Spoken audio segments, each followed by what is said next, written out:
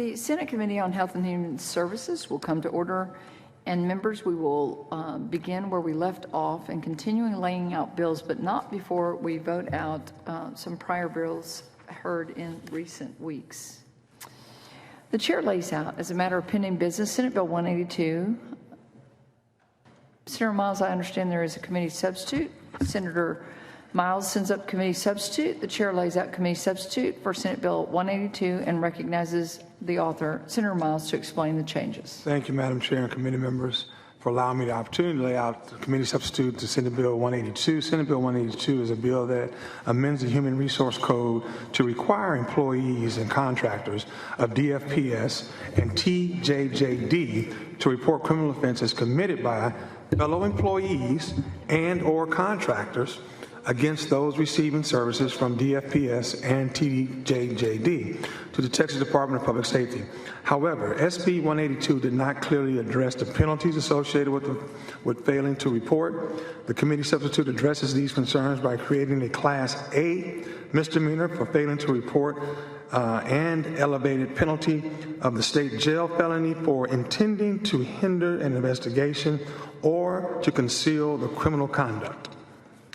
This mirrors the penalty for failing to report for child abuse and neglect in other parts of the state code. I want to thank you, Madam Chairwoman, and members for allowing me to lay out this bill and having this opportunity to amend my bill. Thank you, Senator Miles. And this is a follow-up to our interim hearings that were established just a little over a year ago, and some of the work that we found when reports did not elevate past middle management at DFPS. This gives another route to be able to report. Yes, ma'am. This is one of our efforts in trying to prevent what happened, unfortunately, at a facility that was contracted by us, as we all know, is being named the Refuge, where evidence was concealed by staff, which allowed the abuse to continue to go on for some time. So I enjoyed working with you on that interim, and this is just one of the results. This is just one of the things that came out, and I look forward to getting it passed and looking forward to your support, ma'am. Thank you. Senator Hancock moves that Senate Bill 182 do not pass, but the substitute adopted in lieu thereof do pass and be printed. The clerk will please call the roll. Senator Kolkhorst? Aye. Senator Perry? Aye. Senator Hancock? Aye. Senator Hall? Aye. Senator Miles? Aye. Senator Hughes? Senator Blanco? Aye. Senator Sparks? Aye. Senator LaMantia? There being 7 ayes and 0 nays, committee substitute to 182 is favorably reported.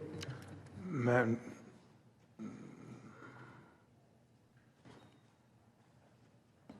yes, ma'am, if we can, as quick as possible. When we go. The admin chair thinks it's all right. Right. Just go ahead. Senator Perry moves that committee substitute to Senate Bill 182 be recommended for the local and uncontested calendar. Is there objection? Hearing no, it is so ordered. Madam Chair and members, I greatly appreciate you. Thank you. Chair lays out a matter of pending business, Senate Bill 25. Senator Hancock moves that Senate Bill 25 be reported to, I'm sorry. Is that it? Okay. Senator Hancock moves that Senate Bill 25 be reported to Senate with recommendation that it do pass to be printed. Clerk will call the roll. Senator Kolkhorst? Aye. Senator Perry? Aye. Senator Hancock? Senator Hall? Senator Miles? Senator Hughes? Senator Blanco? Senator Sparks? Senator LaMantia? Being 7 ayes and no nays, Senate Bill 25 is favorably reported to the full Senate. You want to leave it there? Okay. Chair lays out a matter of pending business, Senate Bill 944. I understand there is a committee substitute. Senator Hancock sends up a committee substitute. Chair lays out the committee substitute for Senate Bill 944. Recognizes Auditor Senator Kolkhorst to explain the changes. Thank you, Mr. Chairman. Members, after testimony last week, we created a committee substitute to address some of the concerns, and the committee substitute amends the current requirements to receive an interdisciplinary and team recommendation to be admitted to an SSLC. This revision includes an exemption if a commitment order is obtained through SB 944. Additionally, the committee substitute stipulates that to obtain a commitment order, evidence must be presented that indicates an individual is at risk of hurting themselves or they are currently unable to care for their basic needs. Senate Bill 944 will address the current process by enabling parents and guardians to petition for commitment orders to secure an admission to a state-supported living center. All right. Any questions, member on the committee sub for Senate Bill 944? None. Senator Hancock moves that adoption of committee substitute for Senate Bill 944. Is there objection? Hearing none, Chair. The motion is adopted. Senator Hancock moves that Senate Bill do not pass. Senate Bill 944 do not pass, but the substitute adopted in lieu thereof do pass and be printed. Clerk will call the roll. Senator Kolkhorst? Aye. Senator Perry? Aye. Senator Hancock? Senator Hall? Senator Miles? Senator Hughes? Senator Blanco? Senator Sparks? Senator LaMantia? Been 7 ayes and no nays. Committee substitute Senate Bill 944 is favored. Reported to full Senate. You want to send to local consent? Local. Senator Kolkhorst moves that committee substitute for Senate Bill 944 be recommended for the local uncontested calendar. Is there rejection? Hearing none, it's so ordered. Okay.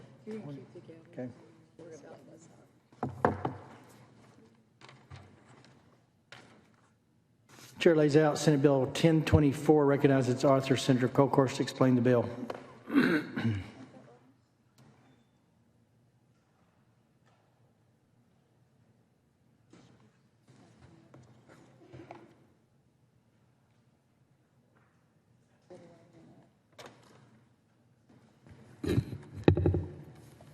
Thank you, members. This afternoon, I know we started with Senator Middleton with one of the bills because he's laying out another bill in another committee, but there have been quite a few bills that have been referred to Health and Human Services.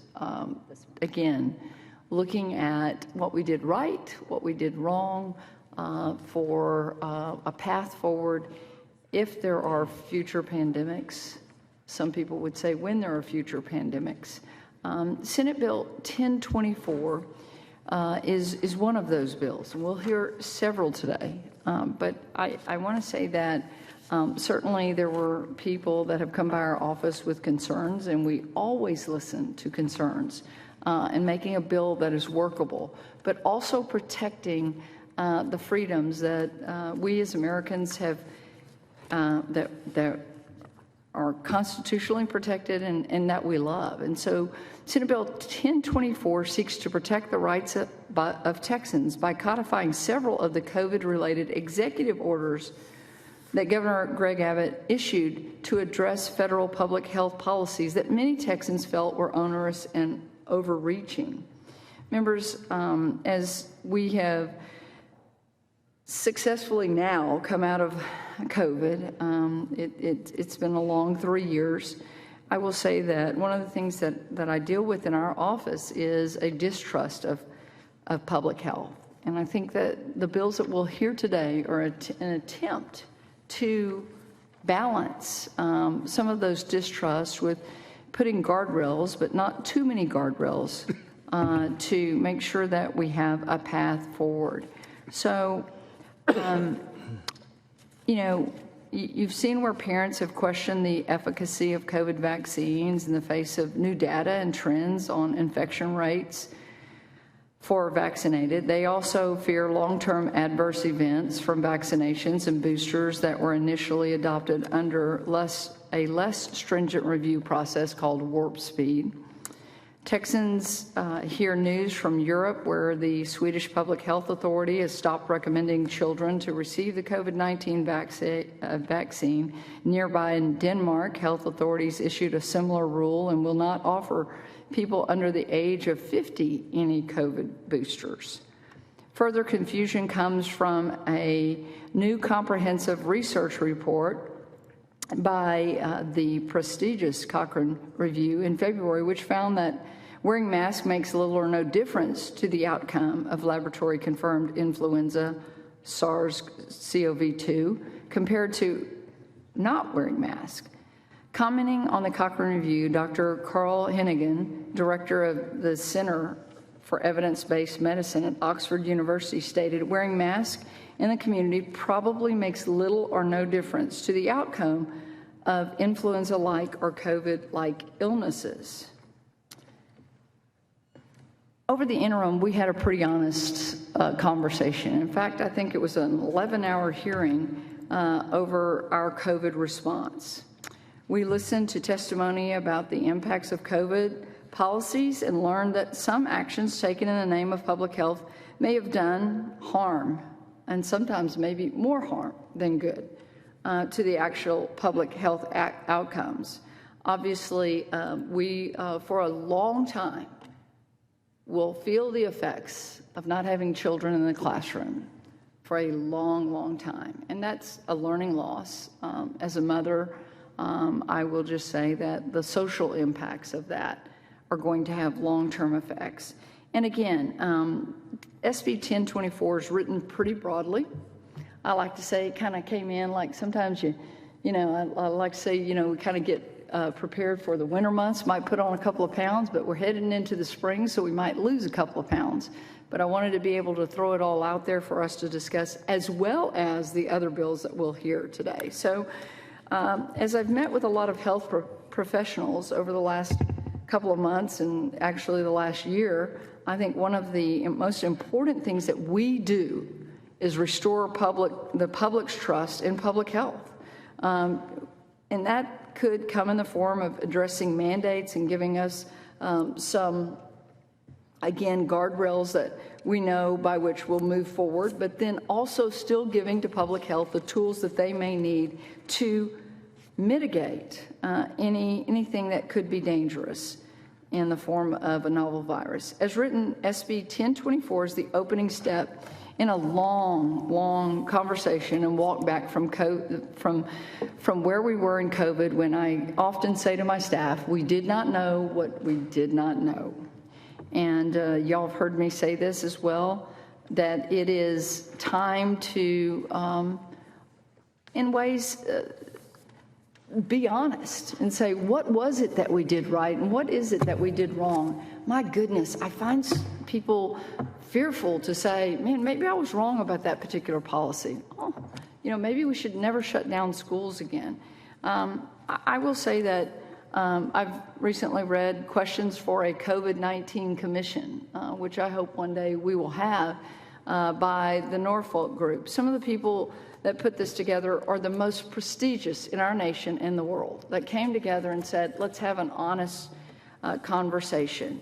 And I'm just going to read one paragraph to kind of set the tone for the rest of the day. Again, number of members still having bills that will come after 1024. In the third paragraph in the introduction, it says, at hospitals, morbidity and mortality, known as M&M's conferences, are used to examine errors or admissions in order to improve medical care. Aviation agencies conduct detailed investigations after airplane accidents and incidents. Pandemics are recurring events throughout history, and there will be future pandemics. It is thus critically important that we thoroughly examine federal pandemic responses and decisions so that we can identify and learn from mistakes. Individual states should take on the responsibility of conducting similar processes to analyze their own responses to the pandemic. Other countries have conducted such inquiries, such as Norway, Sweden, the Netherlands, the United Kingdom, and Denmark, and made results available to the public and to the decision makers. The United States is notably absent from this list. These inquiries pose important questions to key decision makers during the pandemic, including politicians, leaders of the Centers of Disease Control and Prevention, we know it as CDC, the Food and Drug Administration, the National Institute of Health, NIH, and the National Institute of Allergy and Infectious Disease, NIAID. We heard a lot of that from a lot of those particular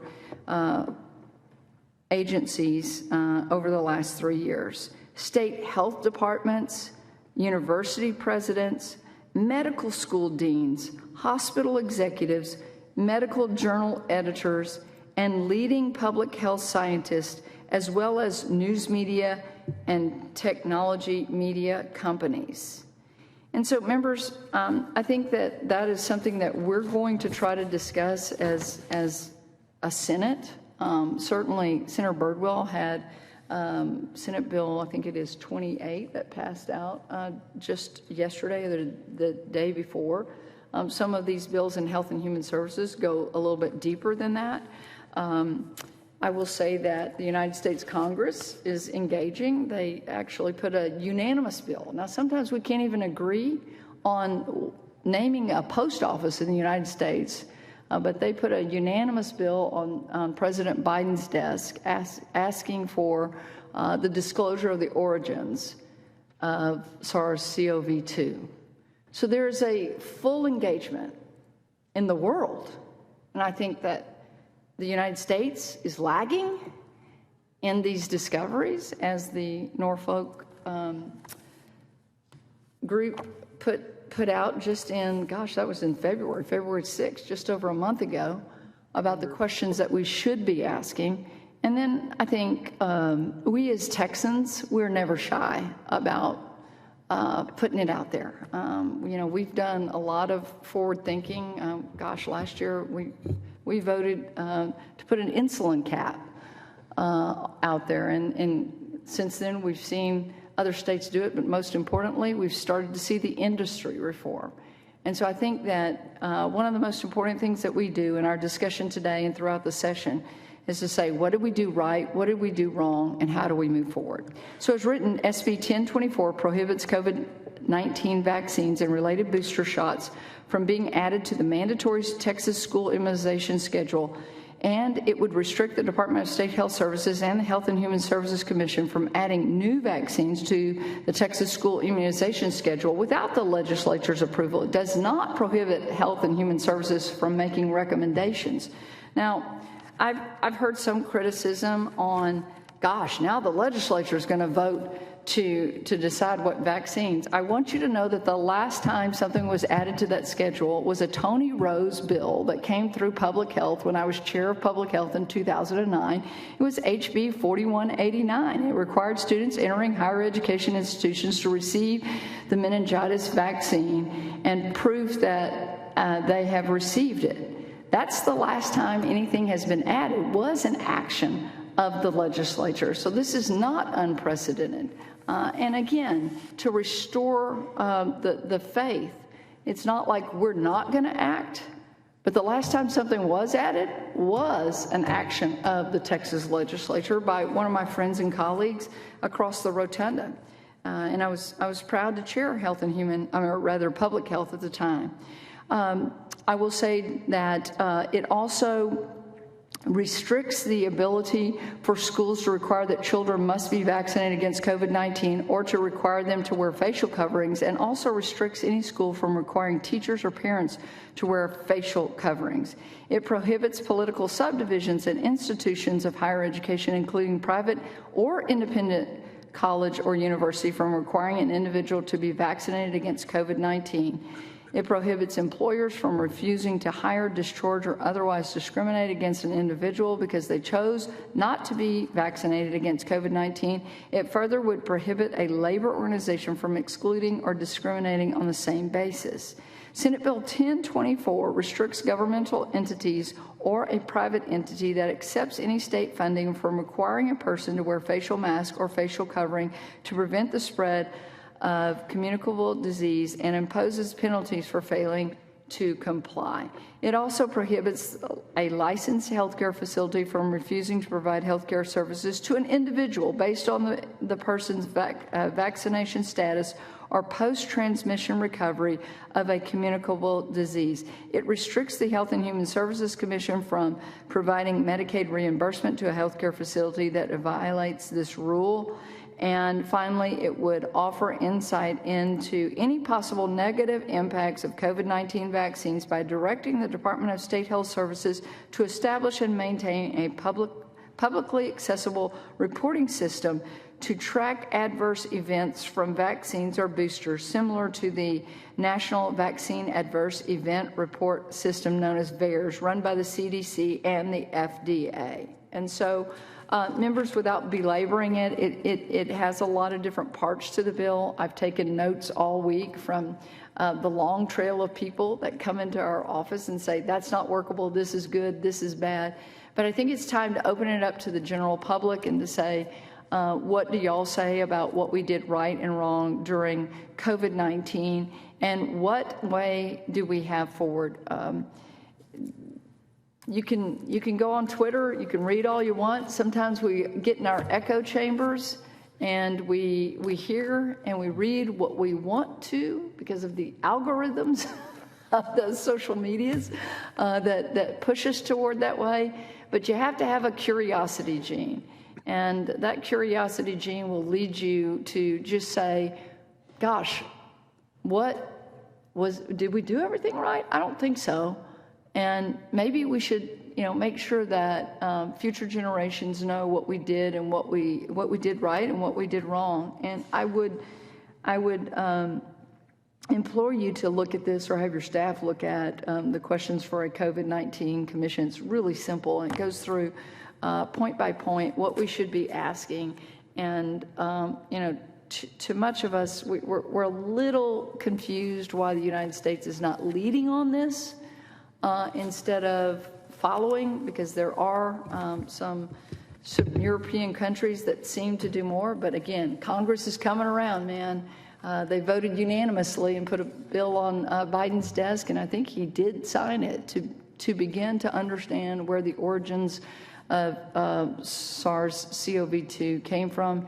And hopefully that will lead a very bipartisan effort for us to understand what happened to our world, almost brought our economy to its knees. But more importantly than the economy, we remember those who perished during this, both from the novel virus, those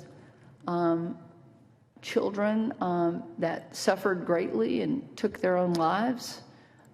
There was those that did not get their appointments for cancer prevention and now are suffering from that or have died from that. There is just a lot of spin out from this. And it is a very serious issue, and one that I'm pleased that so many members have filed bills on. So with that, Mr. Chairman, I'm Thank you, happy Madam to Chair. take questions. Members got questions? Yeah. Senator Hall. Thank you, first of all, for bringing this bill. And I'm not going to say nearly as much as I would like to say leading up to why the sad part is that we're even having to do this. We're even having to take this action, and we keep talking about this thing as a vaccine when we know it wasn't a vaccine. And what got us into this situation is we now have a federal government that has lost its compass and has decided that it can dictate to the people whatever it wants and craft whatever story it wants behind it, and has no problem lying to the people. And what we know now, and this was brought out in the hearings we had last session, the recommendations that came to people that we really should separate ourselves from the CDC and FDA and do it ourselves. This is Texas. We have no business just blindly following the federal government, particularly after we've seen, and we now have the data that's out of the tremendous number of people that have not died from this vaccine or been adversely affected from it. It's gotten to the point they can no longer hide it any longer. They just pretend it doesn't happen. And I don't see any reason that things are going to change in the future. So we have to take action to protect the people of Texas. We have to take actions to make sure our state agencies don't blindly walk in lockstep with whatever the federal government says, like we had with our Health and Human Services and our TMB, that we have to start thinking for ourselves in this and making sure that if the federal government isn't going to do what it's supposed to be doing, that we need to be protecting the people of Texas and not let this happen again. And I know this is focused on the COVID-19, but there is no reason to think that there isn't another version of a pandemic in the works out there to make the pharmaceutical companies a whole lot of money, because that is exactly what was behind this when they stepped up and stopped the idea of treating this. As we now know, and you'll hear lots of testimony again, we had it in the last session, that those doctors who actually treated the patients with the existing pharmaceuticals that worked, a vaccine was never needed. It was not needed in this, because a vaccine is supposed to be the last thing you do when there's no other way to prevent the disease. And we now know that there was. Now, the federal government's never going to admit that or accept it, but we all know what the truth is. And so I think this bill and the other ones like it, it's incumbent upon us and our responsibility to protect the people against our federal government, so long as we fear that they're going to continue acting this way. So I want to thank you for this, and look forward to hearing the testimony on it. Thanks, Senator Hall. Any other? Mr. Chairman, Senator Miles. I'm sorry, Madam Chair first. I want to say that, again, at different times, again, I just want to say COVID was very serious. It definitely was. And we're not going to at all make light of the fact that people lost their lives from this novel virus.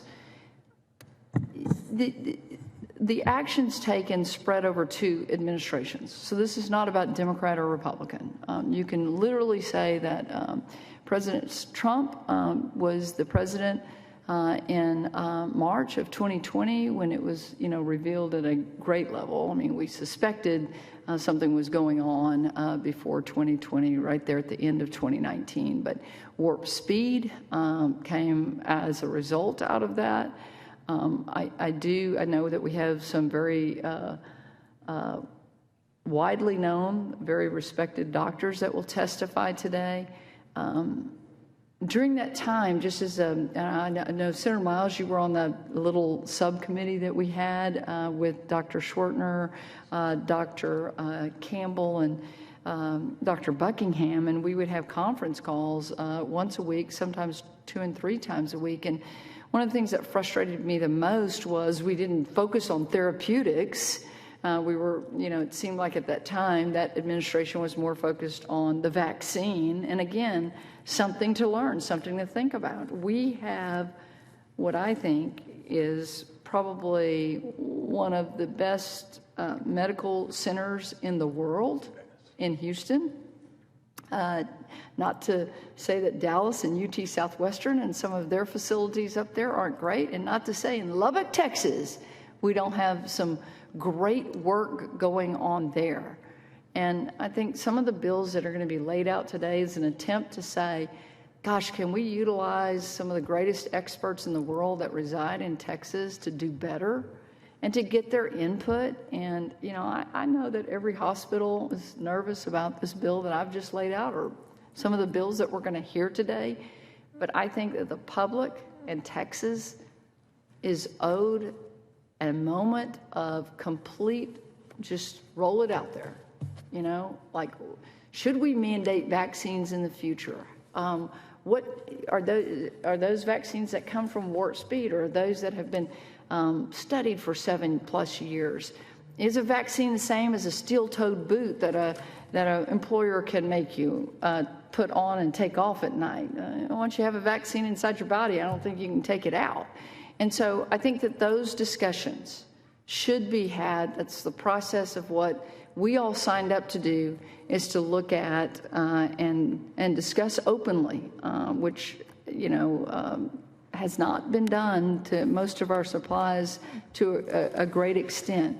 And because COVID has straddled two administrations, both the Republican administration and a Democrat administration, stop the blame game and just do what's right, because you both made mistakes.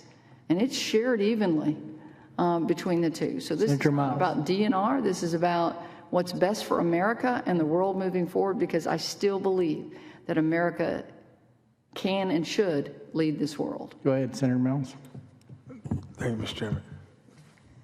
Chairwoman Kokors, I'm going to agree with your last statement 100%, that we just need to have discussions.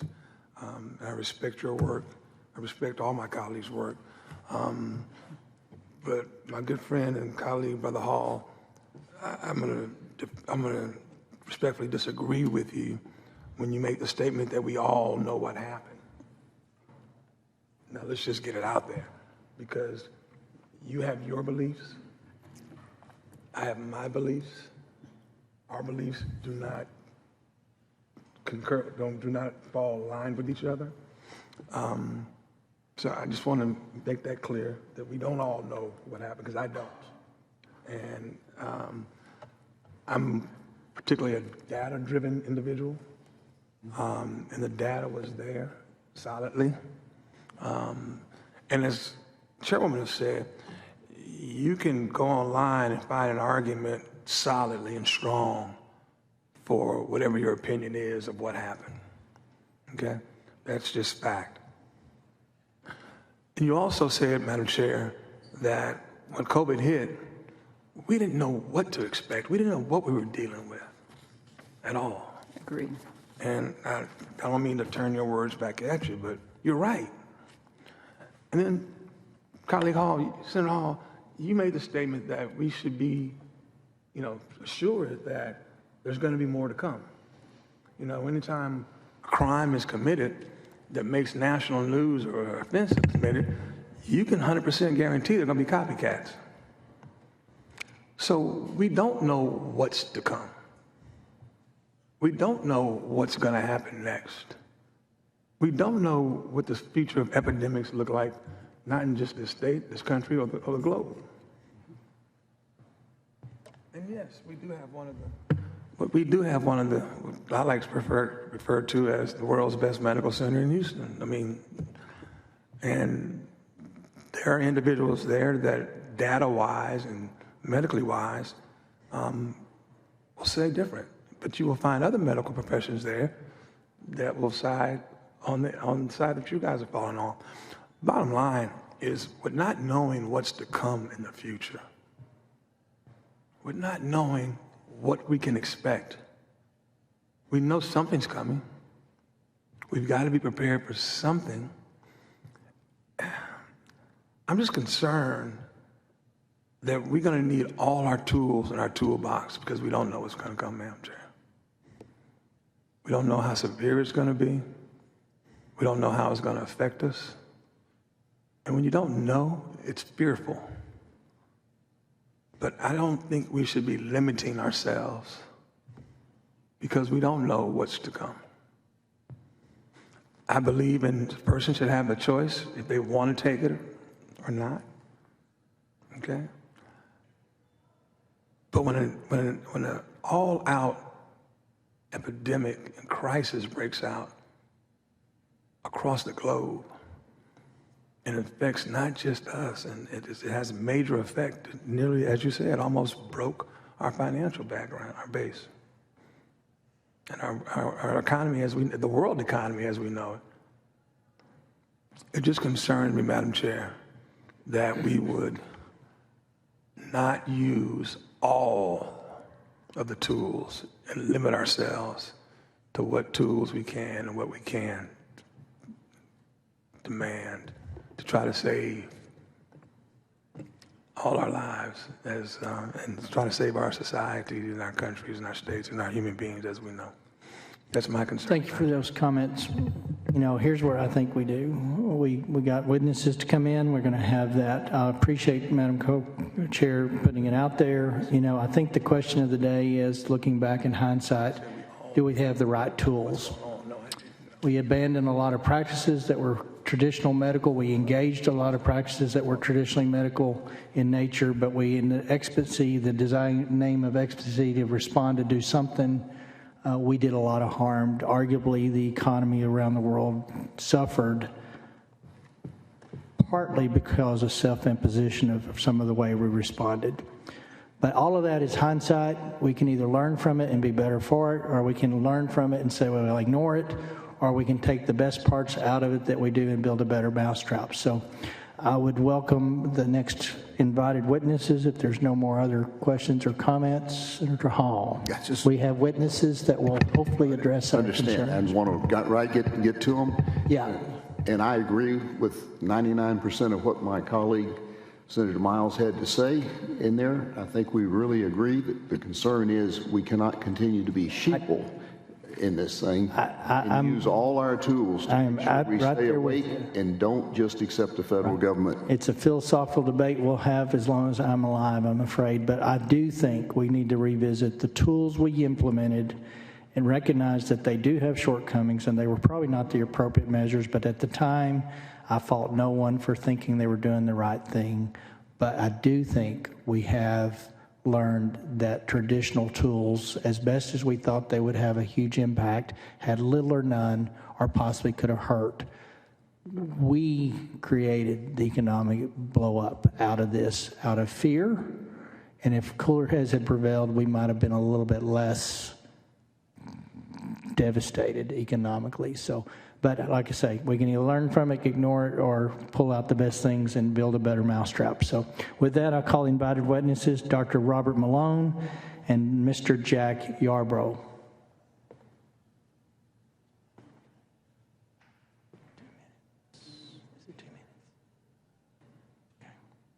2 minutes for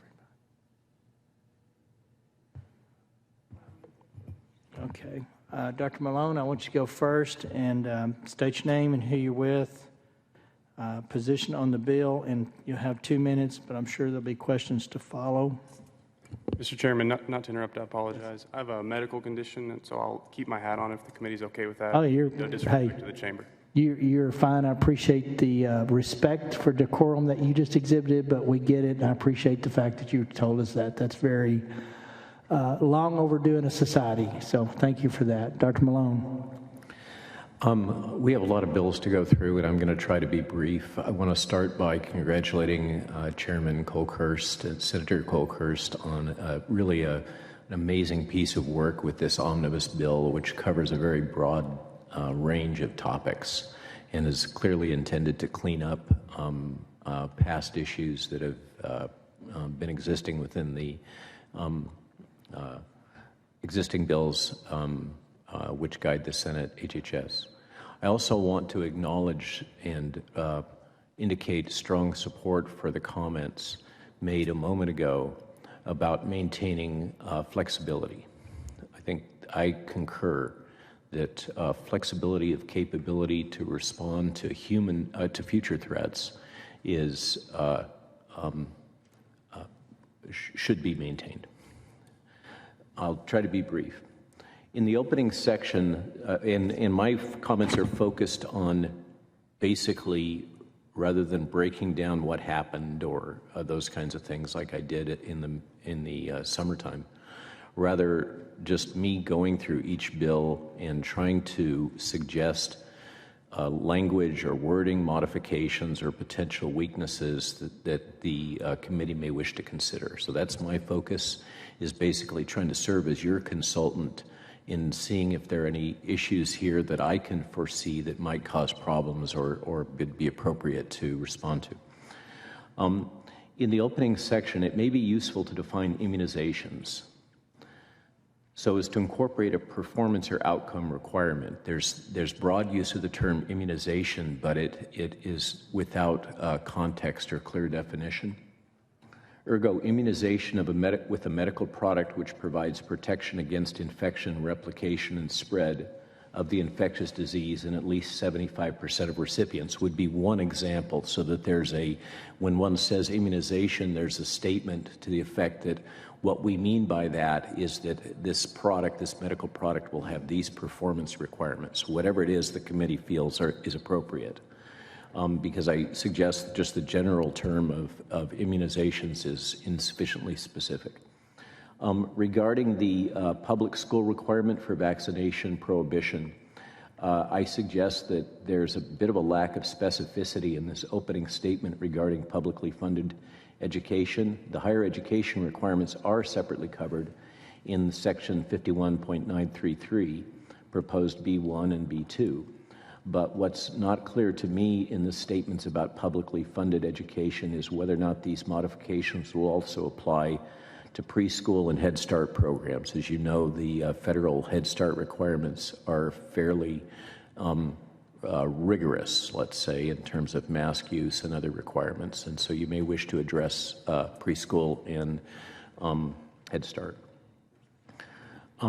Regarding the prohibitions on private school and other aspects, I wanted to bring to the committee's attention there's reports of educational institution associated extracurricular activity requirements for COVID-19. So in one example that was given to us, this was someone that was on a debate team in his state and had not been required to be vaccinated, but then when competing in the nationals for the debate competitions, then suddenly there was a vaccination requirement. And so the student was looking at having to not compete at the national level because of this sudden and apparently arbitrary and capricious imposition of vaccine requirement at the national level, even though it had not been required at local levels. So again, to emphasize this, just one example to suggest to the committee to be sensitive to the extracurricular activities that may be school associated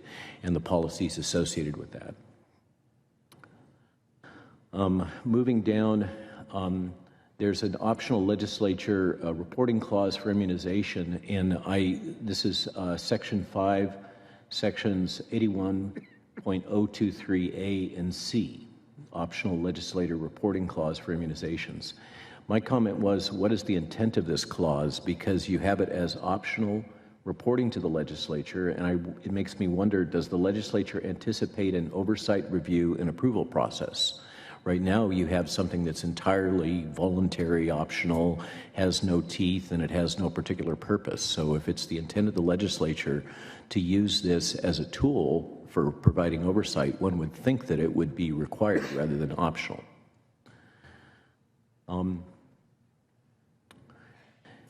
In a further section, includes reporting requirements which shall require compliance for any adverse event, whether or not determined to be vaccine related. Okay, reporting of all adverse events. I'd like to drop into this. I mostly wrote this about SB 265, which has similar clauses, but I'm going to crib from my notes from that because we're taking this bill up first. Compliance with these clauses, just so we're clear, the way this is being written, compliance with these clauses will require considerable effort and rigor. I think it's appropriate, particularly for the clauses that relate to experimental products or not yet approved products or EUA products.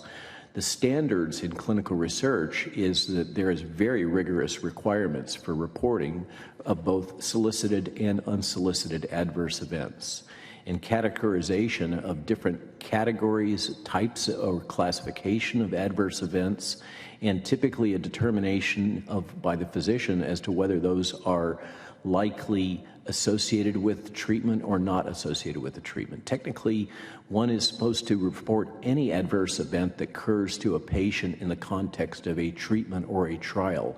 So for instance, if the patient was to have a automobile accident, that would be an adverse event. They would have to go to the hospital, but it probably would be unrelated to the drug. It could be potentially if the person had a stroke and that's what caused them to have the automobile accident.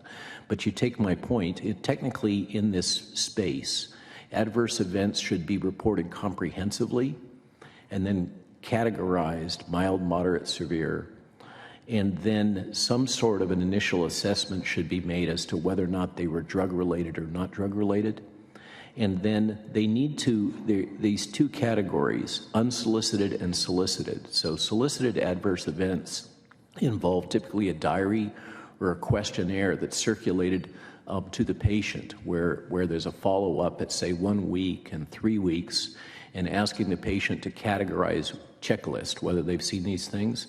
Unsolicited would be the patient volunteers that, oh, I suddenly had a chest pain or a headache or tinnitus or whatever the thing is, okay?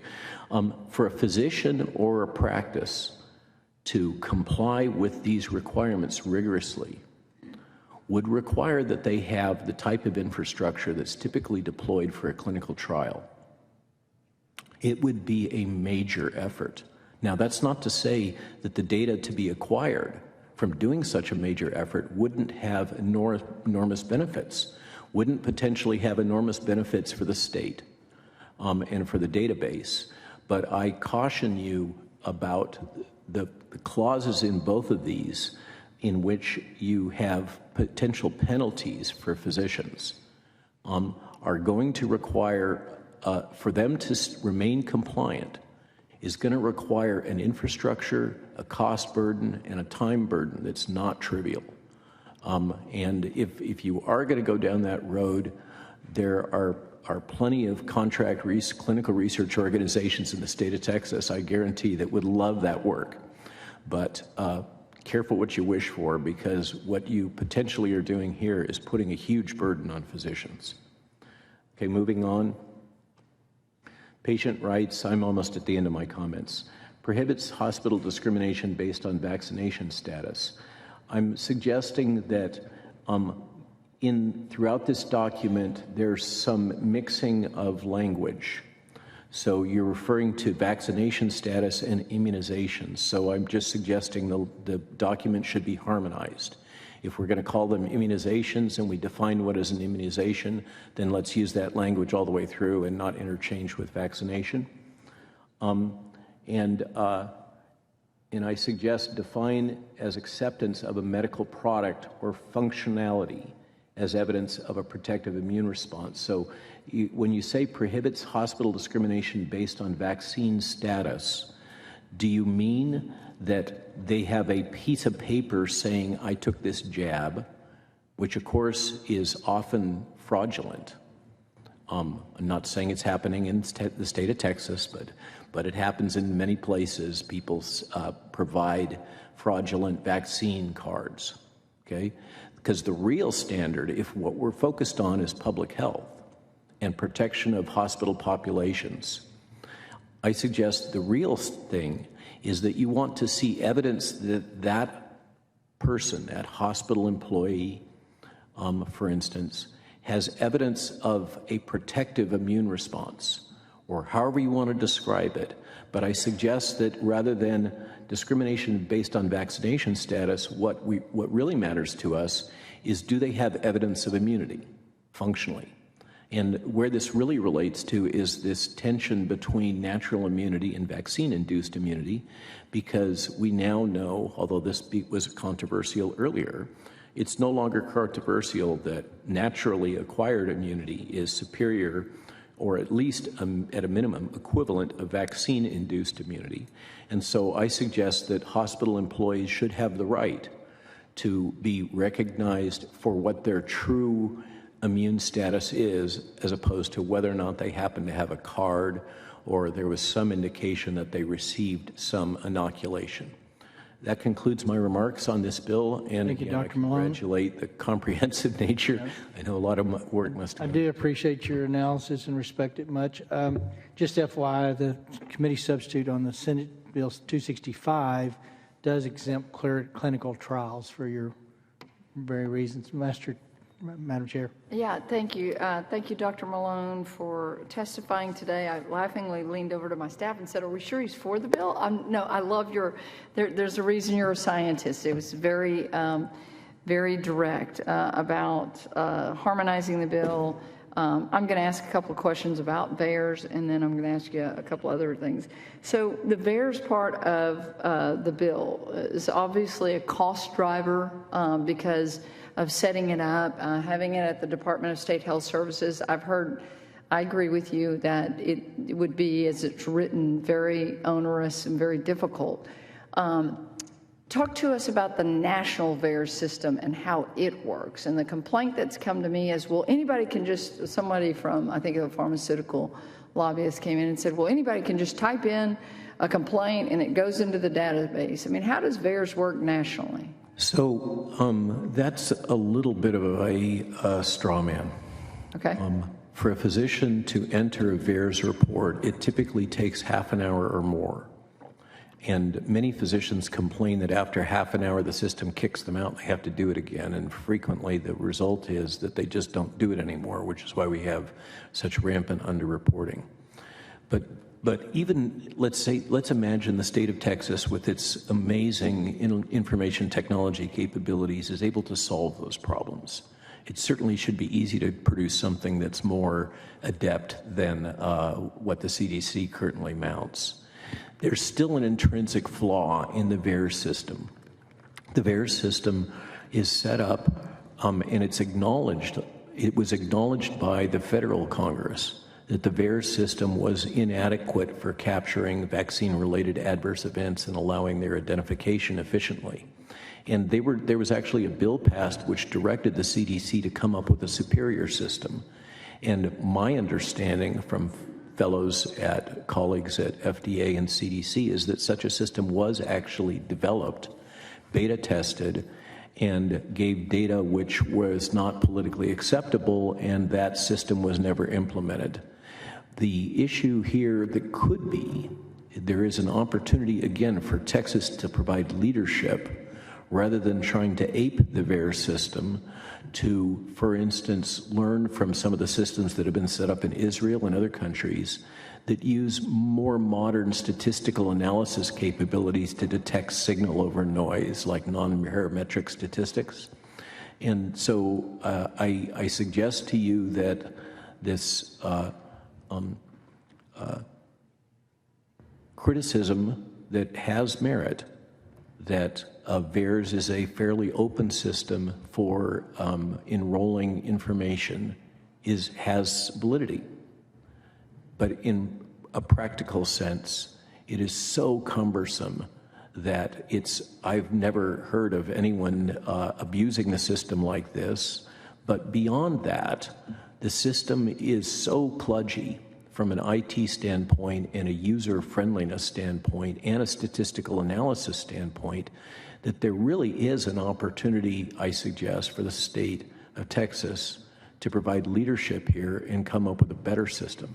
Over. And would, again, would it just be physician reported to the VAERS, or would it be more open-ended where a patient themselves could report it? So there's what has value? Very simple solution, and I'm in the, as the gentleman was saying, I'm in the bin of data is good, more data is better, okay? And it's a really simple drop down to have someone identify who they are and to have enough data captured that you can verify that they are who they are. So if it's a physician saying that they're entering the data, then you can have their physician identification number. If it's a patient, you can have their contact information or whatever you feel is appropriate to capture, and then you can parse those data based on source, so that you have a broader spectrum that has data coming in from a variety of sources, and a more narrow one that has fully validated data that's coming from hospital administrators. I mean, I would think ideally you would wish to free physicians up from the really burdensome task of entering this stuff and enable administrators or other staff to do so, but have drop downs. I mean, this is simple stuff in an IT world. That's my opinion, ma'am. Great. I want to ask a couple questions about vaccines and mandated vaccines in hospitals. So for the workforce, Yes. We're still, as the Texas Hospital Association and others will tell you, that there is still a rule by CMS that says we're going to cut off your Medicare and Medicaid. I'm making this very simple. If you do not have a vaccine mandate in place, We all know of people that have said, that are not going to work in a hospital because they chose personally to not take the mRNA vaccine. So the question is, how do hospitals handle this if we were to pass one of these bills that said you can't mandate vaccines, and that includes hospitals? What do you see happening with that mandate from CMS? Well, obviously, the state of Texas would end up in a oppositional environment, much like the state of Florida has with the federal government, and that's not necessarily the best interest of Texans. Once again, I think this has some fairly straightforward solutions. Number one, and this is not going to be popular among some subset of people that follow me on social media, et cetera, but the truth is that hospitals have long had vaccine mandates, particularly for influenza and hepatitis B. And we can arm wrestle about whether or not that's appropriate, but that has long been a policy. In my mind, the big differentiator with what took place with mandates in hospital staff with these products is that these were literally experimental products, emergency use authorized products with very little pre-existing safety data. And so if I put myself in the place of the hospital worker, they were faced with a situation in which they were being told that they absolutely must take a product which had essentially no insufficient data to allow them to have informed consent, to actually be able to assess what the risks of the product were. And it had very little or almost no data on long-term impacts because we didn't have sufficient time. And this has been my core objection all the way through this COVID crisis. Is the biggest affront was the bioethical one, that fundamentals of bioethics require that patients are able to grant informed consent, which means that they have a requirement, we have an obligation to them to provide a full spectrum of information to allow them to assess risks. And we have to provide it to them in a language, typically 8th grade reading level, that allows them to comprehend this or in Spanish or whatever their unique cultural characteristics are. And hospital staff was not afforded this dignity, really. I think personally, I think it's human dignity that we should respect our colleagues and their ability to decide their own integrity of their body. And clearly the Supreme Court has recognized there's a tension here between the public interest and the individual interest, but I think that in this case, the dividing line was that these were EUA products. They were not licensed. There was not sufficient information to allow informed consent. And they were being forced on people, medical professionals who had valid concerns. So that's where I would draw the line if I had to, ma'am. Mm-hmm. Good, excellent. So last question would be about masks. Senator Miles talked about having tools in the toolbox. Oh, I forgot to mention my mask comment. I apologize. I'm with the senator. I counsel that the way the language is written, there doesn't seem to be so I'm going to give you an example so I'm not just talking the abstract. The masks, according to the Cochrane Review, and I concur, it's a valid and rigorous. When I went to Harvard, we were taught the Cochrane Review series and process was the world gold standard for meta-analysis. The Cochrane Review that you referenced in your opening remarks refers to a small respiratory virus. The bill speaks to a wide range of pathogens. For instance, there are bacterial or fungal pathogens that are transmitted through fomites or larger sputum particles. And those larger sputum particles could, in a future scenario, there might be a pathogen that was, for instance, Ebola is an example of this. Ebola is not technically transferred through respiratory droplets. Right. Yet, the very large droplets that are associated with intubation absolutely transmit Ebola, and it was a major cause of mortality in Africa early on in the West African outbreak.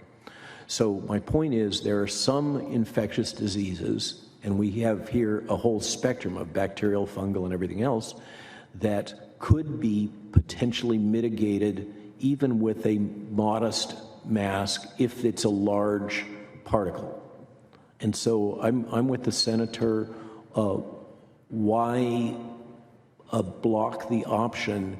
I would leave. My counsel is to leave a back door in the mask clause that allows some appropriate public health official or the legislature to waive that prohibition in the event of a determination that there's a public health crisis that merits mask use.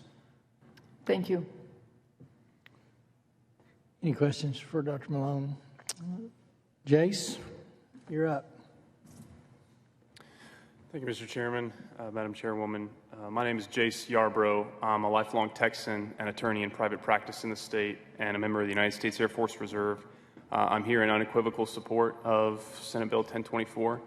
So in the fall of 2021, my ability to provide for my wife and 4 young children was threatened by COVID-19 vaccine mandates from both my civilian employer, a very well-respected Texas-based law firm, and from my military commander.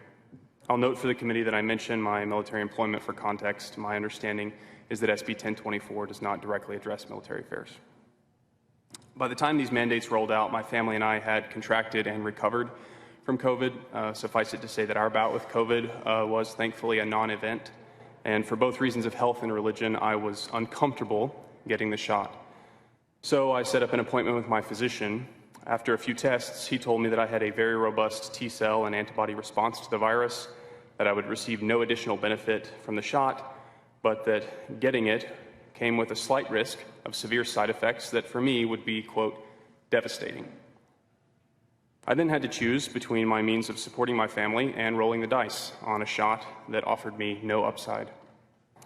As to my law firm, I gave my notice the day before my firm's deadline went into effect. I had previously confronted the partner in charge of my firm's local office about the increasingly radical events the firm was hosting in the name of diversity and inclusion. He told me in no uncertain terms that the firm needed to develop business on the coasts, that signaling allegiance to a leftist cultural agenda was good for business, and I understood my firm's draconian vaccine mandate to be a part and piece of that signaling effort. In searching for a new job, I was able to find one firm comparable to my previous employer who was willing to work with me regarding my refusal to report my vaccination status or receive the shot, but that was the only option I found. As to my military service, I have managed to avoid involuntary separation, but my career in the Air Force Reserves is practically over. Given the fallout from my refusal to get the shot, I doubt I will ever see another promotion. My experience is of concern to this committee, and I appreciate that, but I'm a veteran with degrees in electrical engineering and government from the University of Texas at Austin. I have a JD from a very well-respected law school. I have skills and a background that even the most well-known and well-resourced law firms value. Come what may, I will land on my feet, I will provide for my family, I will be fine. But what of those who, because of background, skill level, or experience, don't have that same bargaining power? For example, the guys who worked in the mail shop at my previous law firm, those who were responsible for food services, our paralegals, people like that. In closing, I'd like to thank Senator Kolkhorst for introducing this legislation. The collective amnesia regarding the strong-arm tactics of Texas employers and institutions through COVID-19 vaccine mandates is shocking, and the attempted gaslighting on this issue is insulting and frustrating. We should ensure that hardworking Texans never again have to roll the dice in order to feed their families. I strongly support Senate Bill 1024. Thank you for allowing me to testify. Thank you, sir. Any questions? Appreciate your testimony. It's always good to have a face. Yes, sir. Really is. Thank y'all for being here. All right. I will now open public testimony. We're going to leave public testimony on this one. Thanks. You'll be left pending. Members and those that are here to testify, what we do is we lay out our bills and have any invited testimony, and then we'll move to public as soon as we finish laying out all the bills. And so, are you ready? Just a moment. Okay. The chair lays out Senate Bill 1538 and recognizes its author, Senator Hall, to explain the bill. Senator, I understand there's a committee substitute? I'm sorry, 1583, Senate Bill 1583. The chair lays out Senate Bill 1583.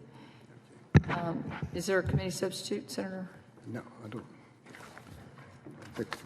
Yes. Huh? You got it. Yes, we do have a committee substitute. Senator Perry sends up committee substitute. The chair lays out committee substitute for Senate Bill 1583 and recognizes its author, Senator Hall. Okay. Thank you, Madam Chair and members. I'll be laying out committee substitute 1583, which is simply the ledge council version of the bill. It's identical to the file bill and no changes have been made. Gain-of-function research deals with altering the way a pathogen works by making pathogens more dangerous and more transmittable. Gain-of-function research involving potentially pandemic pathogens is research that enhances the transmissibility and/or virulence of a pathogen and would result in wide and uncontrollable spread in the general public, or would cause significant morbidity in the human population. This is extremely concerning because it can introduce man-made viruses that present a new danger to the public. Additionally, these viruses can also be mutated to create biological weapons. H5N1 was a highly transmittable fatal virus affecting ferrets created using the gain-of-function research. Due to concerns over the likelihood that the virus could mutate and spread to humans in 2014, the Obama administration issued a moratorium to temporarily halt federal funding for gain-of-function research. In 2017, the moratorium was lifted and new guidelines were adopted to add additional security measures for this type of research.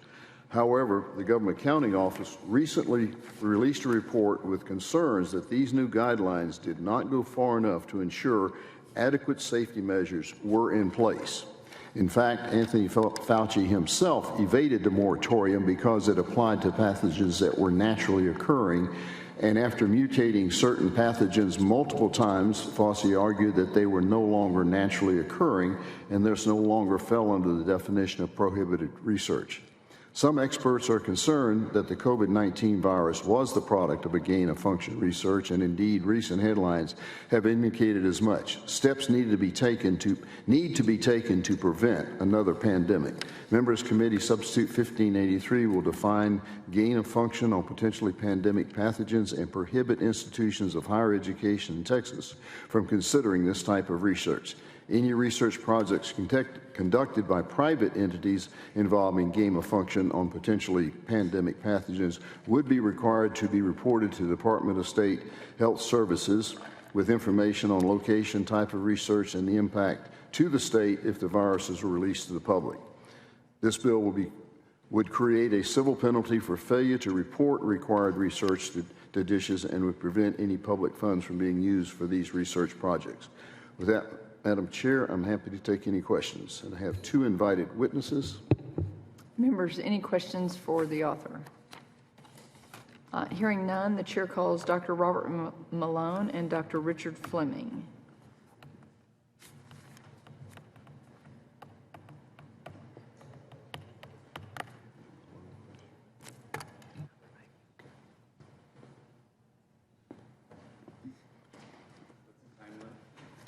It's 2 minutes, sir. All right, we're going to do the very abbreviated version then. I'm a PhD, MD, JD. I've been doing science for 55 years, medicine for 37, and law for 9. Second thing the dean of my college of medicine told us when we entered is that 90% of what we would be taught was wrong. In January of 2020, based upon the theory that I put together at American Heart in 1994, which explains why viruses and other bacterial infections cause inflammatory thrombotic diseases, the reason why SARS-CoV-2 becomes COVID-19, and a patent, I did research and conducted research trials and published the outcomes of data. To do that, I had to understand what virus I was talking about and the origins of that. That began a rather uncomfortable investigation on my part as it became apparent to me that more than $61 million was funded for the development of 3 viruses that you have come to call SARS-CoV-2. Those viruses, in fact, are SARS-CoV-RS SHC014, first called Urbani by Dr. Barrick of the University of North Carolina, SARS-CoV-MA15, and SARS-CoV-RS 3367, all 3 of which match the PCR data of what we call SARS-CoV-2. The funding for that came from several federal agencies in excess of $61 million. The Department of Defense, who paid for more than half of it, Health and Human Services, the National Science Foundation, USAID, Department of Health and Human Services, DHS, Department of Commerce, Agriculture, and the Interior. On the 12th of November 2019, 7 weeks before SARS-CoV-2 was identified, DoD sent over $419,000 through the Labyrinth Corporation to Ukrainian labs for a report on COVID-19. 7 weeks before any of you heard about it. Now, we do know that it was out in northern Italy in August and September because tissue biopsy specimens proved it was there. We also know that the Wuhan lab, which was brand new in 2018, required additional ventilation, filtration, and incinerator systems. And at the time that the war games were carried on, people who attended those noticed the streets were barren, they were temperature checked, and they were asked to do hand washings. People who worked at the Wuhan lab were showing up in the hospitals. On the 12th of November, the U.S. government sent over $400,000 to the Department of Defense through Labyrinth to the Ukraine for a report on COVID-19. These agencies are in violation of several treaties and laws. In 1975, the United States signed the Biological Weapons Convention Treaty and specified we would not make such weapons.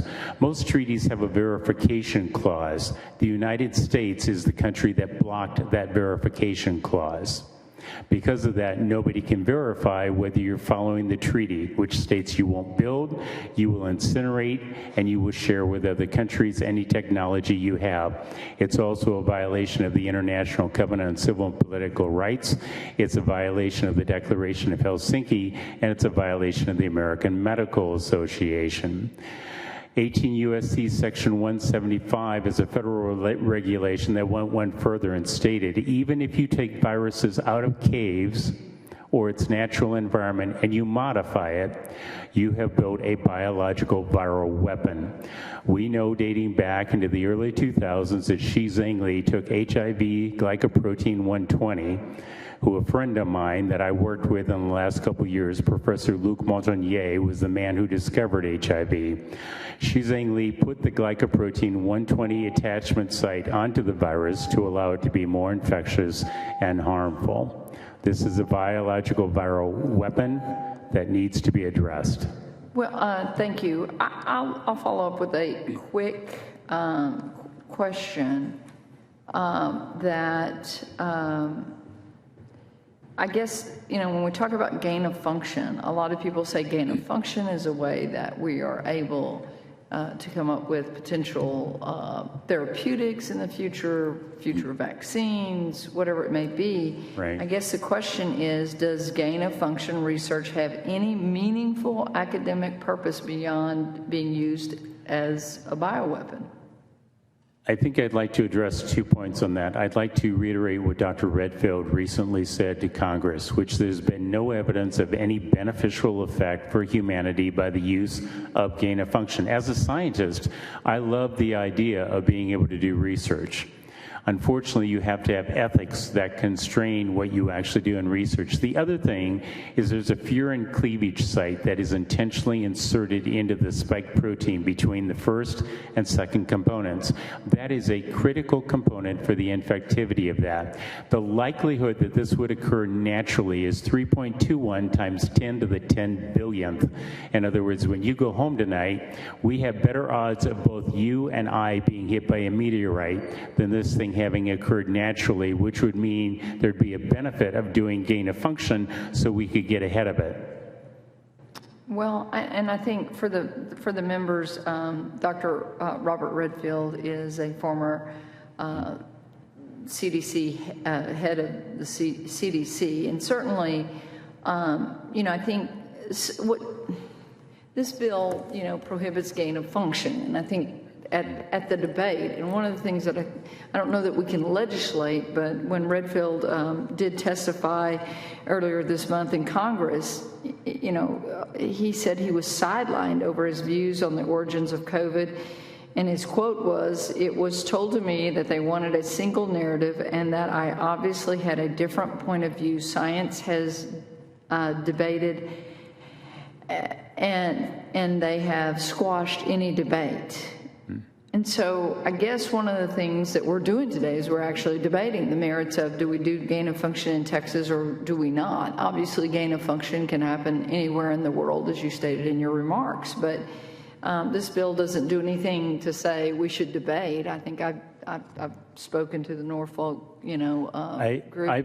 I personally think that the people who did this should be held criminally accountable. And in all transparency, we've begun a campaign known as 10letters.org.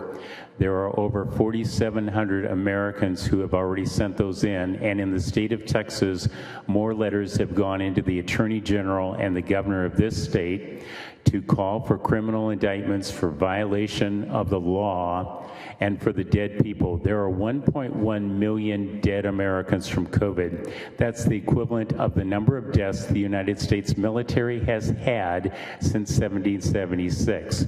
The genetic vaccines are in a codification of the viruses that they made, thus making them gain-of-function biological weapons. There are 1.5 million VAERS adverse events. 100,000 more people have been harmed by the vaccines than the United States has had military wounded since 1776.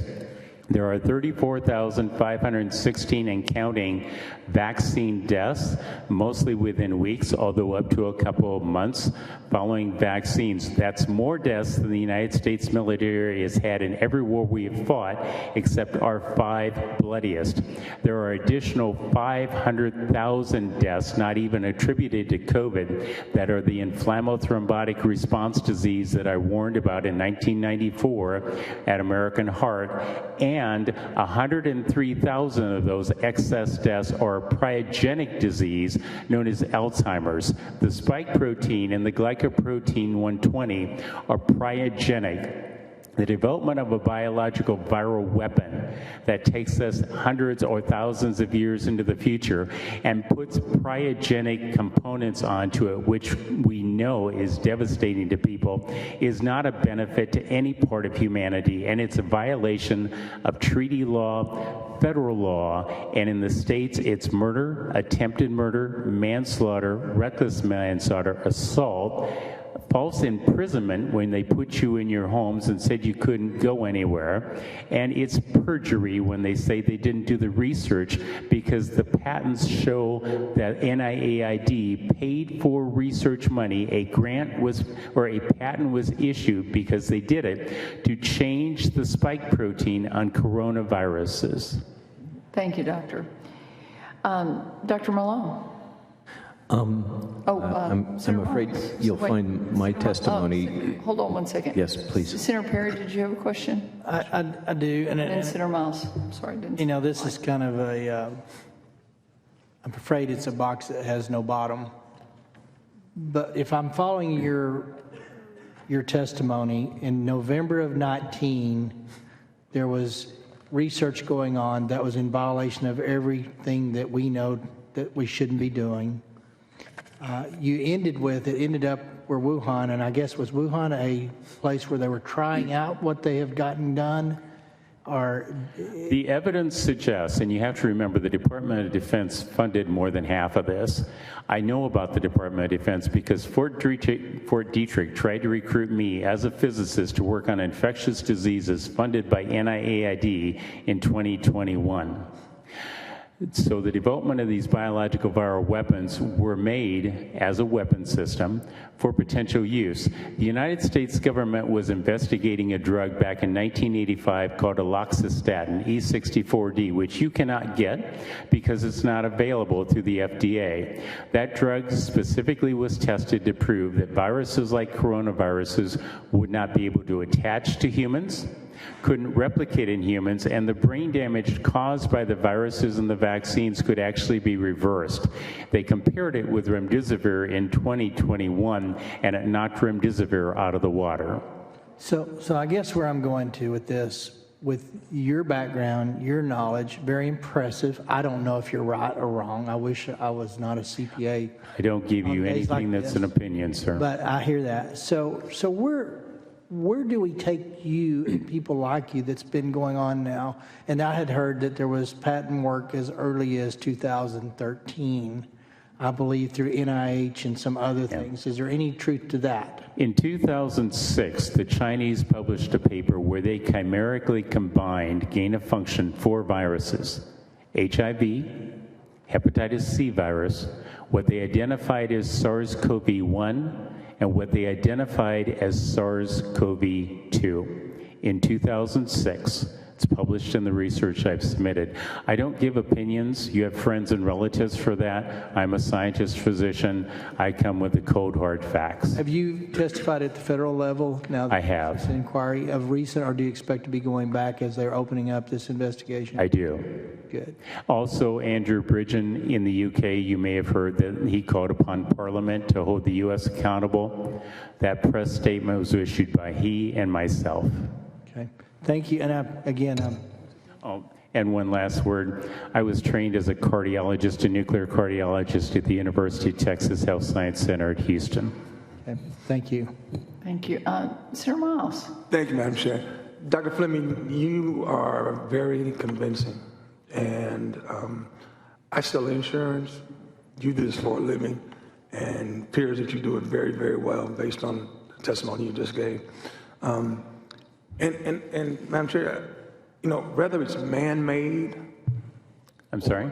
Basically, you were saying that the COVID was a man-made. Yeah, there's actually 20 years worth of papers that I've put together so you can track where the monies went, who did what work, how they modified specifically. There's one everybody talks about where there's the backbone of one virus and the spike of another. But if you do what I do, because I review for 17 journals, 16 medical and 1 real one in physics, you'll find 5 specific nucleotide bases that were changed, one in the envelope that was critical for the attachment of these viruses. That was not an accident, and when you start doing those types of things, you're not one step ahead of nature by any stretch of the imagination. You have played with it, and I use this phrase delicately as to not offend for a variety of reasons. I love science. And I'm here defending science because this got by me. So I am personally responsible for this happening, for not being on this sooner than all of this. And my responsibility, ethically, if I think I am playing God, I step back because I'm really smart, but I'm not that smart. So, man-made or, organically or however it came to be, how many people to date, I'm sure you have this data, how many people to date have died or had difficulties, who died from the vaccination? Right, so there are 34,516 that have, from these 3, from Pfizer, Moderna, and Janssen. One of the other things I've actually done is... Can I clarify that? That's how many is 35,000 deaths worldwide from the vaccination that you conducted? U.S. deaths. Okay, U.S. that you U.S. deaths. And We both can't talk, Doc. I know you're a very intelligent man. Right. You gotta let me get my questions out, okay? Sure, Thank please. you. Respectfully, thank you. And I respect all the work that you've done thus far and the testimony you've given. My question is simple. The state of Texas, you have data that shows that 35,000 people to date have died from the vaccination. the United States, 35,000 have died in the country. Vaccinations. I'm sorry? From the vaccinations. Correct. As a direct result of the vaccinations. Correct. And how many people died in the United States from COVID? 1.1 million. Thank you. Thank you, Madam Chair. I think I'd like... Done, Doc. Right. May I follow with a comment or not? Senator Perry. Yeah, and so we've all heard that, first of all, I don't know that there's reporting of those vaccination deaths of late. I believe, and I have people that are having issues that have died out of the blue with no issues that have, so whether those are being reported or not. But so when you say there's 34,500 through the U.S. that has died, is there another subset of people that had other comorbidity issues that probably because of the vaccination got, I guess I'm trying to make a distinction. Is it verified in that you know for a fact they got the vaccine and that created it, or did it create other issues that are unreported or reported, or does that include the whole universe? Right. The way that the VAERS system and the CDC has reported it, they're reporting it related to the vaccines. The 1.1 million who died from COVID died because of what I said in 1994, an inflammatory thrombotic response. The vast majority of people who died did not die because of the virus. There are 25,000 excess deaths since January of 2020 due to respiratory illnesses. The rest are inflammatory thrombotic response diseases. We conducted an 1,800-person trial where I looked at a number of the medications you talk about.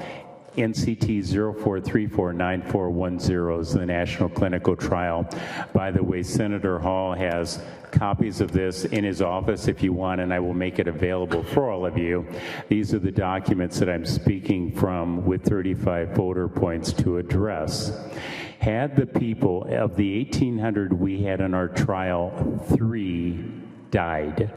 They all had the same COVID disease that 1.1 million died from, but only 3 died when they were treated for the inflammation and thrombosis, which gets to the fact that physicians were hand-tied in their treatment of patients. Now, Denton Cooley and Michael DeBakey trained me. They are rolling over in their graves right now because physicians didn't treat. I'm old enough, I was a medical student when HIV hit the scenes, and we did not stand back and not treat. And 1.1 million deaths from COVID can't be compared to 34,500 from a vaccine, because the deaths were because people weren't treated properly. The other problem is that the vaccines, or the people that were put on ventilators, the ventilators weren't set correctly. There were 3 committees on ventilator settings between 2001 and 2004. All 3 of those committees filed documents that said if you have people who have fluid in their lungs, acute respiratory distress syndrome, and you set the tidal volume on those ventilators at 10 cc's per kilogram body weight for a normal person, that's what you do. If you set an ARDS patient with that, you kill them. Congratulations, we did. Thank you. Dr. Malone. Thank you. One small little nuance on the 1.1 million. That's 1.1 million that were PCR positive at the time of death. So that really is an overestimate of the actual death from COVID. That's death with COVID, as defined by a PCR test that was notoriously nonspecific. That point, moving on, if you don't mind, I have just some really short practical things. Again, I poured through the text looking for things that I could suggest that might help you. I recommend adding the term directed evolution to the prohibited scope. We clearly now have the use of a euphemism for directed evolution as an alternative for gain-of-function research. I agree with Richard. The preponderance of evidence favors SARS-CoV-2 being a product of directed evolution or gain-of-function research. Here's what matters in this state. Investigative journalism disclosures published in Stat News under the title Inside Pfizer's Labs, Variant Hunters Race to Stay Ahead of the Pandemic's Next Twists on August 30, 2021, describe ongoing, quote, directed evolution or gain-of-function research at a Texas university in collaboration and cooperation with Pfizer Pearl River, New York facilities. Specifically, Professor Pei-Young Shi, a molecular biology professor at the University of Texas Medical Branch, has been working closely with Pfizer to perform directed evolution and study the variants. That's a direct quote from Stat News. Okay, so we're not talking about, this is not moot court. There is directed evolution or gain-of-function research being performed now in close collaboration with Pfizer at UTMB, just to put a pin in it. I recommend expanding the scope, not to constrain to humans, but to include veterinary, animal health, and livestock in addition to potential human pathogens. So I'm suggesting that you don't restrict the scope of gain-of-function prohibition to just human pathogens, but you also include animal health and veterinary pathogens. The potential implications are the same. I mean, this is the trendy new term, One Health. We need to recognize it. I recommend consideration of insurance or bond indemnification requirement to compensate potential dangers in the event that the research results in harm to individuals or the general public. This is in response to the clause where you have a provision that gain-of-function research may be allowed in some cases. And so I'm suggesting that if you are going to have that allowance, that you may wish to consider putting in place a requirement that whatever university or private entity that is so allowed to perform that research at some point in time be required to be indemnified in the case that there is a mishap. And that concludes my comments on this particular bill, which I otherwise completely support. And I'm largely aligned with Dr. Fleming in terms of his assessment of the origins of the virus. Over. So, Dr. Malone, I certainly appreciate your very, again, technical approach to clarifying our bills and making them better. So thank you for that. A broad question. Is gain of function necessary for the betterment of humanity? No, it's not necessary for the betterment of humanity in my position.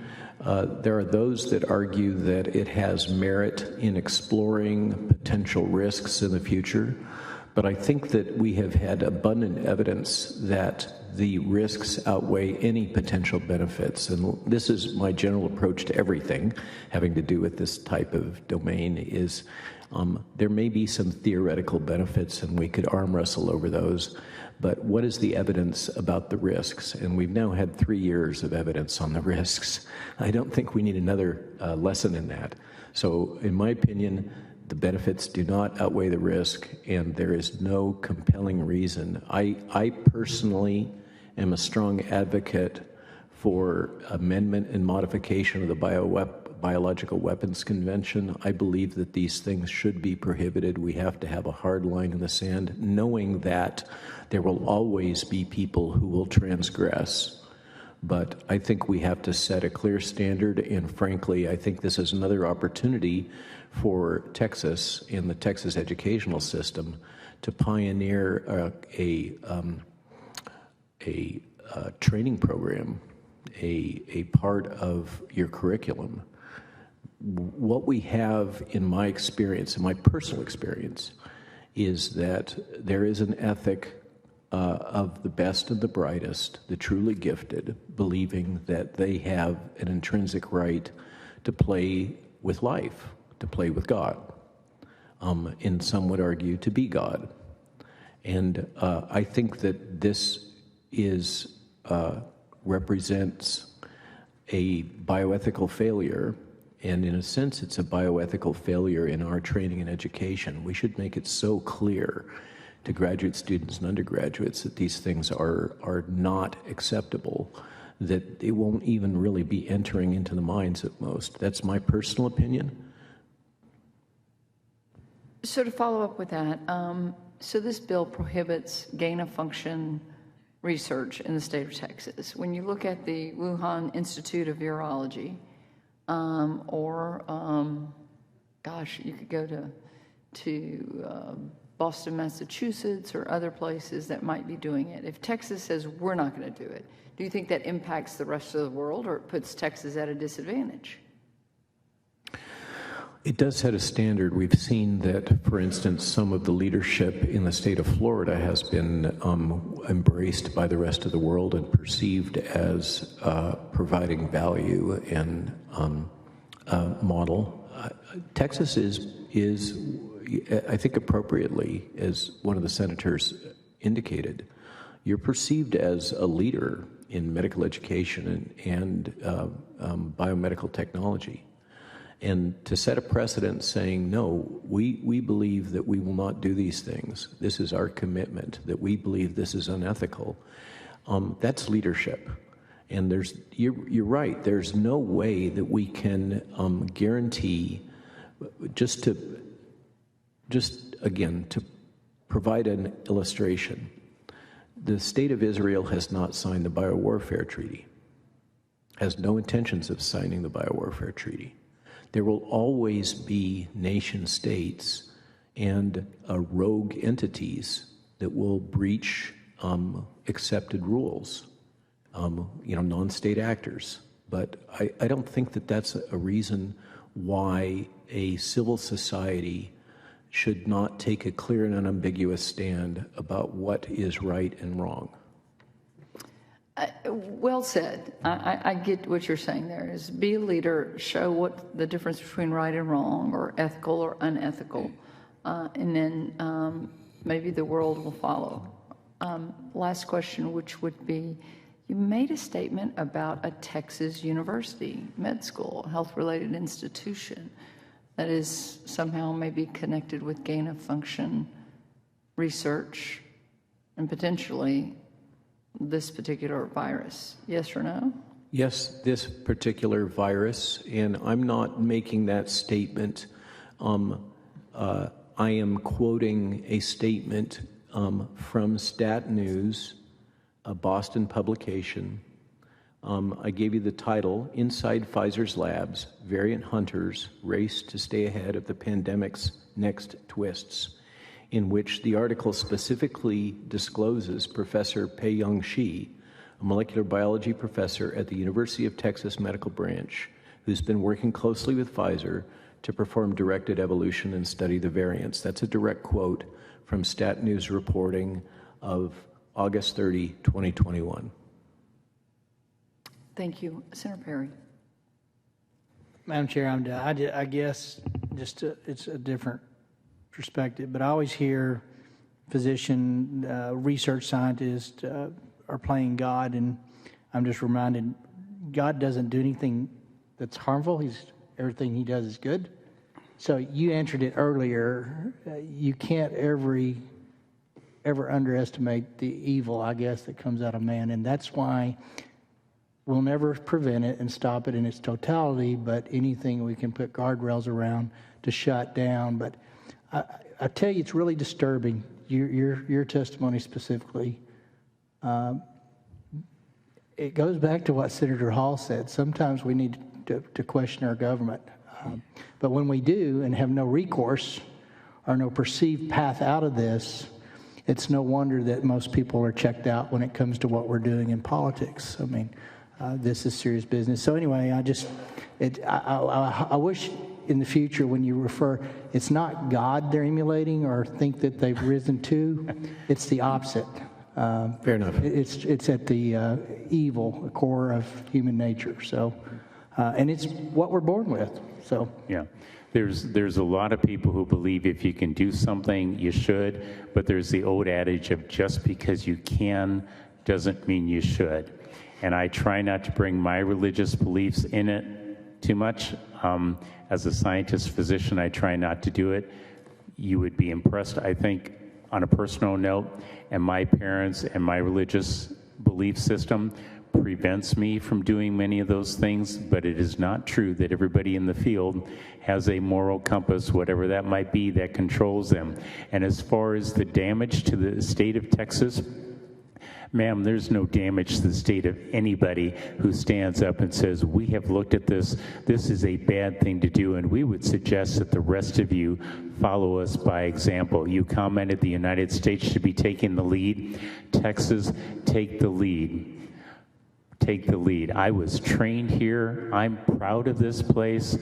Texas, there used to be a message that said, don't mess with Texas. I think it's time to revisit that and say, we don't mess with people. In Texas, we stand up for your rights, and we will not allow bad people to do things, and we encourage the rest of the country to follow our lead. Thank you. Dr. Malone, and then Senator Miles or Senator Hall? Senator Hall. Dr. Malone. On the topic of evil, I'd like to quote Hannah Arendt from the book Eichmann in Jerusalem, in which she examined the trial of Eichmann. Her key thesis in developing the term banality of evil is that what she observed is that evil most often arises from a failure to think. And that's what we've had all the way through this. There is no question, I think, for any of us, that what we've seen is the face of evil over the last 3 years. And much of that evil arose from what Hannah Arendt suggested, which is people striving to get cash, payment, status, power, and failing to think about the unintended consequences of what they're doing. That's all I want to say on that. Thank you, Dr. Malone. Senator Hall. Just to wrap up, I think we have heard here from two extremely well-learned men with a very, very high ethical bar, addressing something that, from a point of view that most people will not even look at it. And it's been said a couple of different ways. And the one I would add to it is there is never a right reason to do the wrong thing. And I think, whether any other state does it, whether any other nation does it, it doesn't matter. I think the evidence and testimony is ample to say, this is the wrong thing. There's nothing to be gained. I have not heard one word, and we will have other testimony. I'll be anxious to hear someone come up and try to explain something to be gained from doing this. But based on what we've heard here, Texas just needs to do the right thing. Thank you, Senator Hall. Before you two leave, the short answer, again, you're both very learned. This bill doesn't directly address it, but some would say gain of function leads to better vaccines or therapeutics.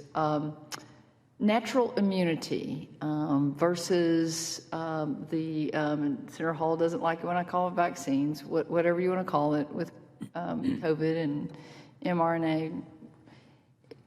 Has anybody really done a great deep dive on what natural immunity has meant for COVID? And is natural immunity, does it often or not trump something that we introduce to our bodies? You want to go first? Sure. I'm not going to cite, I wish Dr. McCullough was here because I'm sure he would cite the exact papers. My understanding is the preponderance of evidence is clear and it is historic. What we have with these products is a very narrowly focused method for generating an immune response against a modified and now antiquated spike protein. And with natural immunity, the risk with natural immunity is that you die or have severe disease before you recover and develop natural immunity. But the natural immunity that you do acquire is against all epitopes and all proteins. So it's much broader, and it tends to be much more complex in terms of the many, many facets of the immune response. One of the things with the vaccines that has been presumed all the way through is that antibodies were a correlate of protection. There is absolutely no evidence supporting the thesis that antibody titers are predictive of protection with these products. And that's always a chronic problem with any vaccine, the thesis that just an antibody response is what is protected. So in this case, what I've seen is not only the preponderance of evidence in this case of SARS-CoV-2 is that natural immunity is superior and longer lasting, but that this has always been the accepted knowledge in infectious disease. And in my opinion, the tragedy here is that if we had provided early treatment, aggressive early treatment, those people would have survived, recovered, and had developed a broad and long-lasting immune response. That's the way that I suggested this should have been handled at the outset. Over. Dr. Fleming? I'll do my best to be brief. There's several components to the virus. There's the spike protein, the membrane, the nucleocapsid, the envelope, all of which are potential sites under natural immunity to develop an immune response. There's two parts, the initial innate INN-ATE, which are the symptoms that you feel from T cells. So until somebody either has time for that first part to occur or not, you are an asymptomatic carrier, no matter how you get it. Those T cells are part of your immunity, and about 7 to 10 days later, humans also have an adaptive antibody immunity. Those antibodies and those chemicals don't sit around, so measuring antibody titers don't tell you if you have immunity or not. It's memory cells that are actually the key to that. Now, the studies that have been done, which I'm sure Peter would quote with me here, are the ones that they have actually compared both the Pfizer and Moderna, and they have looked at the response of immunity, which was to the original Wuhan HU1 spike protein. When that was given to people, there was an initial advantage up front because that was the primary variant that was going around. However, the other variants were beginning, the alpha, the beta, the gamma, the delta, the mu, this 9 Omicrons and the 3 Deltas. What that did by vaccinating people to just a spike protein is it caused a pressure selection, like antibiotic resistance, by giving it too much. And the data, it's in these folders, you can see, actually forced a shift of changes in mutations, not only in the spike protein, but the other parts of the virus, and increased the instance of infections per million people, but shifting it away from the original variant. So the vaccine had a slightly protective benefit up front, and so we saw fewer people being admitted for COVID up front who were vaccinated. However, the exact opposite has occurred over the course of time because the natural immunity that somebody gets, it turns out that it has been measured. The best antibody resistance to the virus is to the nucleocapsid, not the spike protein. And those studies have demonstrated that person-to-person, I don't call it natural immunity, it's person-to-person transfer, but your immunity you're getting that way is actually superior to the vaccinated immunity because it was only to the spike protein, which was a genetic vaccine, and that's just simply the term for what it is. So it turns out that now what we see, or it's primarily the vaccinated people who only developed an initial antibody memory cell response to the Wuhan HU1, which isn't even floating around anymore because the vaccines put pressure selection on it. So the vaccines only force the mutations and increase the variations of all the parts of the virus, increase the instance of disease, did not decrease mortality or morbidity in the end. And by the way, no vaccine on earth has ever ever prevented a person from getting infected or transmitting it, because the goal of a vaccine is to cause an immune response within the person to make memory cells so that when you get infected, your response time will be shortened. Notice there's nothing about that that says you won't get infected. You must get infected for a vaccine of any sort to have any potential benefit, but it doesn't prevent you from getting infected, and it will not prevent you from spreading it, because for the first few days, you're an asymptomatic carrier. Americans demonstrated how outstanding they are as a people when they stood up to get the vaccines, because what they were telling you was science told us we should do this, and we don't want to harm our fellow Americans, our fellow Texans. That's a tribute to Americans, but what happened is you did not get the right information, because if you go to the emergency use authorization documents, and you did what I did, scientist, physician, and you ask the question, are these numbers of COVID patients post-vaccine versus non-vaccinated, are they statistically different? Insurance agents would get the importance of numbers. It turns out that there is no statistical reduction in COVID cases using the Pfizer vaccine. There was no statistical reduction in COVID cases using the Moderna vaccine. At 14 days, because Janssen, what you call Johnson & Johnson, but it's Janssen out of Belgium, they reported two sets of data, 14 days and 28 days. At 14 days, there was a statistical reduction in COVID cases. At 28 days, that went away. It's a great argument for vaccinating every 2 weeks. Senator Perry? I hate to keep bringing, but I'm still looking for motive. So your testimony is Motive. Gain of function is always tied to weaponization. My question is there evidence that would indicate that the pharmaceutical response was about the same time of November 2819? You made a comment that had there been using the drug back that was developed in 85 or something, that we would have not even been seeing this, but that was not allowed. But are you in a position to say that the pharmaceuticals knew in advance and were ready, and there was a financial motive rather than a weaponization of it?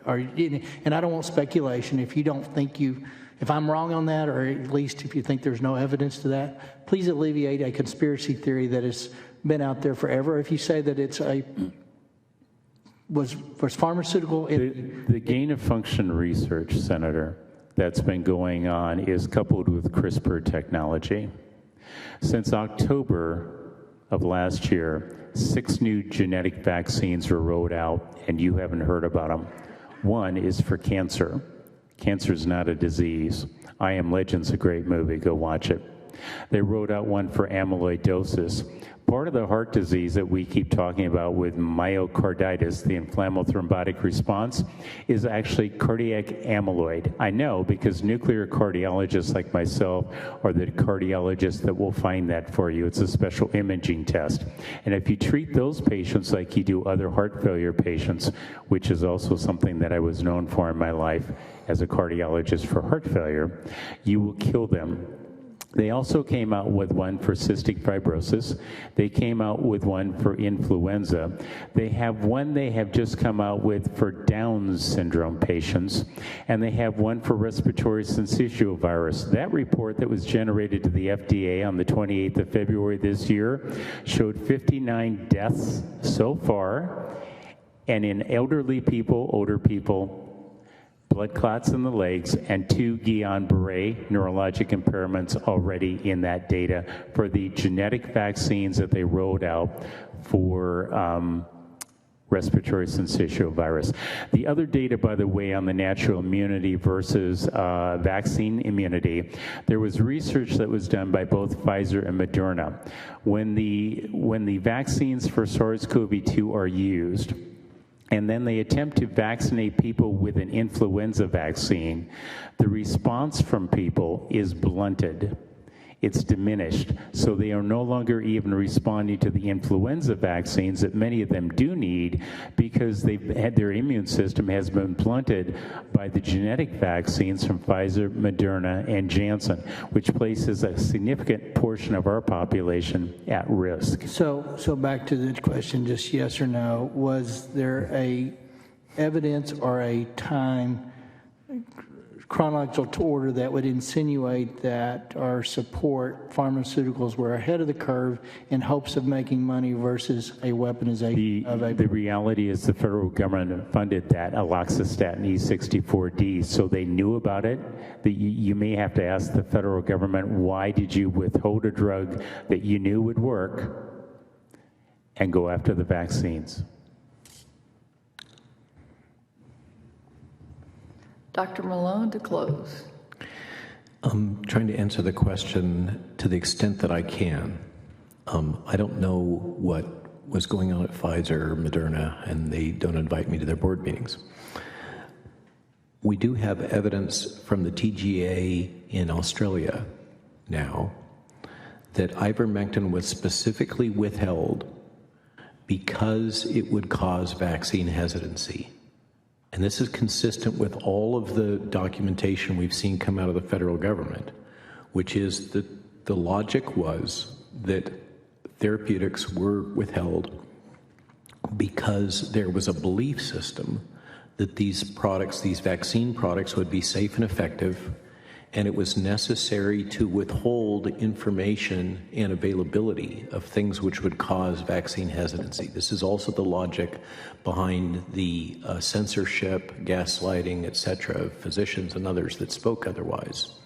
So those are the data that we have, is that it was justified as a necessary step to avoid vaccine hesitancy based on the thesis that we had a highly lethal pathogen, we would have a safe and effective vaccine, and no antivirals or early treatment would be successful in treating this. Those were the three core assumptions that went into Event 201, which is probably your best evidence of pre-planned strategy. Over.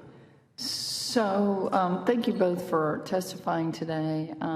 When you talk about vaccine hesitancy, I certainly think that we have created that at this point. And, you know, that's something that, I mean, would you both agree that there have been vaccines that have been very successful throughout history, potentially polio, measles, mumps? Yeah, you know, the problem when people ask me that question is, you know, because I started off telling people I'm not anti-vaccine, I'm anti-stupid. And the EUA documents told me everything I needed to know. The problem is, I thought Fleming's had done everything we needed to in infectious disease, and I was trying to avoid that, like the bubonic plague. There's a joke in there. I got pretty serious. And the reality is, here's the problem when people ask me the question about all the vaccines. I thought the people that were working on this were doing their job. Now I get pulled into this to take and evaluate this, and it's very clear they didn't do their job on these three vaccines. That shakes my confidence in all of the vaccines without somebody else going and proving to me that they're safe and effective, because my premise was this should be safe and effective. I'm an allopath. I was trained to give vaccines. You know, I've seen the ramifications of people who didn't get measles, mumps, or rubella and had consequences. So my presumption was always our vaccines must be good. But my confidence in the people that have done this work is pretty well shaken. Thank you. Senator Hall, really, this is the end. Yes, I understand, I know, but since we did this, like to tie this together. If the vaccines before were safe, why would the federal government give immunity to the pharmaceuticals that impugns them from anything that happens? So I think it had to be absolutely obvious that the vaccines were not safe. And question about now what we know afterwards of what polio really was and how it was transmitted and how what we now know about it, whether they were even effective or not. Yeah. But for sure, no question about it, they absolutely knew that they were not safe, and it's the only product out there that has immunity. The U.S. Congress required a report from the U.S. military on heart disease damage caused by smallpox vaccines, something most people are not aware of. And it's fascinating if you go back to the 1905 book that was written about vaccines, that the authors of that said they were concerned with the concept of herd immunity because they saw people focusing on the herd and forgetting about the immunity of the individual. I tell you, as a 67-year-old scientist who's been spending his life doing this type of thing, to go back and read that type of work and go, what the heck was I thinking? Why didn't I question more? I simply have to admit that at this point in time, I have to question all of the vaccines. Thank you. Thank you both for being here, for your expertise. Vice Chair Perry and I have been exchanging the, as you would say, Senator Hall, very learned witnesses today. I would say, obviously you're very good at what you do, and I think that this kind of discussion has to continue to happen across our great state and in our nation. Thank you all for being here today. Thank you. Members, at this time we will leave Senate Bill, Committee Substitute to Senate Bill 1583 pending until public testimony later in the hearing. The chair lays out Senate Bill 403 and recognizes its author, Senator Springer, to explain the bill. Senator, I understand there is a committee substitute. Senator Perry sends up committee substitute. The chair lays out committee substitute for Senate Bill 403 and recognizes Senator Springer to explain the substitute. Thank you, Madam Chair. The substitute moves the study from HHSC to DSHS and the University of Texas Health Science Center at Houston, which is already doing a lot of the studies. So we can get economies of scale in the fact that they will be able to utilize some of the research they've already done. And I believe hopefully Dr. Bowinkle is here, who testified Monday on the House on this, of where they are in this. But what Senate Bill 403 seeks to do is to study the COVID-19 vaccine as far as what the potential adverse reactions were to it, both on the short term, mid-range, and long term. Also, whether there was any government or vaccine manufacturer concealment of information to Texans. We've all heard anecdotally that, certain populations of potentially like youth who weren't having very many heart conditions that were seen as a bulk of a population, and now we're seeing thousands of those are having those. We want to have more research and more actual data on those studies to figure out if indeed those are just a coincidence of something else or something that is from the vaccine. I think Texans deserve the right to know. This bill is simply a transparency bill. I think Texans deserve to know that. I've had the vaccine, took it, and was, at the time, thought it was absolutely the right thing to do. Been vaccinated. I heard the back end of the last one for, I think, everything that's ever been up in my 56 years I've been vaccinated against.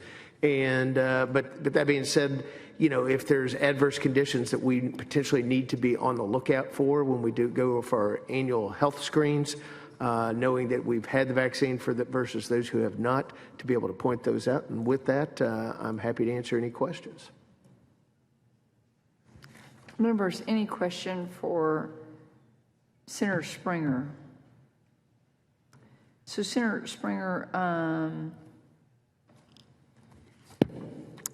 would this go to TEFI? Is that where it's going, or? No, this is not really to work at the efficacy as much as the potential side effects that came from the vaccine. I'm saying at the University of Texas.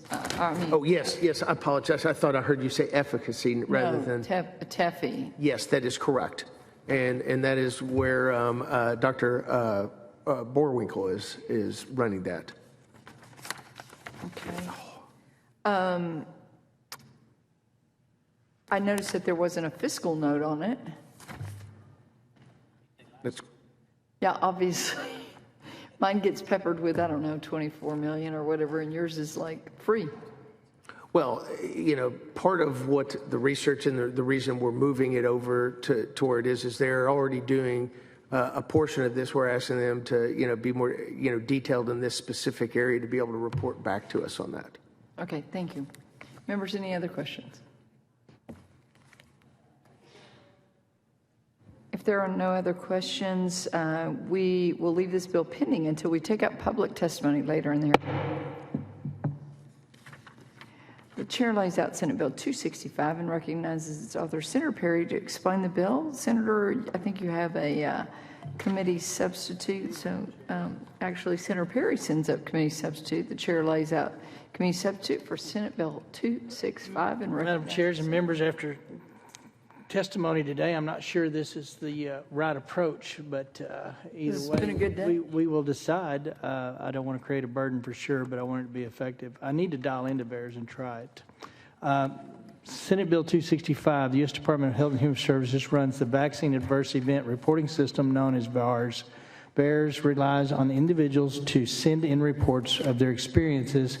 Anyone can submit reports to VAERS. Healthcare providers are required by federal law to report VAERS under certain circumstances and encourage them under other conditions.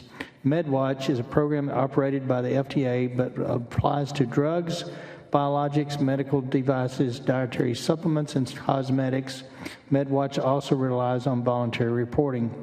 Senate Bill 265 requires a physician to report any adverse reaction that is caused by or potentially caused by an experimental or investigational or administration that are administered under emergency use authorization by United States Food and Drug Administration. Help identify the possible side effects or reactions which could be better informed to the patient and help healthcare workers and policymakers work towards solutions in treating and preventing diseases. The committee sub addresses a few concerns expressed by stakeholders.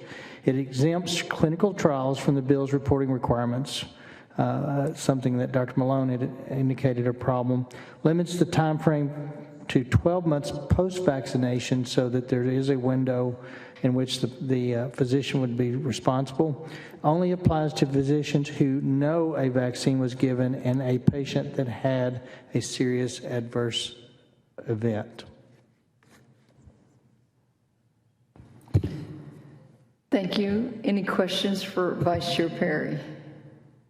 I do agree that we need a reporting. I'm a little hesitant to have a state reporting and a federal reporting, so I hate to see doctors have to play in both arenas, but it sounds like VAERS from testimony today is not the best vehicle for it.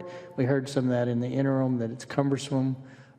So I would say we leave this one out of the process until we get a better handle on whether a state's the answer or not, and see what we can come up with a better mousetrap. Because it did sound like it was pretty onerous, and then I don't know that the benefits from it are gain much.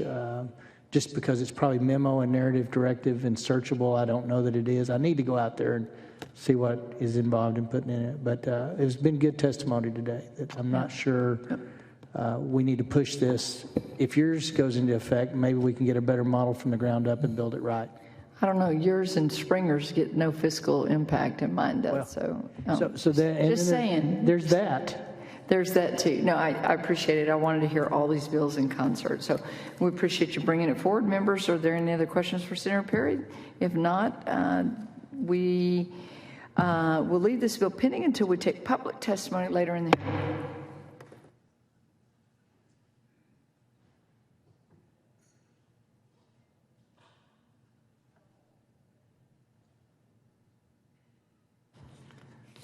The chair lays out Senate Bill 299 and recognizes its author, Senator Hall, to explain the bill.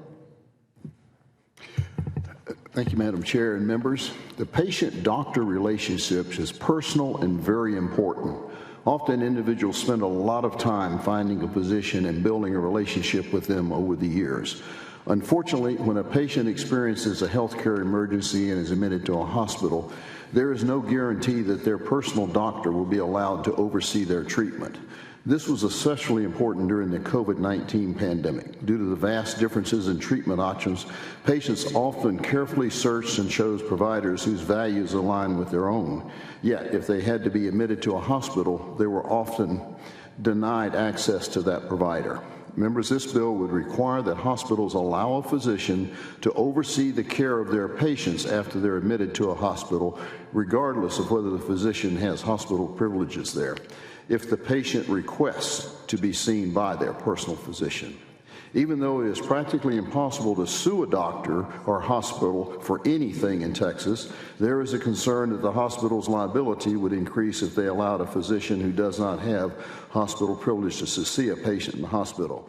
That is why Senate Bill 299 would provide liability immunity to the hospital when a visiting physician who does not have privileges at the hospital oversees the direct care for their patients. With that, Madam Chair, I'm happy to take any questions, and I have some witnesses. Members, any questions for Senator Hall? We do have invited testimony, Dr. Angela Farella.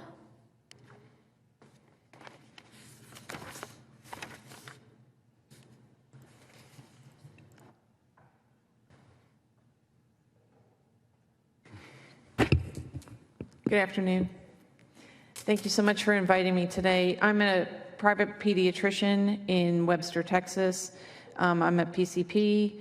We had to greatly expand who we were taking care of during COVID because in our area, the vast majority of outpatient physicians closed their doors and locked them to patients.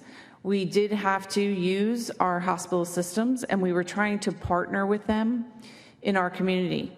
And in the past, prior to 2020, there was open communication to the PCP, or the private physician, outpatient physician, and the inpatient physicians.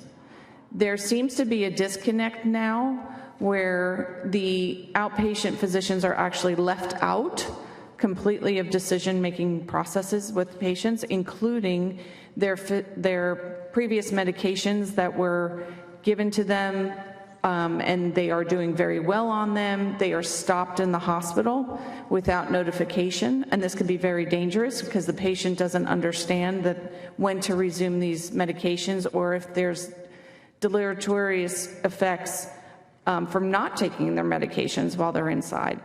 So we had a very big problem.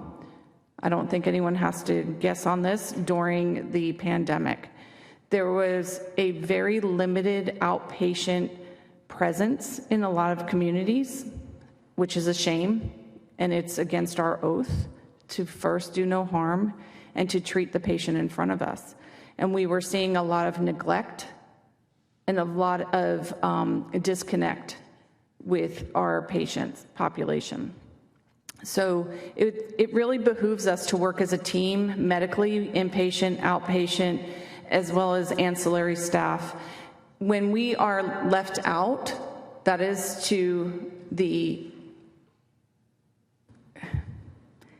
it's a real shame for the patient. They have a rapport with us, they trust us, and when they go into the hospital and they are cut off from us, that actually destroys the rapport even as an inpatient. There's a lot of mistrust, there's a lot of misguidance, and it should be no reason why we can't all just work as a team. So I have a question. When you said in 2020, like that communication was cut off, don't most doctors, an admitting physician, if you refer someone to a hospital, whether it be for surgery, let's say as a primary care physician, primary care physicians usually refer to a specialist, let's say you suspect that somebody might have cancer. You probably refer to an oncologist. The oncologist makes that determination, so forth and so on. Isn't there just always communication? No. Never? There's plenty of times where my patients were admitted to the hospital through an emergency room, and I didn't find out until they came in for a follow-up. Pre-2021 or pre-2021, there's still some gaps in that system. But yeah, in the past, I could directly admit my own patient to the hospital When the organization of medicine started to really cramp us about 15 years ago, they actually pushed community physicians out of the hospital systems. So I no longer am able to directly admit a patient and take care of a patient in the hospital. I have to give over the care to a hospitalist now. Does the hospitalist communicate with you? Sometimes some do and some don't. Many don't. Yeah, back in the day, you know, and I know I'm from a smaller town, but I think this happened in the cities as well. You know, if you had pneumonia, your primary care physician, I mean, they were rounding on you in the morning. There wasn't a hospitalist. They were rounding on you. They may refer you to other doctors, but, you know, they rounded in the morning, they rounded in the evening, and in between they saw patients. When I trained, it was actually in our training that we were required to call the PCP on a daily basis to give them an update if their patient was in our system, but they were not rounding on our patient. So we gave them updates daily. That was part of our training. We had to call the PCP, let them know how their patient was doing. Nowadays, a lot of times they don't even ask who your PCP is. Senator Hall? Thank you, Madam Chair. I experienced the same thing. It seemed to me that couldn't see a doctor after 2 o'clock and most afternoons because they were in the hospital doing their rounds with their patients over there because they serve both. But tell us, how important is the continuity of the doctor-patient relationship when you're in for a treatment that's taking you into the hospital, whether it's for a few days or a few weeks? Is there an importance of the continuity of the doctor seeing the patient? Absolutely. I think, you know, it's the way I look at it is 2 brains are always better than 1. And when we look at things, I can tell you very specifically, I have had patients that were in the hospital that I didn't know were in the hospital. They were having difficulties with the inpatient team. In one particular instance, the patients were about to walk out of an ICU situation. This child actually needed brain surgery, and they were about to walk out because they were having conflict with the ICU faculty. This could have been avoided by a simple phone call. I actually got involved because the parent finally called me and said, "That's it, I'm leaving, I don't want anything to do with this anymore." I called the attending physician in the PICU, and we had the problem resolved in about 5 minutes. This is something that actually the patient satisfaction would have been hugely mediated by just a simple telephone call the day of admission. Yeah, and one of the things that prompted me to do this bill were the number of patients that I talked to, dozens of them, that were in the hospital, and they almost all said the same thing, and that is they got to see the doctor of the day. That every day there was a different doctor stopping by, and sometimes they wouldn't even go into the room, but they'd read the chart and do something or not do something. How would you handle being the doctor that was just there one day, knowing that whatever you had in mind was not going to be carried through, may not be carried through the next day, and you had no idea really what would have done the day before than what you read on the chart? Yeah, I think there's a big disconnect as well now with electronic medical records. Those are not cohesive. We can't see what's going on in the hospitals. When there's paper records, they could actually fax those to your office, and you can look and see what the patient's vital signs were that day and things of that nature. So there's a lot of disconnect. You know, if I don't have access to a particular IT system in a hospital, I can't see what's going on with my patient at all. So I do rely on the communication skills of the physician of the day, right? But to your point, we are relying on the fact that there are multiple doctors stirring this pot, and there's no cohesive person that's actually in charge. That's what a PCP is. We were called the gatekeepers for a reason, and the reason is to collect all the data in one spot so that we can actually aid in some decision making for our patients. That's the idea. Yeah, and there's the intangible part of the state of mind or emotional of the patient, how important it is that they have confidence in what's being done. I think studies after study have shown that when people have confidence and believe that the treatment they're getting is going to work, that it works. And when they don't have confidence, even those treatments that should have worked don't have much of a chance of working. But a patient that sees a different doctor each day and is like, hello, how are you? Who are you? Kind of thing. How does a patient develop any confidence that from one doctor to the next, or they got one that they really like one day, and the next day they get one they really don't like? How do they maintain a mindset that they have a chance of even getting out of there or the treatments they're receiving? Well, the patients will tell you that the satisfaction in hospitals is absolutely abysmal, especially lately. And that's something that hospitals used to pride themselves on is their patient satisfactory surveys. What was different was that the community docs were in the hospitals. The community docs are no longer in the hospitals. They are run by hospitalists or hospital systems, and we're not in there anymore. But it is so essential. That has not changed, that you should still have communication with the PCP who knows the patient the best and has the rapport. They can save your butt, literally. There are doctors in the emergency room that call the PCP strictly just to allow the patient to talk to their doctor and reassure them that the treatment that they are getting is okay. That's what a lot of patients just want. We get calls all the time from people that are in the hospital that say, we just want to run this by Dr. Farella to make sure it's okay. We want to know what she thinks because we know that we trust her. That's how it should be. It should be that. We should work as a team. I'm not going to overstep my bounds. I want to work with that inpatient physician to be a team member since I know my patient. Did you know that my patient had X 2 years ago? They probably don't know. They don't take thorough histories. We have that history. It's really important. Okay, absolutely. Madam Chair, and that's the purpose of this bill, is to recognize a patient's rights and protection of the patient so that they get the treatment not only that they should get, but that they want to get.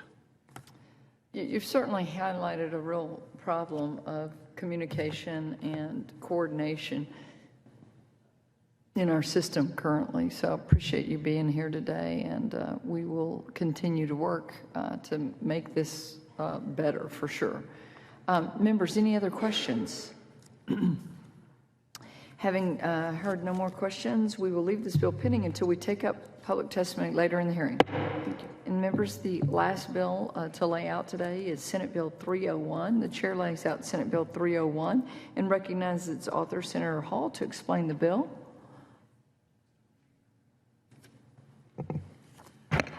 Thank you, Madam Chair and members. In the beginning of the pandemic, the CDC had no early treatment or medical prevention recommendations. Physicians used their training and experience to adapt their practices to symptoms they were seeing. Unfortunately, the FDA, the CDC, and the NIH and other government agencies are essentially controlled by the pharmaceutical companies. This extraordinary influence resulted in a lot of misinformation on COVID treatments from the federal government. The pharmaceutical companies saw COVID-19 as an unprecedented opportunity to make billions of dollars on very expensive drugs. To make this work, they needed to collude with their friends in the FDA, CDC, and NIH to discourage early or preventative treatments and to discredit existing safe, effective, and inexpensive drugs like hydroxychloroquine and ivermectin. To further ensure the cooperation of hospitals, the federal government offered the hospitals significant bonus payments for positive COVID test results, hospitalization of COVID patients, ventilating COVID patients, and for death certificates that included COVID-19 as a possible cause of death. The hospital protocols were established to maximize hospital profits from COVID patients. Often the patients that tested negative were told their results were positive and quickly admitted to the COVID ward where they were sure to become positive, just so the hospitals could maximize profits. Even though hydroxychloroquine was initially successfully used in many hospitals, it was quickly abandoned when the hospital financial officer realized that the quick healing of COVID patients with the inexpensive and fast-acting drugs was not profitable as administrating inexpensive and administering experimental drugs like remdesivir, and then for their last days or weeks keeping them on a ventilator until they died. The hospital policies for COVID-19 put profit above patient care, and we saw far more COVID patients die because of hospital policies than COVID had set.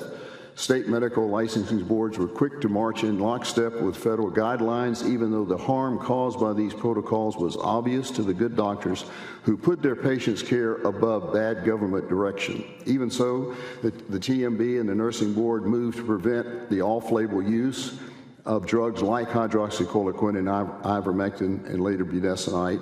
And as a result of these licensing board interference, many people died. They died unnecessarily because most medical professionals feared losing their license and other retributions if they refused to blindly follow the government guidelines. Unfortunately, doctors and other healthcare providers face the fear of retaliation, license suspension, fines, and other disciplinary actions from licensing boards because they prescribed medications that were not in line with the CD recommendations, even though the use of these FDA-approved drugs as early treatment and prophylactics were repeatedly shown to decrease the likelihood of the patient ending up in the emergency or hospital care. Often, licensing board would cite that the specific medication was not labeled for use as treatment for COVID-19. However, off-label use of medications is not uncommon. For instance, taking an aspirin for a heart attack preventative is using a drug off-label. Using drugs off-label is legal, as doctors have a broad scope to prescribe FDA-approved medications as long as there is informed consent and the patient is in agreement with the treatment plan. Members, this bill would prohibit licensing boards from denying, revoking, or suspending a license or taking any other disciplinary action against a licensed or certified health provider or pharmacist due to the lawful dispensing, prescribing, or administering of ivermectin or hydroxychloroquine. This bill would prohibit pharmacists from contacting the prescribing physicians to dispute the efficacy of ivermectin or hydroxychloroquine unless the physician or patient asks the pharmacist about the efficacy of the drug. And it creates a civil immunity for pharmacists or healthcare providers for prescribing ivermectin or hydroxychloroquine, except in the case of gross negligence or willful misconduct. With that, Madam Chair, I'll be happy to take any questions. Members, any questions for Senator Hall? What? Any questions for you? I don't see any questions for you, sir. All right, Chair calls up invited testimony, Dr. Cliff Porter. Cliff Porter?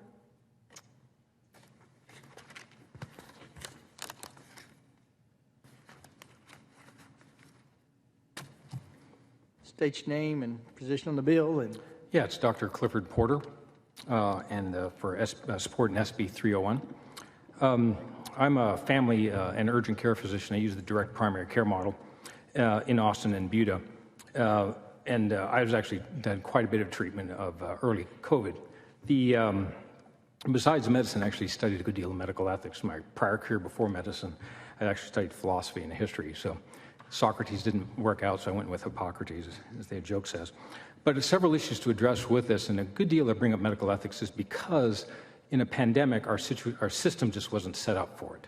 So how we treat in a pandemic when, FDA and CDC, NIH, there's some criticism of it. There's a lot of things they did well, but it's just not designed for rapid response. So in an outpatient environment, I had to do what we could do with patients in front of us. And then, when faced with the virus, as many of us early on, what is the virus? How dangerous is it? A lot of fear. Then what happens with a lot of physicians, unfortunately, is, they have a fear of how to deal with administrations and bureaucracies, especially when they're employed physicians. So quite often, with fear of retaliation, treatment was stifled. Many outpatient clinics simply closed, particularly ones who are government and bureaucratic or corporate controlled, said, here's our guidelines. We can't work out of the guidelines, even though the guidelines weren't designed for COVID, and just simply didn't treat. So, and some people specifically state they don't want physicians to be allowed to treat any way they want because you can't control them. Well, in terms of the COVID zero policy that was pushed by leadership of NIH and CDC, which is designed to basically, they designed the policy how they're going to fight COVID and everyone had to comply. Well, it didn't work. And when there's criticisms of it, there's retaliation against physicians. I work outside of insurance. I just do a direct membership. So I'm completely outside of that, so I didn't have to worry about that. So I could actually treat patients. And we did quite a bit. So early on, looking at what was going on with COVID and started doing some research. SARS was started in 2002. This is SARS-2. It's also coronavirus. We looked at early data to look at repurposed. Is that the time frame? Senator Hancock. Just one question. Yes, sir. Texas Medical Board, did they ever play a role, or how was that interaction with the Texas Medical Board? I didn't have any specific role with the Texas Medical Board. One thing the Texas Medical Board did, which was very beneficial, was several people who were early on looking at using hydroxychloroquine, and there's complaints against them. They refused to, hold that physician. They didn't harass that physician at all. So that was, when that occurred, more pharmacists were less resistant to it. Okay. So essentially, the Texas Medical Board was somewhat supportive of physicians operating. Yes. In the manner that they felt was best. Yes, in the direct primary care space. Yes. I was just curious, basically. And I'd ask a question. So obviously, ivermectin, hydrochloroquine, those other medications that came out that were successful on the preventive side. You started your comment there at the end that there was research. So there was ample research to suggest that it would be effective for COVID. Yes, and as was mentioned earlier, the hydroxychloroquine actually, HCQ is sometimes easier to pronounce, but hydroxychloroquine inhibits the virus from attaching to the receptor. All viruses attach to a receptor. That's how it tries to get you sick. Mother Nature's been trying to get us the whole time, as another physician would say. Well, early on, the COVID virus wasn't as contagious as it has since become. And so hydroxychloroquine did very well at actually hindering the virus from getting in and replicating. It also has significant anti-inflammatory benefits, and in fact, it's been used off-label for 30 years for arthritis-like conditions. So I started using it like 3 days before it became a political controversy. Then it became significantly difficult. But as the virus evolved, hydroxychloroquine wasn't quite as effective. And so we had to change as the virus changed. Being independent and being allowed to do these things, in Texas was much easier. Other states, it was horrible. I then switched, let's look at the data on ivermectin, and I used ivermectin as a bridge for vaccines. I didn't see as much benefit out of ivermectin as showed in early 2020 data, but again, as the virus evolved, we evolved our approach. Ultimately, we found monoclonal antibodies, inhaled steroids, things like that worked very, very well. Certain things didn't work, some things didn't work, but we adapted as we could. If there's restrictions, retaliation, whether it's administrators, bureaucrats at various levels trying to enforce a policy, it hinders medical treatment. Well, and I appreciate that. And it's, so I guess to sum it up, there was plenty of research out there that should have lended credibility, support, and almost to the point of an encouragement for physicians to try alternatives than what they were locked into. It wasn't some magic silver bullet somebody grabbed out of the air and said, hey, let's just try this. There was ample research from a physician's perspective. So, yes, Senator. And you're lucky you weren't part of that retaliation. I'm glad to hear the medical board didn't participate in that. That's encouraging. I think maybe it's good. It's good stuff. Members, any other questions for this gentleman? Thank you for waiting. I know you've been sitting over there. I don't know if this is your first rodeo in the chamber, but this particular committee has a propensity to go long. So if you're ever called up here for witness, you now know that it could be a long day. So A little experience with the representatives now with the Senate, so I'm complete. there you go. Thank you, sir. All right, thank you.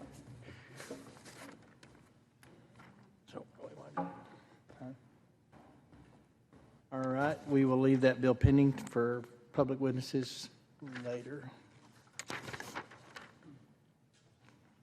So we keep going. All right. Chair lays out as a matter of pending business committee substitute for Senate Bill 52. The floor is now open for public testimony. Is there anyone wishing to testify on, for, or against Senate Bill 52? Please come up.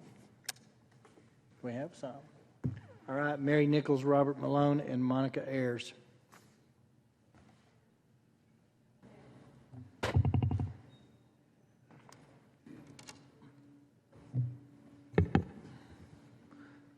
Mary Nichols, Robert Malone, and Monica Ayers. State your name and who you're with in 2 minutes and position on the bill, please.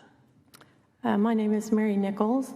I founded a group called Texas Caregivers for Compromise. I apologize. I was supposed to be here this morning, and I allowed 4.5 hours for a 3-hour drive and underestimated Austin traffic and the wait to get in the parking lot. I am in support of Senate Bill 52, and this is actually my second time to appear in front of this committee in support of essential caregiver legislation, and I find that quite extraordinary when you think about where we came from.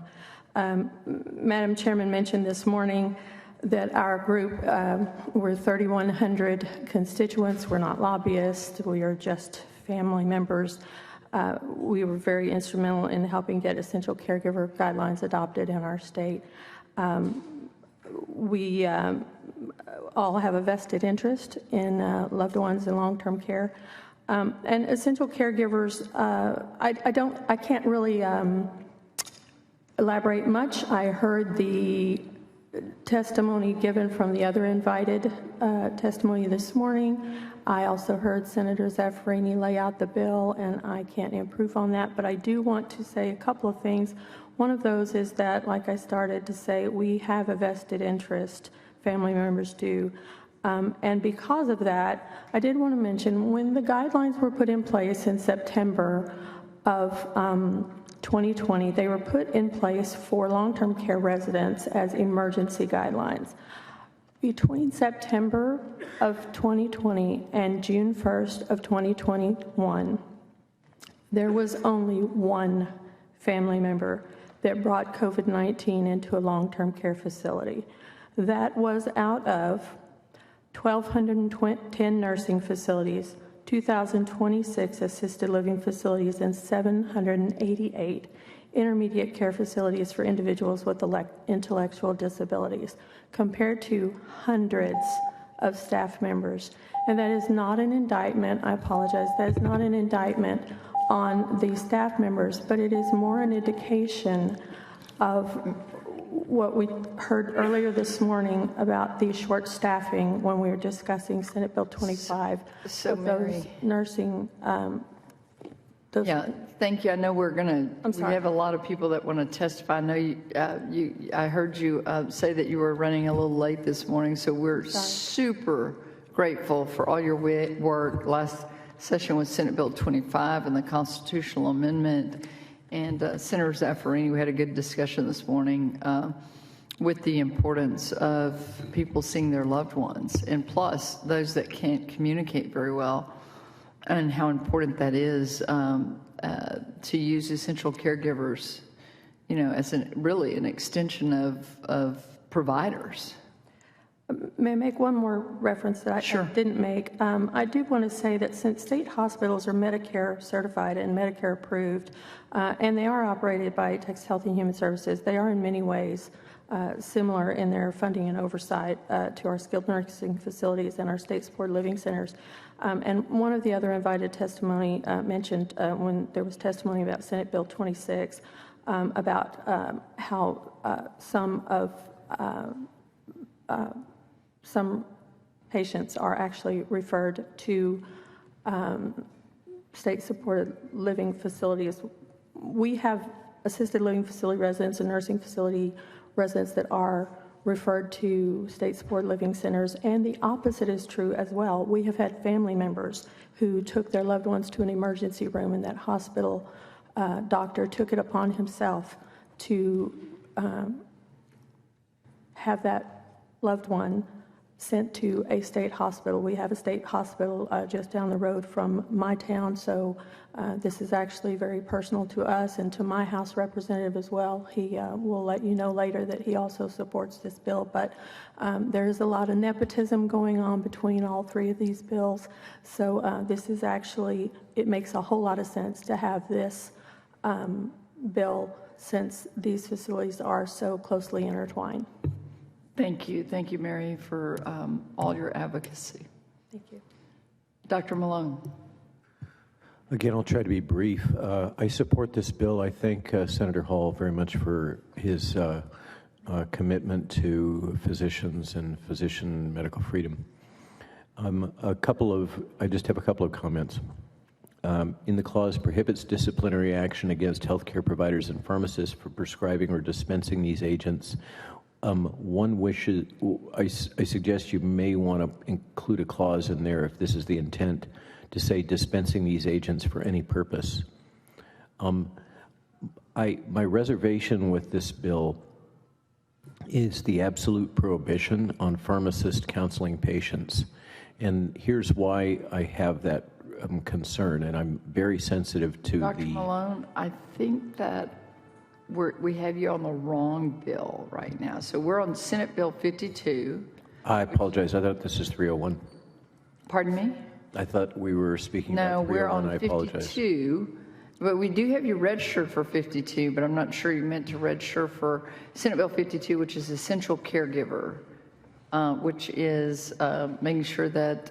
Yeah, I have no comments on 52. Okay, thank you. You don't have to leave because we'll call you up on the next bill. Yes, please state your name for the record.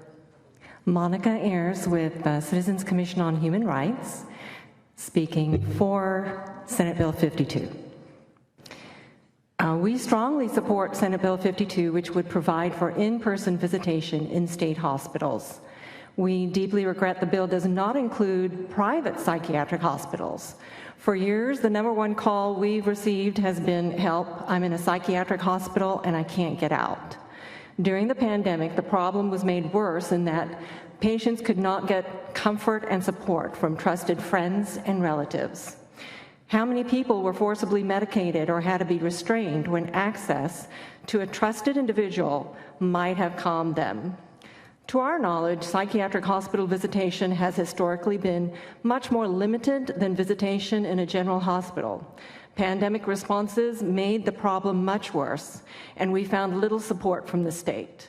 They relied on Texas Health and Safety Code Section 576, which states that psychiatric hospital visitation is required, but subject to the rules of the facility. In other words, it is not guaranteed. A trusting and loving family member might help alleviate patients' fears, get their questions answered, calm them, and advocate for their safety. In our experience, patients have seemed calmer and had an easier time upholding their rights when trusted friends and family members were involved. A witness on another bill last session testified to this effect: bad things happen in the dark. During the pandemic, visitation in nursing homes and general hospitals was addressed.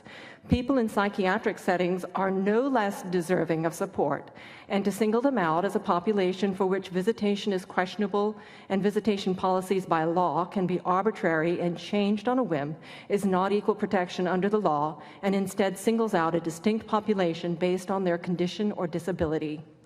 Family visits should be a standard of care for all hospitals. No one should be subjected to isolation when they are already suffering. Thank you. Point well made. You know, I did it in nursing facilities, and I think there's definitely merit to expand it sometimes. Thank you. Is there anyone else wishing to testify on Senate Bill 52?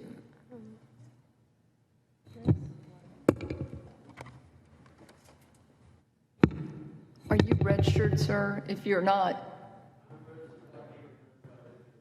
you didn't do 52, but come on up, and then you will do, if you would not mind, Senate Bill 52. If you would state your name for the record. Yeah, David Capper, and I'm a physician in Fort Worth, and I practice hospice and palliative medicine in addition to internal medicine.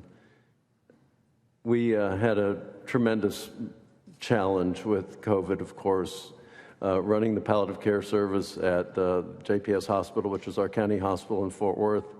And so I just wanted to give a very human part to this because this is an important bill. When people are dying, needless to say, there's nothing that can transcend their loved ones being with them. We had hundreds of people dying with COVID in the hospital, and the family members were completely excluded for a long period of time. And then following that initial time period, which was multiple months, then we were allowing one family member to come in at a time and only 2 per day. The challenge here is that most of these patients were in isolation units, And unlike other isolation units in the past where families could gown up and come into an isolation unit in gowns, in the COVID units, that was not even possible.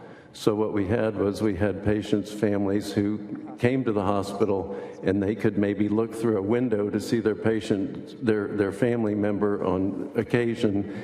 And it really turned out to be just horrifying to have people dying frequently without the presence of any loved ones. And I just wanted to share that very personal story. And it caused not only the challenge for the family and intense guilt. There's a lot of families now that carry guilt because they weren't present with their family members, but also it created a lot of angst on the part of the caregivers and the hospital personnel. So I just wanted to share that. Thank you. I know that this bill is narrowly drafted to state hospitals, but your points are well made, Doctor. Thank you so much. Is there anyone else that would like to testify on Senate Bill 52? If not, that concludes public testimony on this bill and public testimony. Oh, man, we just keep, it's an attractant. Okay, so we do not have y'all registered on Senate Bill 52, which again is essential caregivers for state hospitals. But so is there anyone, while we're going through these two witnesses, is there anyone else that wishes to testify on Senate Bill 52? 52, okay. And you're going to have to register after this. Okay. My name's Jennifer Bridges. I'm a registered nurse. I worked at Houston Methodist for 8 years. I was in their COVID unit. I did everything there and then until I was terminated because of the mandates they had. One very personal story I need to share. I know this is for state hospitals, but this should be a general thing on the bill. It should be everybody, especially during COVID when family members were not allowed to come in. These people were dying. Nobody was there with them. We were the only ones.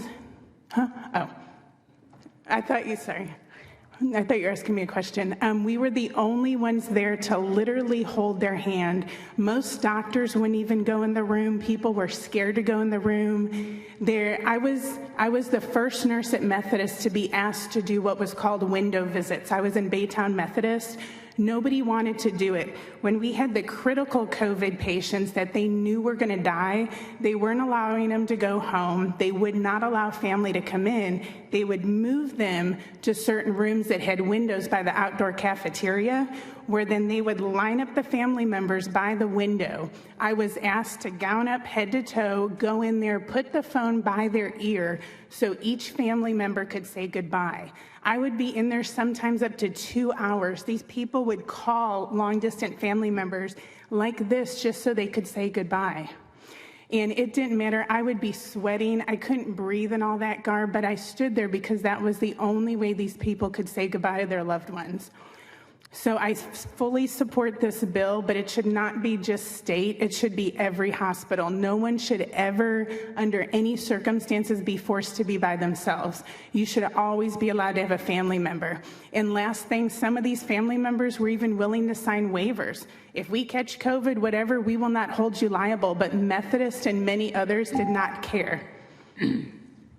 Thank you for your testimony and points well made, and we will work with the bill's author or some other bills to widen this. Thank you. Thank you. Doctor? Yes, hi. Dr. Fleming, if you're recording it. I want to echo what Jennifer said, which is to have it across the board. I think people have the expectation that because you go into a hospital and you see a doctor, you're going to get better. I've had multiple times when I think patients got better, not because of what I did, but because their family members were there giving them a reason to live. I'm going to give you a personal story, and I very seldom do this. When I was expecting my first child, who was bleeding every night, so we thought we were going to lose her, my father underwent bypass surgery. He did not come out under anesthesia like he should have. Several hours went by. I leaned over and I gave him a kiss and I said, "This is from your soon-to-be granddaughter, Stephanie," and his eyes popped wide open. Physicians and nurses have a certain amount that we can do, but a lot of people want to live or get better because of their family members and their friends that they want to see. When we deprive them of that, we suck the potential for their life out of them. I published it on the website that I have, FlemingMethod.com. I've got 522 papers for people. And in there was a report showing how adverse events occurred in hospitals because families could not visit their loved ones. Thank you. Thank you so much for your testimony. Is there anyone else wishing to testify on Senate Bill 52? If not, that concludes public testimony on this bill, and public testimony is closed. We will leave this bill pending at this time.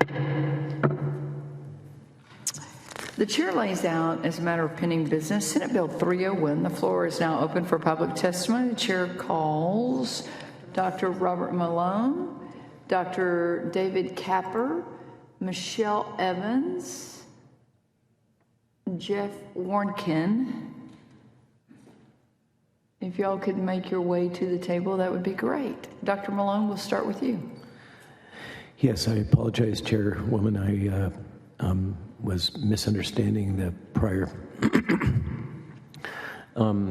Two small comments. Prohibits disciplinary action against healthcare providers and pharmacists for prescribing or dispensing these agents. I suggest you may wish to consider adding the clause "for any purpose." Regarding the clause prohibits, this is, as you know, a very brief bill, very succinct and focused, which I support, as I said before. Regarding the clause prohibits pharmacists from counseling patients concerning these agents' safety or efficacy for any indication, I caution that the lack of restriction on prescribed indication and potential patient risk factors create unnecessary risks. For example, in the instance of a patient with compromised renal function and hydroxychloroquine. So the traditional relationship with pharmacists is that they do provide a backstop for physicians in case they overlook a condition that may be a contraindication for that particular agent at that dose. So that's my only concern with this bill, is that while I completely support the intent, I caution that one of the consequences would be that you would be losing one of the backstops to ensure patient safety.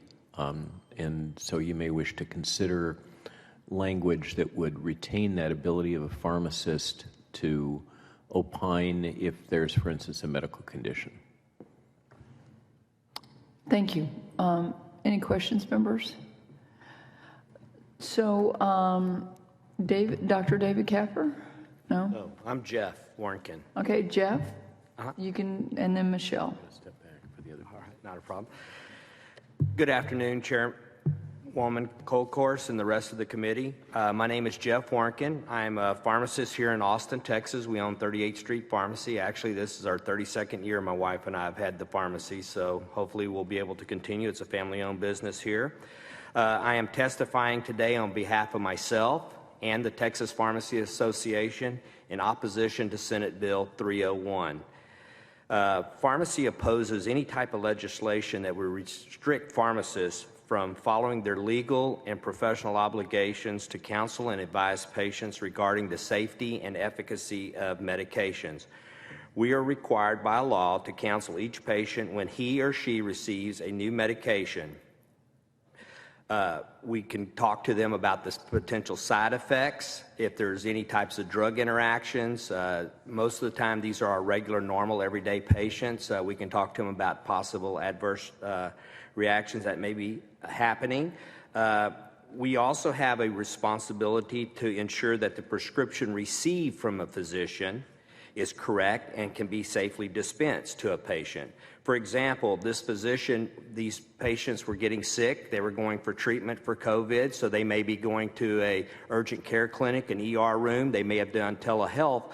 Well, these physicians may have not known their past history, so some of these things could have been severe. So if the pharmacist is aware of these things, they could have contacted the physician about the possible adverse reactions. Also, it's good to talk about any types of over-the-counter medications they may be taking. I would just say that Senate Bill 301, as filed would prohibit pharmacists from communicating with other healthcare providers or patients regarding the safety and efficacy of two specific drugs. The gag clause would be unlike any laws relating to thousands of other prescription drugs that pharmacists may dispense to patients. We also prohibit a pharmacist from fulfilling our professional responsibility to counsel patients. Therefore, we respectfully oppose Senate Bill as 301 as filed. Thank you, Mr. Ornken. Senator Hall? Thank you, Madam Chair. I appreciate what you're saying. Tell me, how do we handle the problem with the pharmacists that just refuse to fill a hydroxychloroquine or ivermectin prescription because they didn't want to fill it? You know, that's a good question. I really... I know it's a good question because that's the problem we're trying to solve. It was a real problem, and it happened. And so I understand what you're saying about the advice across the board. This bill addresses those two drugs. Right. So tell me, how do we solve that problem? Or do you do agree that it is a problem? I do agree that it could be a problem. Yeah. Physicians are allowed to write for prescriptions that, off-label use, okay? Then it's the pharmacist's discretion whether they want to fill it or not. Is that an issue? I'm not going to disagree with you. I mean, we have other issues with the morning after pill, birth control pills, and stuff like that. I'm not really at liberty. The only thing I'm concerned about is these two medications, are they used? I use them in my pharmacy for regular FDA indications and stuff. But they do have some potential side effects. I mean, I even have an employee that takes one of these meds for lupus, okay? But, her doctor screens her and stuff. I just think it's real important that pharmacists, physicians, patients all communicate. And I'm just opposing it because of the communication. If they took that part out of the bill, I would be neutral on the bill.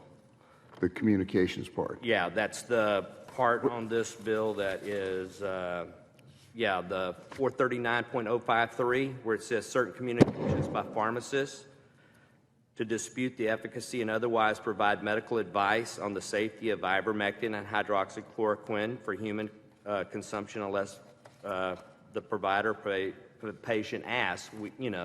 We're supposed to by law. So if y'all took that portion out, then I would be neutral on the bill.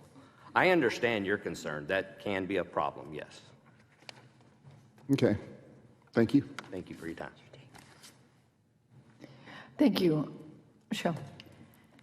Good afternoon, evening, I'm not sure where we're at this point, but Chairwoman Colcourse, Vice Chair Perry, and committee members, my name is Michelle Evans. I'm the Legislative Director for Texans for Vaccine Choice, and I'm here representing myself and that organization for SB 301. Thank you, Senator Hall, for crafting this legislation and for frequently standing in the gap for providers and patients who fought tirelessly against the mainstream medical narrative during the last 3 years, many of whom paid a steep price for doing so. The word unprecedented is often used to refer to the actions taken in the name of public health in recent history, but that word doesn't even begin to accurately describe the infringements upon physician autonomy that we witnessed when it came to the treatment of COVID-19.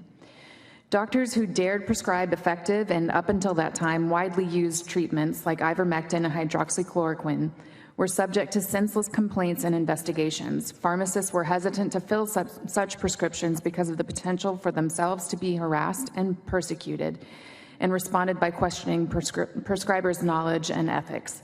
Doctors cannot fear retribution for saving lives with FDA-approved medications used off-label. Patient-centered and individualized care should be standard practice. As an organization that seeks to protect and defend patients' rights and medical privacy, we support measures like SB 301. Thank you. Thank you. Any questions? Thank you for being here today. So y'all can depart. I'm going to call up 5 at a time because there are 5 seats and those microphones do swing, and so.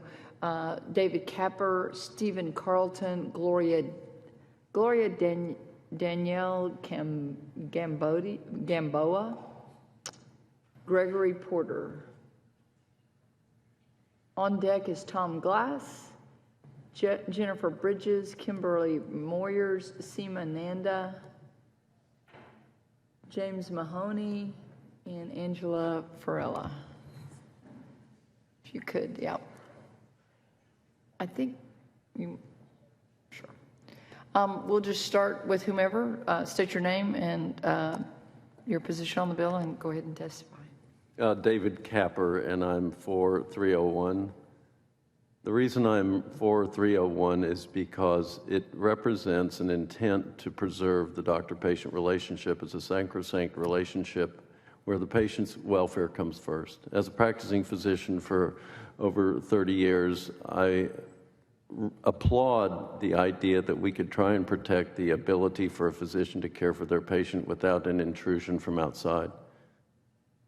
Like two others before me, I do caution about limiting the ability for my fellow professionals, particularly other physicians and other pharmacists, to be able to communicate and have that communication with the patient.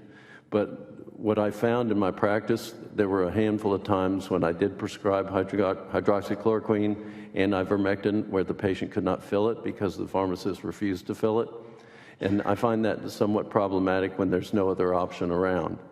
Early in the COVID pandemic, we didn't have many other options. And the fact is, there was good data that it was possibly helpful. So in an effort to try and preserve that attempt to try and help my patients, prescribing that and then having them to fall into the hands of pharmacists that refused to fill it was really problematic. But I would caution about limiting their ability to communicate their reservations with the patient. I respect their professionalism and them as colleagues. Thank you, if you would. Go ahead. Pardon? Okay. My name is Gloria Danielle Gamboa. I'm a practicing physician in Texas. I'm here representing Texas for Vaccine Choice and myself, and I am for Senate Bill 301. I've been prescribing hydroxychloroquine for all my career and in medical school at Baylor College of Medicine. I've been prescribing ivermectin for 20 years to advanced geriatric patients, which are considered a fragile medical community.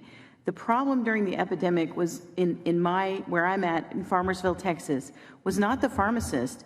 It was the corporations that owned those pharmacies. You could prescribe it and somebody could take it to Kroger, but because the corporation put a ban about dispensing it, the pharmacist risked their reputation and often their job. We had a pharmacist in Walgreens, and what he told me was just give me a diagnosis. And it turns out the same prescription for COVID matched Norwegian scabies. And nobody asked why there was an epidemic of Norwegian scabies in Farmersville, but he was able to dispense past the Walgreens prohibition. And that's illegal. Corporations may not make laws about what physicians can prescribe and cannot handcuff their pharmacists. And, you know, nobody was looking into this practicing medicine without a license. In the past, if I've prescribed something off-label, I've had the pharmacist will call and there'll be a query, and I'll send the data. You know, this is the information that I'm using, and then we usually, you know, they usually come to an understanding. And so the other thing is the pharmacists that were not handcuffed by the corporations had the undue influence of the federal government practicing partisan politics and social media, saying that these medicines somehow were, I don't know, like a Republican invention. It was crazy. Practicing medicine is not a public debate. It's not a religion. This is a medication that I was prescribing. Thank you. Before we go to the next witness, what were you prescribing ivermectin to your elderly patients for? They were for scabies. It is an excellent treatment for scabies. The creams are often very toxic, and ivermectin is an elegant, great prescription for it. Thank you. Mr. James Mahoney. Porter. Oh, you can go first? No, Mr. Porter. Brent, I know you're probably a resource. Mr. Porter. You're not Gregory Porter. Who are you on the end here? James Mahoney. James Mahoney. Okay, James, go ahead. Okay. I'm James Mahoney. I'm a physician from Southlake, Texas. I've been in practice for 35 years, and I am strongly in support of 301. I've never had a pharmacist tell me that he was uncomfortable with my prescription, and that was the extent of his complaint or concern. We do need to come up with some way to address the problem where the I have some recourse to address it. The patient, when they need treatment, especially with something as serious as COVID, need it immediately. We don't need to wait 2 or 3 days over the weekend or whatever else the pharmacist is comfortable with. I was told that the next morning, the pharmacist who was going to be on call would take that prescription and fill it because he was comfortable with it. So it wasn't a question of safety or efficacy. It was a question of personal preference. So we need to come up with an answer. In addition to that, off-label use of medications in Texas is common. There's a Texas Medical Board Rule 200. If you fill out the proper paperwork, which is extensive, you can use any medication that's safe for any indication that you choose, but the paperwork is extensive. If this passes, this will take that Texas Medical Board Rule 200 out of play and make it much easier for doctors to operate. Doctor, even as narrowly as it is written? The Texas Medical Board rule? No, the Senate Bill 301, even as narrowly as it is written? I believe it would. That's a very, it's a discretionary thing that the medical board does. They can decide whether or not they think it becomes alternative medicine. But if it became something that the legislature approved, then it would not be alternative anymore. It would be acceptable. Thank you. I know, Brent, you're here. You're with the executive director of the Texas Medical Board as a resource witness. Am I correct? Does anybody have any questions for Mr. Carlton? Boy, you got off easy this time. I'll ask you a question. You've heard the complaints. We have a number of different bills moving here, and you know, you and I've had conversations about a doctor being turned in by someone that they didn't even see that was from another state. They just turned them in because they might have seen one of their social media posts, or they saw, you know, them at a rally in Washington, D.C. And I do think that what we all agree on this committee is that we're trying to look forward. I mean, what do we do right? What do we do wrong? A glance backwards to have clear vision forward. So, you know, how do we allow doctors to prescribe off-label uses of medicine, and why was it so clamped down during that COVID time? Yes, Senator. So as you've heard, off-label use of medications is very common in Texas. There's right to try, there's complementary and alternative medicine, there's just regular off-label use. It happens all the time, every day, with lots of different medications. When you're talking about ivermectin or HCQ, there were complaints that were submitted to the medical board based off things that people saw on social media. I would say pretty much all of those were dismissed immediately upon receipt. Received about 2,000 complaints overall throughout the pandemic that were somehow COVID related. About 400 of those were kind of somewhere mentioned ivermectin or HCQ. Again, the vast majority of those were dismissed before the licensee even knew that a complaint was filed on them. The only time that something really kind of went to the next stage of an investigation was if there was something else beyond just somebody prescribed HCQ or ivermectin. There had to have been some other allegation that it was somehow inappropriate for the patient, there wasn't informed consent, there was something of that nature. As was talked about earlier, you have to have informed consent and some other items in the medical record when using certain things off-label.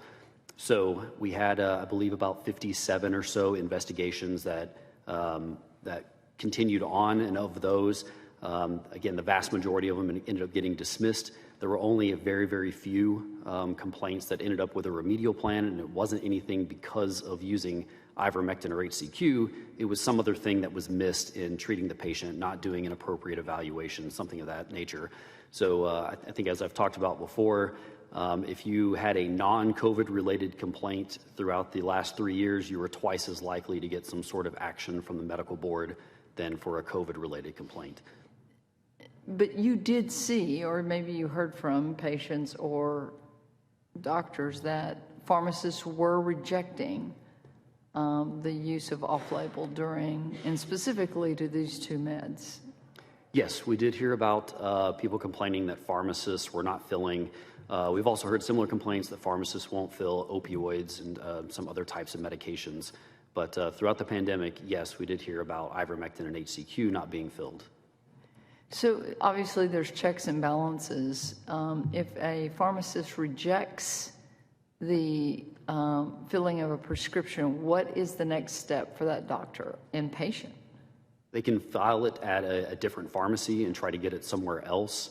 As of right now, there's nothing that the medical board can do to compel a pharmacist to fill a prescription. Obviously, they're not a licensee population. That is under our regulatory authority. So as of right now, they would have to look for a different pharmacy or a different pharmacist. Thank you.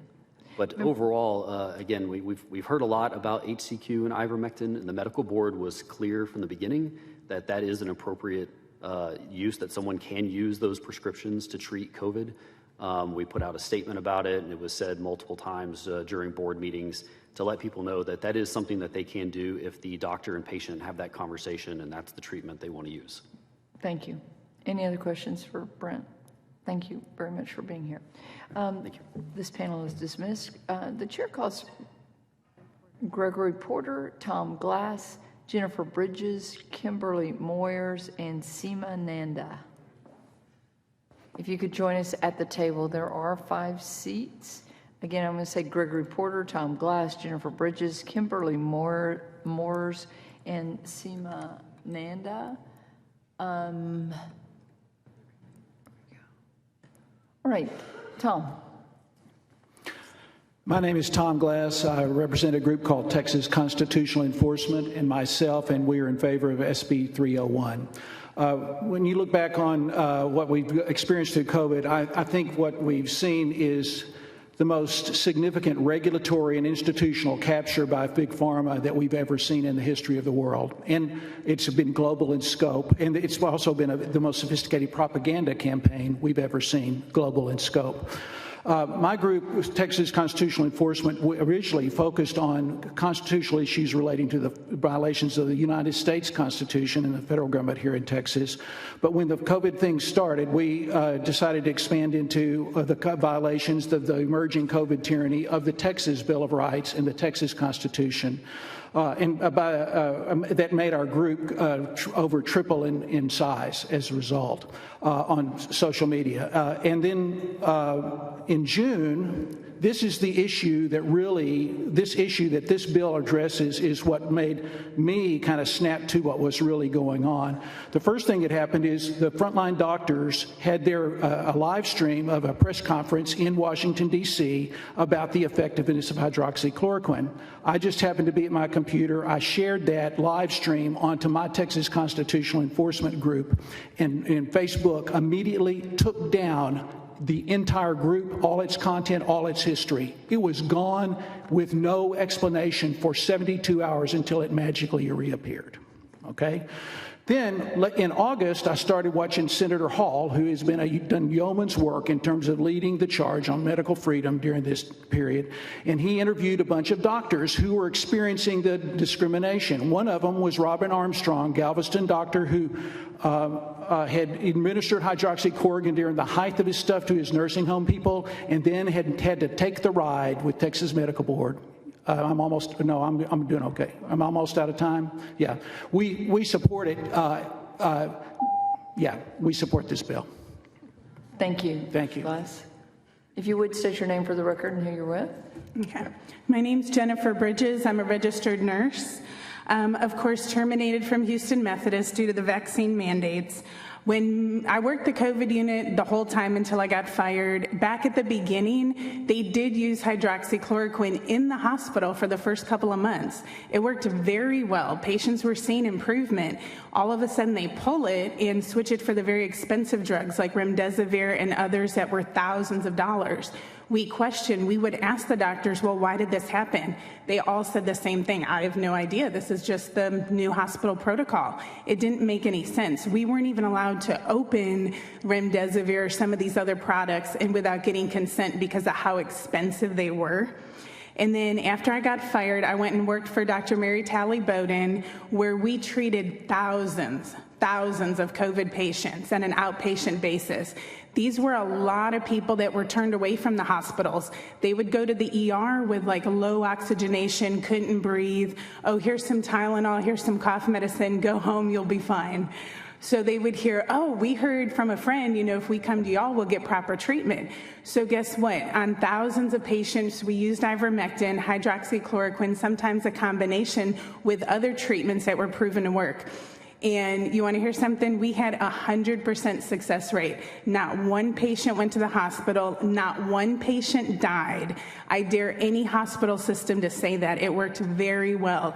I'll never forget a man who came to our door literally gasping. Oxygenation was 69%.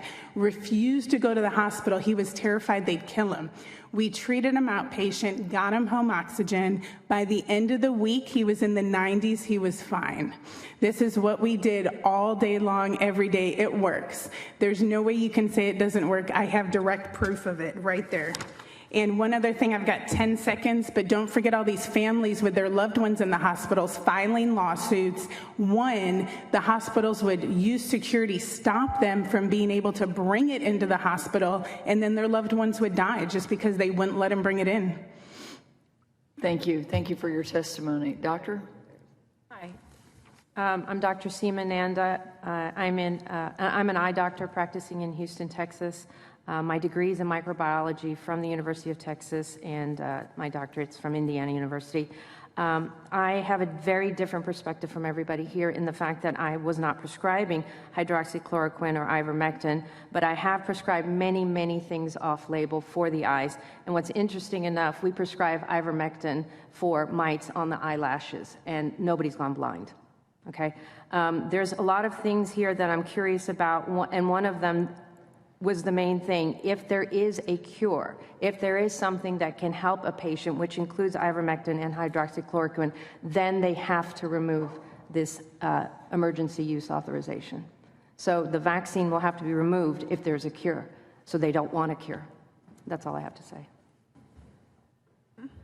Let me just follow up. Yes. So EAU, if there is if there's a treatment, therapeutic, yes, that there's a works, therapeutic. well, why wouldn't they say they claim that remdesivir worked? So why was EAU allowed to continue? You would have to ask those companies that were pushing it. Okay. All right. Well, thank you. Thank you for You're your very testimony. welcome. Senator Hall. Yes, sir.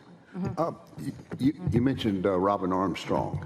Did he have an encounter? I believe he used hydroxychloroquine to treat 30-something patients in a nursing home. Yes, and had 100% positive results while people were dying up in New York in Cuomo's facilities. And then he had to take the ride with the TMB, somebody anonymously hitting him with the TMB disciplinary procedure. He had to hire the attorney. I don't think he got punished for it. But go ahead. I'm sorry. So TMB came after him. Well, there was a disciplinary charge filed against him for his use of hydroxychloroquine. Because here's the deal. He thought, silly him, that when he saved a whole bunch of people's lives, the world would be happy about that and would want to know about it. But instead, when he told the world about it, he got punished for it. Okay, now, when in the interview that you did on that video, Dr. Armstrong said, when the people of Texas and America find out how many people are dying as a result of the suppression of hydroxychloroquine and ivermectin, they are going to be angry. I'm angry, and I think more and more people are too. And by the way, as a result of that statement by him in that video that you did, Senator Hall, I wrote an article in Texas Free Press, and I titled it, "Killing for Profit and Power," which is what has been done here.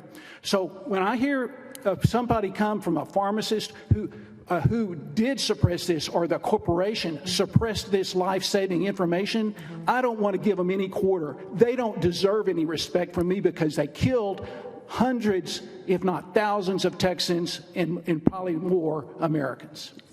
I understand. But you did say that Dr. Armstrong used hydroxychloroquine. Yes. Texas Medical Board went after him. Right. Well, when I say I don't think the Texas Medical Board did. Someone filed a grievance with the Texas Medical Board. I don't know the results of that. I heard testimony earlier that nobody actually got punished, but he did have to pay his attorney for that to defend himself against that. Right.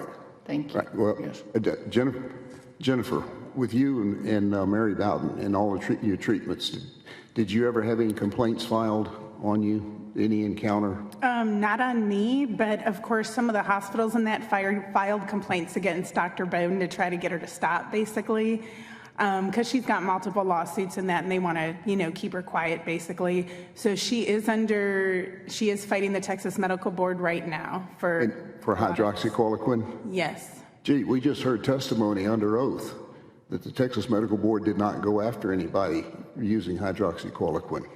Oh, no, they did. They explicitly did for using ivermectin in that. But basically, of course, somebody has to file the complaint, and then they'll follow through with it and go after her. Okay. And they're trying to fine her. They're trying to take away her license, but she's fighting it hard. Okay. And every patient will testify. Thank you very much for your testimony. Thank you. Thank you very much. Thank you for this panel. Thank you. Madam Chair, that's been my experience in discussing it with them. There are two sides of their mouth that they speak out of on what they did and didn't do at the Texas Medical Board. That was a good example of it. Thank you. So the chair calls Angela Farella and Richard Fleming. And that's all we have. I know we had called out a couple of other names. I don't know if they're still here. Sheila, you're not registered. So Sheila, you can register after you testify on the bill, so come on and sit down. But Dr. Fleming? And Dr. Farella. And Angie Farella. Angela, go ahead. I have extensive use of hydroxychloroquine and ivermectin as outpatients. I have to reiterate very broadly, I did use it on adults for the most part because children were pretty unaffected by COVID or had very mild symptoms that could be symptomatically treated. The biggest hurdle that we had was exactly that, getting the patient to be able to have the medications dispensed from the pharmacies. We had to go and inconvenience a very sick patient to go to multiple pharmacies to see which pharmacist would actually dispense the medication. Off-label use is used extensively, especially in pediatrics. You can look it up all the time. I mean, the pediatricians know that we use medications off-label. It was years and years and years. We were using albuterol, which is a bronchodilator in a nebulizer, off-label for decades. For decades. And so we need to understand that this should not be a confusing aspect. We don't need to send a diagnosis code into a pharmacy to get a medication dispensed for a patient. That is ridiculous. The patients that are willingly taking their prescriptions to the pharmacy want their medication. There should be no question as to that. If there is a question, they can also go through. The pharmacist can call the physician and have the conversation, although we were shut down, recorded, and that recording was actually used against many physicians that I know in the community. Thank you. Appreciate your testimony, Dr. Fleming. Yes, the way practice of medicine has been done in the United States is that once the FDA approves a drug, it can be used by physicians for any purposes. We used it when I was a student with nifedipine, sticking a needle in the capsule, squeezing it on their tongue to prevent people from stroking. We've done it with lots of drugs. If the FDA firmly believes a drug is unsafe, it's the responsibility of the FDA to pull it from the market. And they have great experience doing it because each year they pull twice as many as they actually approve. One of my concerns is that the pharmacists are actually being manipulated here.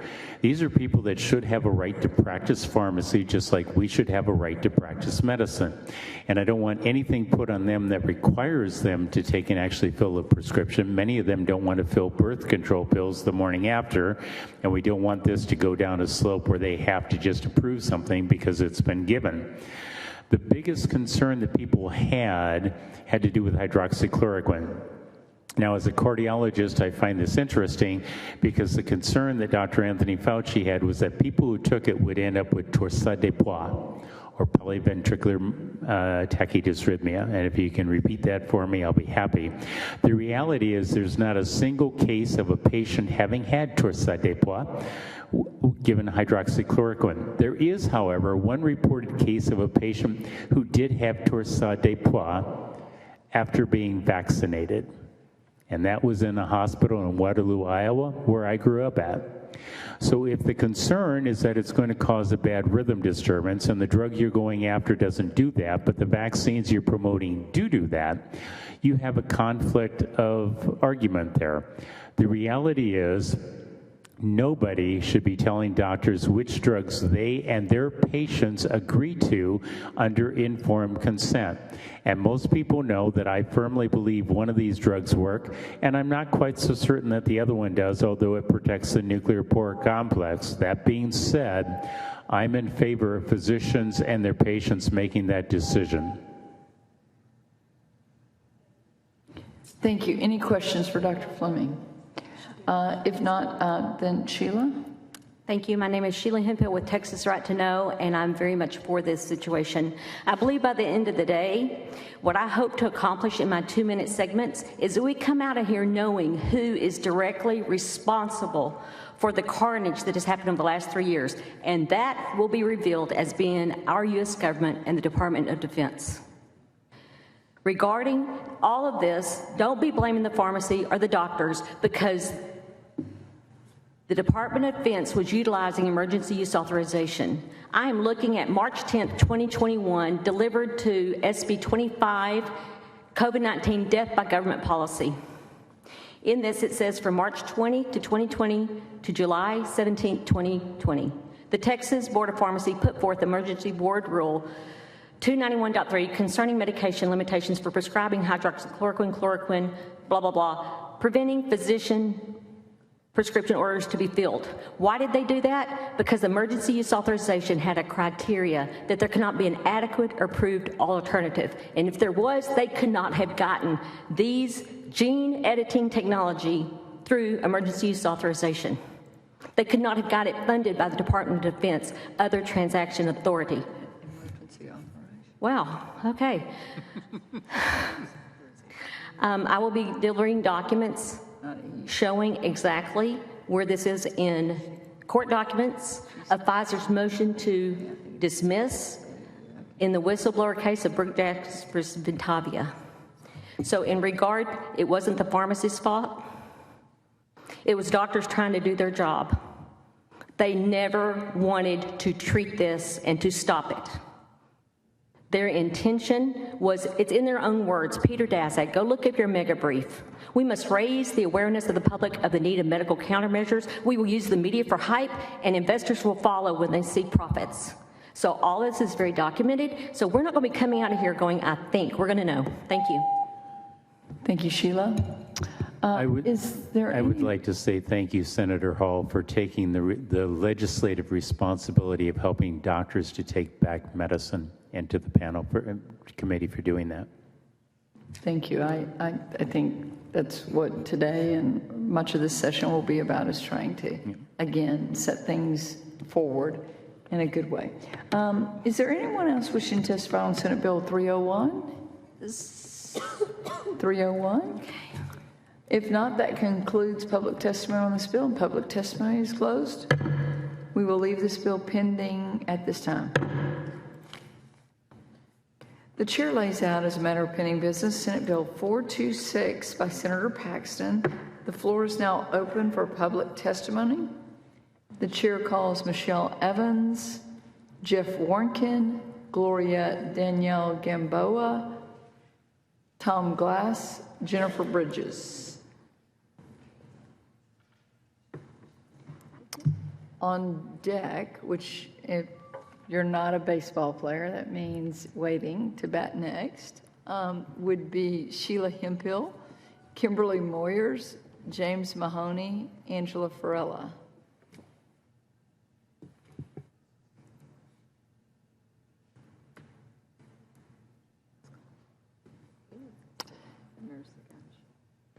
Yeah, we'll just start with you, Tom. We'll work our way around the table. My name is Tom Glass. I represent Texas Constitutional Enforcement and myself, and we are in favor of this bill. When I compare this bill to Senator Hall's bill, 301, what I see is that there are narrowing capabilities in each bill. In this bill, it says it's wide in terms of all off-label use, but it limits its application to COVID-19.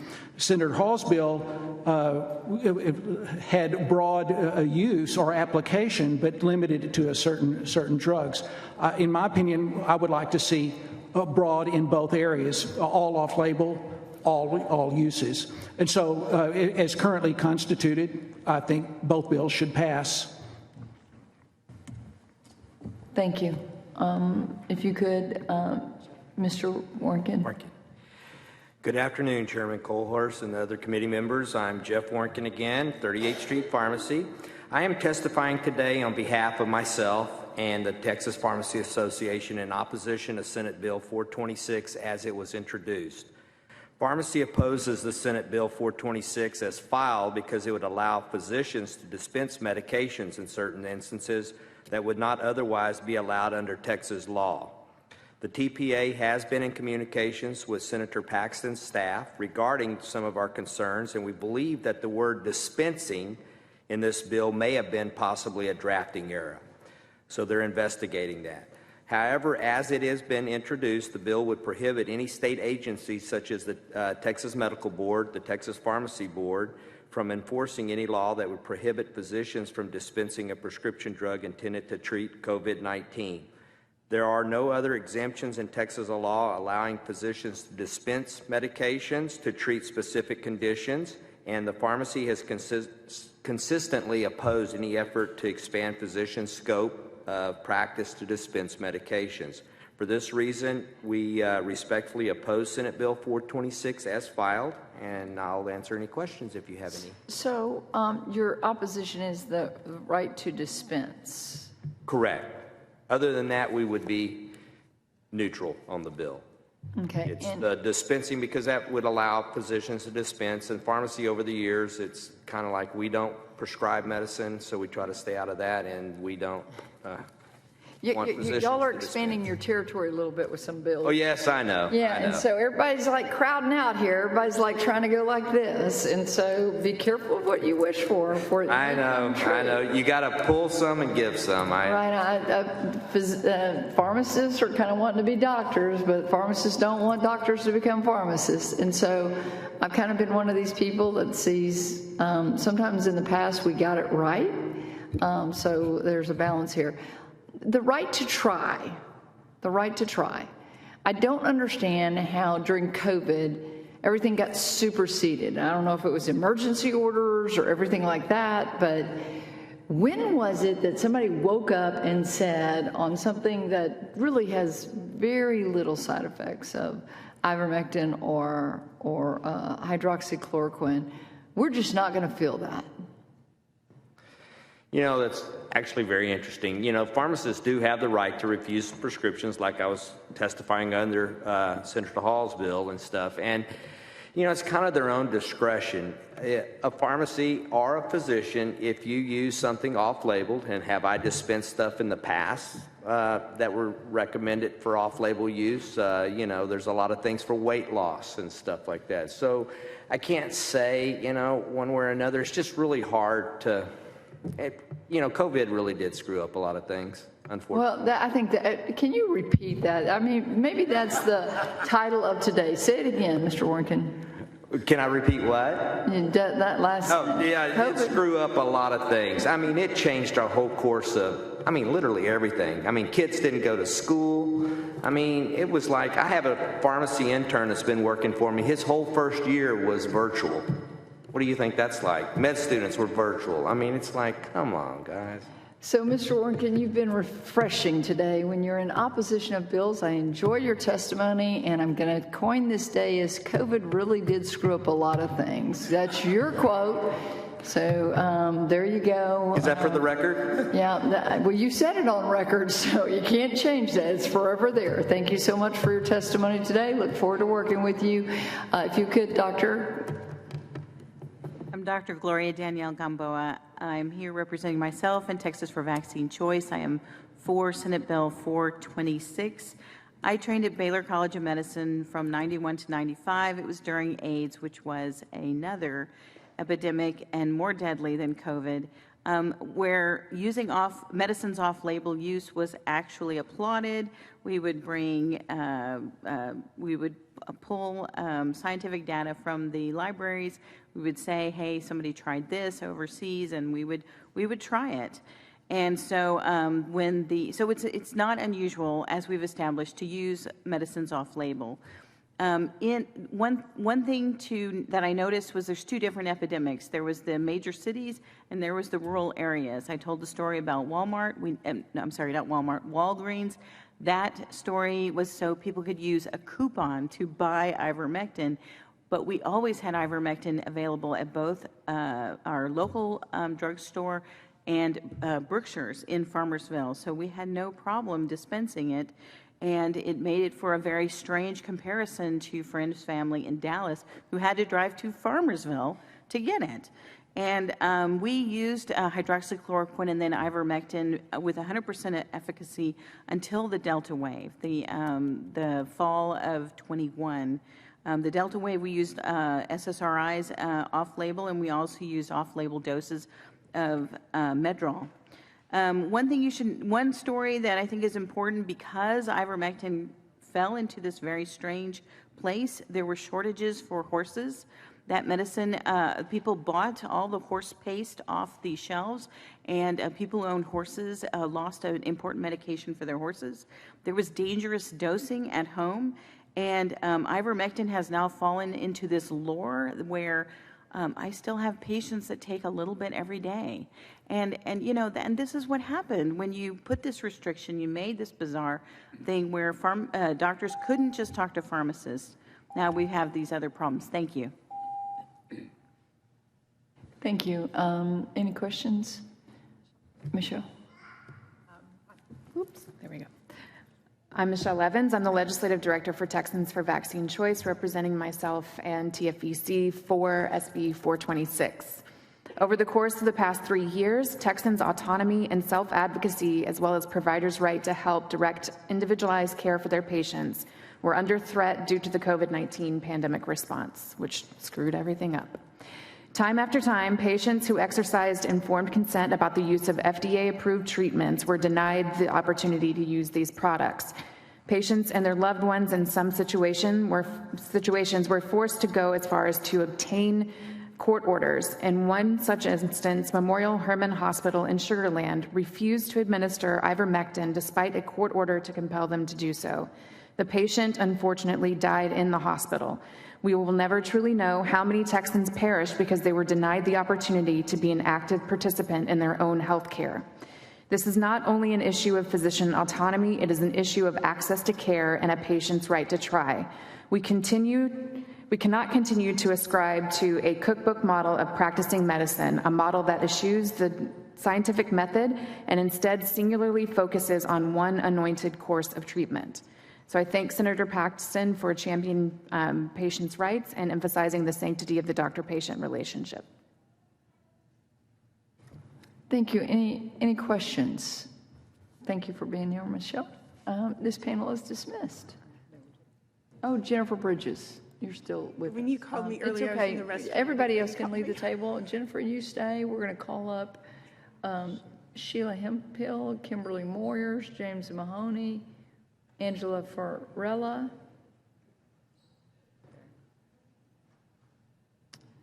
If you would state your name for the record. Okay. My name's Jennifer Bridges. I'm a registered nurse. I agree with what Michelle was just saying. There were numerous cases that I personally helped with or were involved with where people that had loved ones in the different hospital systems were trying to get them ivermectin or hydroxychloroquine to help their treatment. And they would file lawsuits, they would go to court, and just about every time the judge would rule with them and say, yes, you can go ahead and bring this to your loved one. And every single time when they would show up to that hospital, regardless of which hospital it was, they would have security. They would have police there to stop them from coming in. It got so bad, 9 out of 10 of these patients would always end up dying when why would not they be allowed the right to try whatever they wanted to? They can sign waivers, they can do anything to keep the hospitals from being liable. But instead, these hospitals, instead of caring for them and trying to do anything they could to help them, would stop them at the door and not allow them in. So it forced a lot of families to basically sneak in medications like that to help their loved one. And in different instances that I know of, it worked. And these people would get healthy and would leave the hospital settings. And then when I did work for Dr. Bowden, we prescribed it all the time, but we had a very small list that we used all around Texas where we could prescribe it to, because only certain pharmacies would prescribe it. And of course, I'm not going to say publicly who, but most pharmacies, they would not. As soon as you said ivermectin or hydroxychloroquine for COVID, because they wanted the diagnosis, they would say absolutely not. If you said scabies or psoriasis or anything else and just made up a diagnosis, oh, sure, of course. But if you linked it to COVID, they would say, absolutely not, I will not prescribe that. And why should any pharmacy get to dictate over the physician what's right for that patient? They have no right to. They've been using off-label drugs like that for ages for all sorts of things. Thank you. I think this end of the table. Yeah, it's Dr. Clifford Porter. There was an ask for a Mr. Gregory Porter earlier. That must Lean into that microphone. Okay, it's Dr. Clifford Porter. There was an ask for a Mr. Gregory Porter earlier. That's someone different. But I did want to just sign up to make a few extra comments about in support of SB 426. In that, beyond hydroxychloroquine and ivermectin, I used quite a bit of different off-label things because 50% of medicine is off-label. It's not off. It's off-label for FDA advertising, but that's what we do in medicine. We look what's the benefit and what's the risks, make a decision with our patients and move on, and that's the same with most pharmacists. One of the problems has been that corporate practice of medicine, yes, that's not allowed, but that's what in fact it is, because CVS, Walmart, Walgreens, pharmacists all told me they weren't allowed to do things from corporate. Those are administrative decisions. I use very frequently budesonide inhaled. It's an inhaled steroid. Worked very well with oxygen support, a variety of things we had to learn to do. Well, is that off-label? Well, would that be refused? Well, it wasn't politicized. So, with that wouldn't be politicized, with that being prevented. We need protections because administrations, whether corporate, political, government, whatever it might be, has interfered so badly with medicine. Thank you. Thank you, Dr. Porter. Sheila Hemphill. Yes, ma'am. Thank you. My name is Sheila Hemphill with Texas Right to Know. As you will be hearing for the rest of the evening, I am in favor of trying to get whatever we can get out of this session. However, I'm asking that language of COVID-19, specificity to COVID-19, be changed to pandemic disease.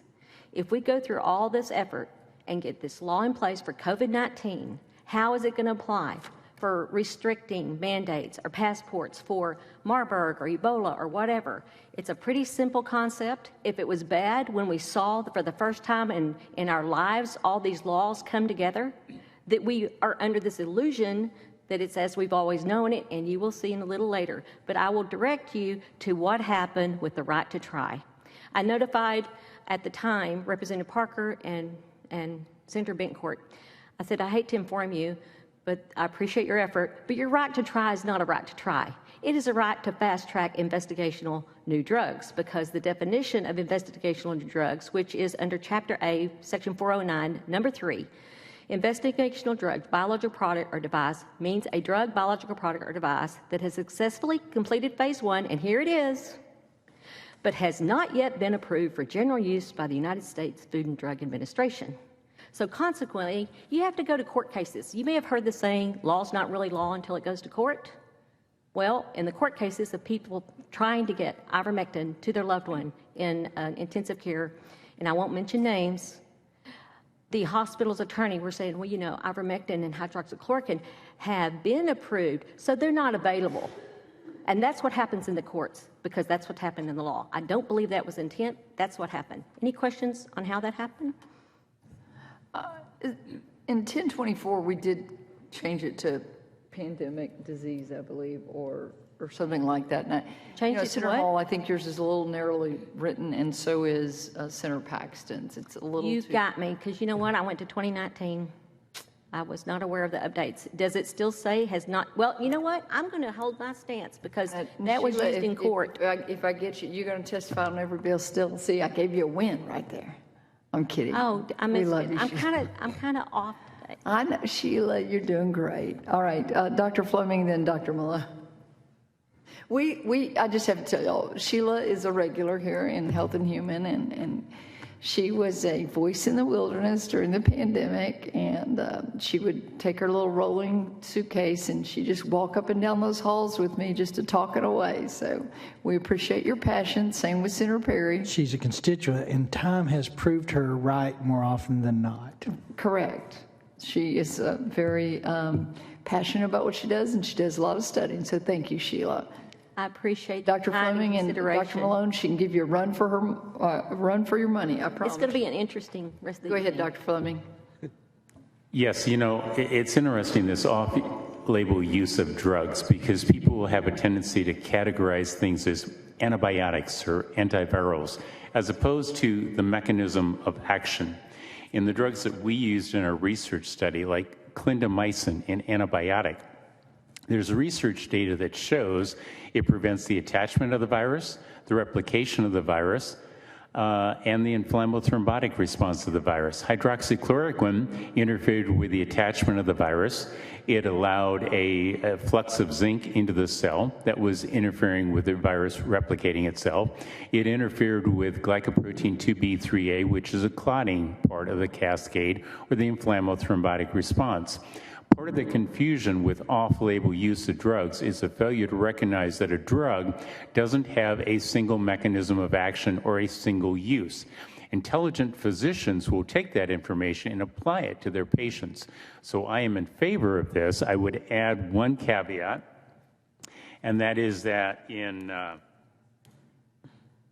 490.04, it suggests that no actions can be taken against physicians, and I suppose this is where my JD hat comes on, because I would like something included in there that says physicians who fail to monitor their patients who may have an adverse effect to the drug should be held just as legally liable as a physician giving an on-use label of a drug, but they failed to follow up with the patient, then there was a consequence. So I don't want to give doctors a complete free out here, because if they botch up, they put you on hydroxychloroquine, you say, I'm having vision problems, and they don't go, maybe we should be checking your eyes and considering it. This would kind of give them a free pass, and I don't want anybody having a free pass for harm. We still have to be held legally accountable for medical malpractice, but I know the intent of what you're doing, which is to get off the doctor's back and let them practice medicine, and I'm all on that. Thank you, Dr. Fleming. Dr. Malone. Briefly, as before, trying to be constructive, suggest that there be reinforcement on the importance of informed consent for off-label uses. The legislature may wish to consider the example of post-COVID vaccination syndrome in addition to treatment of the primary disease. And thirdly, this is a little more complicated. In 90.005, prohibited action against a physician's license, there's a clause in here having to do with the use of the term best practices. Let's see, I'm looking for it. Provided the physician's treatment of the patient meets the medical standard of care. Okay, so the problem with medical standard of care is that it represents the current consensus in that community, and what we have is a set of evolving standards for treatment, because we have some physicians who are moving out ahead of the standard of care and pioneering new treatments. And so if your criteria here is to prohibit actions so long as they're within standard of care, what you will do is you will inhibit innovation, because physicians will be constrained in their ability to test new agents and new treatment protocols. And right now what's happening, I think probably Richard and everybody here will tell you, is that we're still grappling with what is really happening, in particular with the post-vaccination syndrome. And so I'm just suggesting that what I'm seeing is evolving standard of care. Really, you're still grappling with? Post what? Physicians are still grappling with the disease. Okay. The current standard of care is still in rapid evolution, particularly for the post-vaccination syndrome. And so if what you use as the criteria here for prohibited action is they don't get outside the boundaries of standard of care, what you will do is inhibit their ability to innovate. So that's that's a more complex one. Those are the three main points I wanted to hit. Thank you. Can I interject on that? Thank you for this panel. Have we done everybody on the panel? Yeah, on that. Somewhere we lost the ability for physicians to practice medicine because we didn't have this problem back when HIV came through. We didn't have this problem when the number of diseases hit us. For some reason, in 2019, when the powers that be decided that we had three-letter government agencies practicing medicine and the rest of us had lost our minds, medicine and science got hijacked. It's not that we can't think this through. And we used to curbside. You asked a question earlier of somebody about exchange of information. We used to, it's called curbsiding. In the hospital, you'd see somebody, I'd go, Bob, have you seen this with your patients? What are you doing with it? And we would exchange that data. That got shut down, and physicians got afraid to talk because of punishment. This interference with physicians practicing medicine or sharing knowledge or going above and beyond, nobody here has ever advocated that we should just have a free rein where everybody can do whatever they want to do. This is a reality of physicians intelligently interacting with each other and our colleagues and making these grown-up informed decisions. Some of the best debates I've been in, on stage, people thought I was arguing, and we were actually exchanging information. Thank you. Thank you. Thank you for this panel. I appreciate the input. Chair calls James Mahoney, Angela Varela, April Mayo, and that is all that we have registered on Senate Bill 426. Is there anyone else wishing to testify on Senate Bill 426 by Senator Paxton? If not, if you would state your name for the record, and you may begin. Me? Yes. Okay. First of all, thank you, Madam Chairwoman and committee, for giving me this opportunity. My name is April Mayo. I'm here and I represent myself, and I support this bill. My husband contracted Delta variant of COVID in August of 21. Despite consistent efforts, I encountered challenges in getting him the right dose and duration of ivermectin until day 10. He had a pulse oximetry of 85, which would crash between 50 and 70 with any exertion, such as getting up to use the restroom. This was his condition on a full 5 liters of oxygen, which is as high as home concentrator goes. I had borrowed an old oxygen concentrator from a friend while the one I ordered from China was on its 8-day journey. Through a dear friend, I was introduced to Dr. Urso on day 10. While I had him on Urso's Delta protocol, I tried his additional recommended interventions. I had IV medics come to my home. They would not run an IV because his lung sounds were terrible and his pulse ox was below 90, but they gave him intramuscular injection of vitamin C and glutathione. The next hurdle was getting his D-dimer ordered. Elevated D-dimer can be an indication of clotting. It is a protein that shows up in blood work when clots are breaking down in the body. I called in a mobile phlebotomist. She requested the doctor's order, and I didn't have one as Dr. Urso was in Puerto Rico at Global COVID Summit, so he was unreachable. The ER doctor we initially saw would not order it without seeing Matt. Taking him in was not an option with his hypoxic SpO2 levels. I called any lab test now, and I asked them if they would receive my husband's blood specimen from the mobile phlebotomist.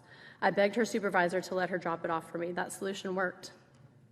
His D-dimer came back at 3.9, and his C-reactive protein was at 9. Now I had to find a network provider with the soonest available virtual appointment. That was at 9 a.m. the next day. He was placed on Eliquis for a month. Matt ultimately did well and came off of oxygen within a few weeks. He had shortness of breath for several months. He fought very hard to stick around for his family. He suffered tremendously. He chose to fight harder than he ever fought in any combat experience he had in the Marine Corps. Government, hospitals, CDC, insurance, and any other entity that comes between the physician and the patient must be removed. Having this oversight and clinicians scared to prescribe nearly cost my husband's life. If I didn't have the knowledge and fiery tenacity I have no doubt his outcome would have been unfavorable. Thank you very much. Thank you, April, for coming and for sharing your story. Appreciate it. Members, we still have a number of witnesses that wish to testify, but we've had registration open since 8:30 this morning. So without objection, the chair moves to close registration at this time. Is there objection? Hearing none, it is so ordered. James, Dr. Mahoney. I'm James Mahoney. I am in support of 426. I think everything that's worthwhile has been said in this matter, so I'll close. Thank you. Thank you, Dr. Mahoney. Is there anyone else wishing to testify on Senate Bill 426? If not, that concludes public testimony on this bill, and public testimony is closed. We will leave this bill pending at this time. The chair lays out Senate Bill 403 as a matter of pending business and actually committee substitute to Senate Bill 403. The floor is now open for public testimony. The chair calls Eric Bierwinkel, Michelle Evans, Jackie Schlegel, Gloria Gamboa, Gregory Porter.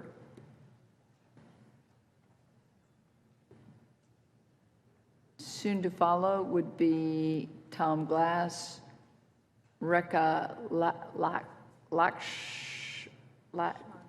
Lakshmanan,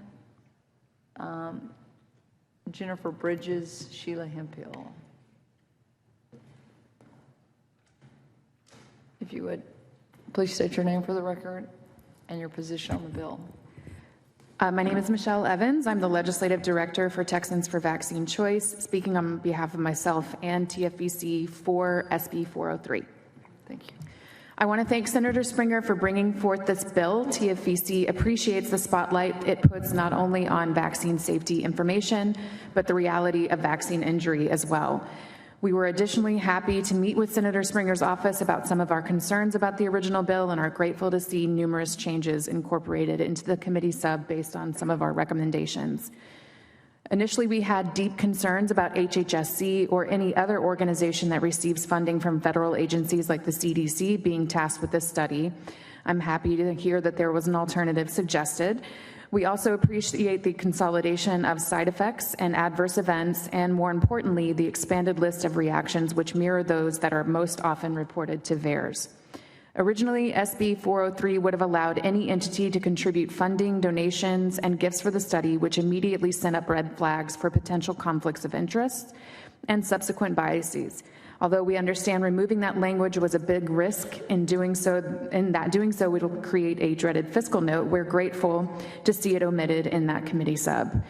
It's immensely refreshing to see an acknowledgement in writing of the validity of public accounts from those who have firsthand experiences with COVID-19 vaccine injuries.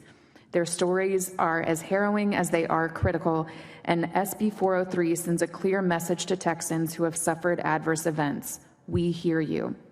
TFVC deeply appreciates the bill's intent to increase transparency and bolster informed consent. We absolutely want it to accomplish these goals, and we support this bill as substituted. It cannot go without saying, however, that this bill cannot stand alone. We must also pass strong policy to protect Texans' medical liberties. Again, I want to thank Senator Springer, and we urge this committee to vote this and all of the protective bills filed swiftly out of committee to advance informed consent and vaccine choice for all Texans. Thank you. Thank you. Thank you for your testimony. Doctor? I'm Dr. Gloria Danielle Gamboa, and I'm here representing myself and Texas for Vaccine Choice. I am for Senate Bill 403. As it's been brought up, 1.4 million reports of adverse events through the cumbersome VAERS system, and over 30-something thousand deaths. And these are people who took the time to put it into the system. And there was a Harvard study that showed this number could be possibly multiplied, I believe it was by 100. And that's just astronomical. All of this data and the M&M report from CDC, the morbidity and mortality report, doesn't give me the information I need as a doctor to know what to recommend about these things. What happened to 1.4 million Americans that they file this cumbersome report. This is really concerning to me. There's no clear data. They'll say, like I looked up the pediatric data, and it said that 2 children went to the hospital. And then what? You know, and then they did have deaths involved with the children. But it's not clear that there's not labeling, et cetera. How many children died when the first rotavirus vaccine was pulled from the market? I believe the number is less than 40. So it's bizarre to me that these medications are still standing on the market and they were given today.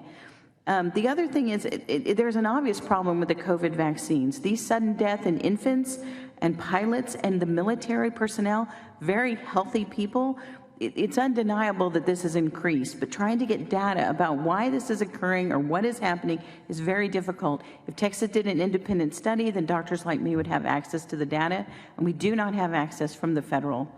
We don't have it from the federal government. I can't get it. So, and that's why I'm for the bill. Thank you. Appreciate that. Jackie? Yes, ma'am.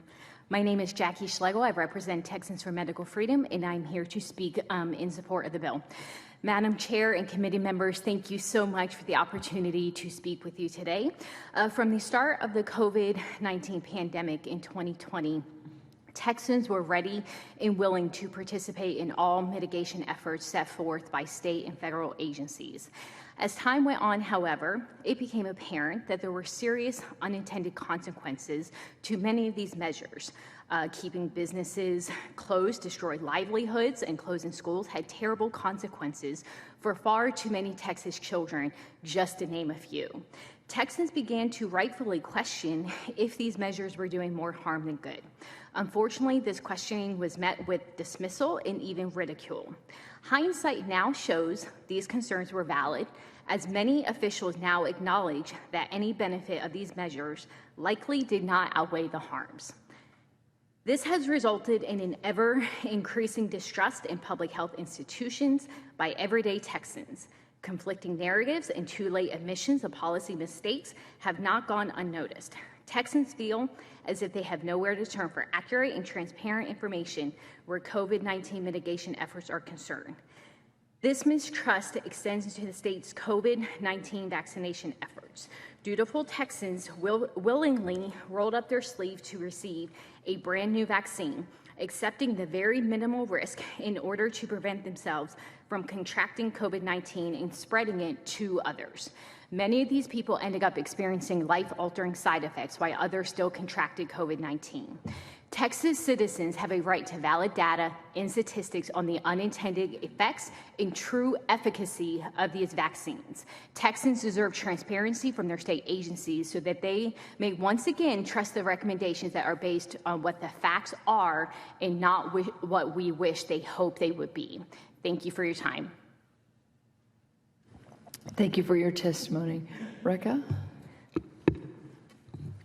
Chair Kolkhorst and members, thank you for the opportunity to provide input on Senate Bill 403. My name is Rekha Lakshmanan with the Immunization Partnership. I'm here today testifying on SB 403. We appreciate your leadership and Senator Springer's leadership undertaking efforts to study the response to the COVID-19 pandemic and efforts to improve our state's response to the next pandemic. And we are definitely pleased to hear the continuous evaluation of improvements in the bill. The Immunization Partnership strongly supports data transparency and gathering information as it relates to immunization and welcomes the author's desire to learn from the pandemic. In fact, we have advocated in front of this committee before on transparency of data and Texans' right to know on previous bills, as Senator Springer mentioned earlier.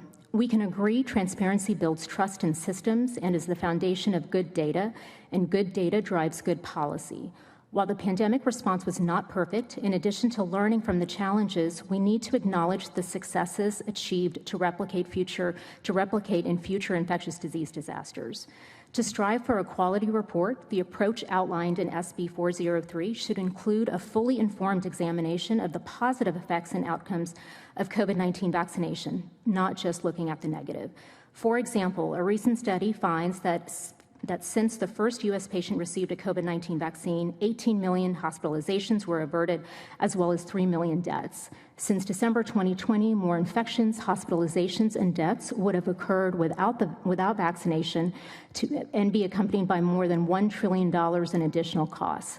The fact that this hearing is happening today without an army tent, testing, and wristbands is a testament to the effectiveness of COVID-19 vaccine and its rollout these last 2 years. Texas has some of the world's finest universities and scholars conducting the best research in the world. Texans deserves the same gold standard of review and research in state government, too. Thank you. Thank you. Thank you for your testimony. Any other questions, members? If not, the chair calls Tom Glass, Jennifer Bridges, Sheila Hemphill, James Mahoney, David Caper,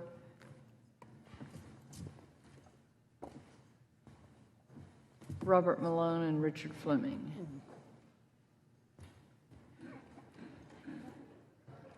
There might be enough chairs. Come on up. There might not be enough chairs. Sheila, you can back clean up.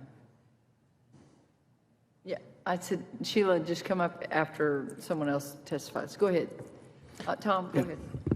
I'm Tom Glass, representing Texas Constitutional Enforcement and myself, and we are in favor of this bill. I've said before that I think this is the biggest regulatory capture in the history of the world. And I will tell you, quite frankly, that I do not trust anything that comes out of the Center for Disease Control anymore. In fact, I've coined the term, I think the CDC stands for a cabal of disease cronies. And so what I do not want is I do not want the Texas health authorities to blindly follow federal authorities. I think great harm was done because of that. I recognize that it's dangerous that our Texas authorities could be captured by Big Pharma, just as the CDC has been, but I fully support getting as much data as possible with a better tool, the way both this bill and I think your bill does, Senator Chair Kolkhorst. So one thing I would say is, with respect to the doctor sitting beside me, earlier mentioned that it puts a lot of burden on people to fill in data on this stuff during clinical trials. But I am in favor of putting that burden in because it reminds people what we've gone through is the biggest experiment in the history of the world, medical experiment in the history of the world, and it's not going well. People need to be reminded before they're forced or they choose to take something that they're being experimented upon. By the way, medical experiments, forced medical experiments, violate the Nuremberg Protocol. I think that was one of the things they did after they experienced what happened in Germany. So I'm in favor of collecting as much data as we can, and Texas should be doing it, not the feds. Thanks. Thank you. Dr. Mahoney? Mahoney, good, go. You go. James Mahoney. I'm in strong support of SB 403. I think of all the things that we're doing today, this is the most important. We have nothing but corrupted data from everyone, CDC, NIH, all of it's corrupted. I don't believe any of it. I don't think anybody does anymore. I think we've reached a point where critical mass has been reached where our credibility as a medical profession is now hanging in the balance as well. If we don't reject that and come up with something better, and if Texas leads, well, that won't surprise me. And we have a chance. I think consolidating it all at UNTHSC Houston is a great idea. I think accountability is going to be absolutely critical. In my experience, it's undeniable the number of excess deaths that we're seeing in vaccinated populations is enormous. In other words, way more people are dying than used to die who are young. My medical practice is sports and wellness, and most of my people are athletes, and they're healthy 50, 60-year-olds, and some of them are dying, and they never used to die. Our office used to be a happy place. There were no dirges playing. But it has just been tragic. People who we bond with, who we're close with, we have tight relationships with, are dying for no apparent reason. And it's not because I recommended vaccination. In fact, I don't have enough data to recommend it to them.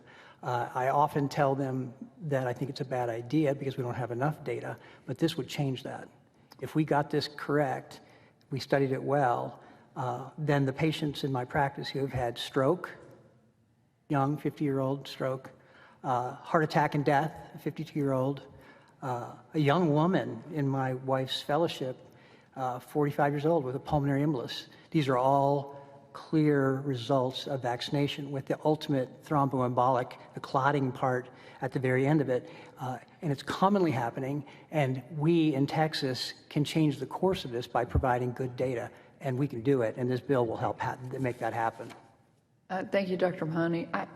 I have discussed with many members, and at times not marveled in a good way, how difficult it has been to admit that maybe something's going on. I mean, to get the people in medicine or that study this to say maybe there is something there, but I'm going to tell you what is going to tell the truth, and that is insurance actuaries. Mm-hmm. That is where we're going to get our data from. Yeah, that's and, where there will be no cover-up on insurance actuaries. Yeah. So that data is starting to come forward, and it's going to, it's either going to prove what you're saying is right, or it's going to prove what you're saying is wrong. So I look forward to working with all of y'all. I bet on right. I'll put $1,000 on that too, at least. Jennifer? Yes.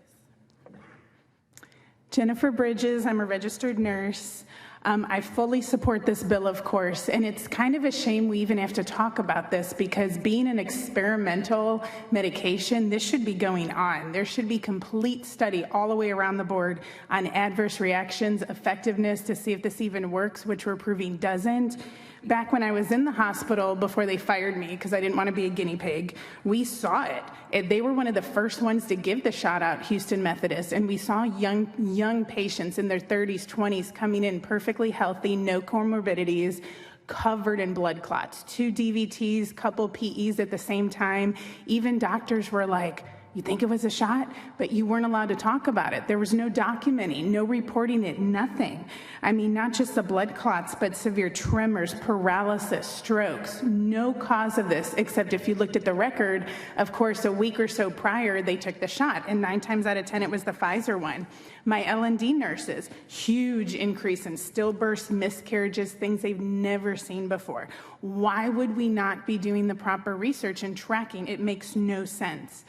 And then basically, good story too, I wish he was here. Ernest Ramirez, I'm sure y'all might have heard of him. His son, 16-year-old, he gave it to him because he didn't know, because everybody's saying the same thing. They told us it was 100% safe and effective, so we believed him. His son dropped dead within a few days later. 16 years old, perfectly healthy, he was an athlete. Did the autopsy, proved it was from an enlarged heart. You cannot argue that at all. They're even trying to get him to change the death certificate because he will not. He is putting it on there due to the COVID vaccine, and he fights it every day. And even to this date, Dr. Bowden's, we treated it like so much. And now I'm doing home IVIG therapy, and guess what? I have patients that are injured from that shot, autoimmune, neuromuscular, and me coming in and giving them these infusions is the only thing that keeps them walking and moving. So there's too much now to contest it. Get the study done and stop it. Thank you, Jennifer. You're we'll go welcome. Dr. Malone and then Dr. Fleming. A quick, there we go. Once again, I used to write proposals for a living, and you're writing a research proposal here. So I'm going to nitpick you a little bit about the word. It's not my bill, but I'll pass it along. You collectively, I You've already apologize. nitpicked one of my bills, so I'm good. So the term effectiveness, field effectiveness in the general population, generally measured epidemiologically. Efficacy is in a structured clinical trial. So let's just make sure that we're talking about the right thing. Effectiveness or efficacy. Effectiveness is the general population. Efficacy is a structured prospective clinical trial. You define vaccine, you don't define immunity. This is akin to my comments with the earlier bill, and so I suggest you have some parameters around defining what is immunity, because that's a key parameter here. The potential for COI has already been covered. Consider whether the newly introduced term dangers is advisable versus the previously defined adverse reactions. So again, this is a nomenclature harmonization issue. You're interchanging danger, adverse reactions, and side effects through this solicitation is essentially what it is. You're saying, Mr. Researcher, we're going to give you some money. This is what you're going to do. Those are my things, and I suggest you stick with adverse events. Adverse events as opposed to adverse reactions. Adverse events is all comers. So adverse events has no moral quality. It doesn't assign a causative relationship, okay?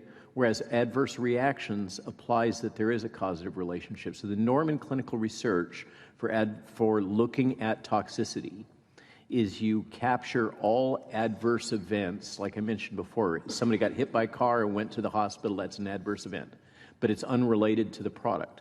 You capture all adverse events, and then you go through a process of winnowing to say what's related and what's unrelated. Okay, enough said, just nomenclature. Good, thank you. Dr. Fleming?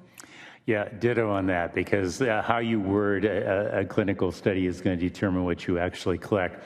One of the rules that we were taught in medical, as a medical student, was to not take anybody else's word for it. Somebody came in with a problem, they said the electrocardiogram showed there was a damage, and you treated for it. But what if they were wrong? What if they didn't know what they were looking at? What if they just were stupid? What if they lied and never did it? So you have to take accountability for getting your data, and you have to define your terms clearly so everybody's up on it.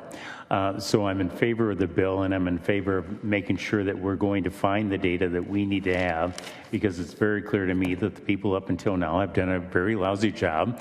They've been allowed to. They have some conflicts of interest, for lack of a better term. They have reasons to want outcomes to be certain ways.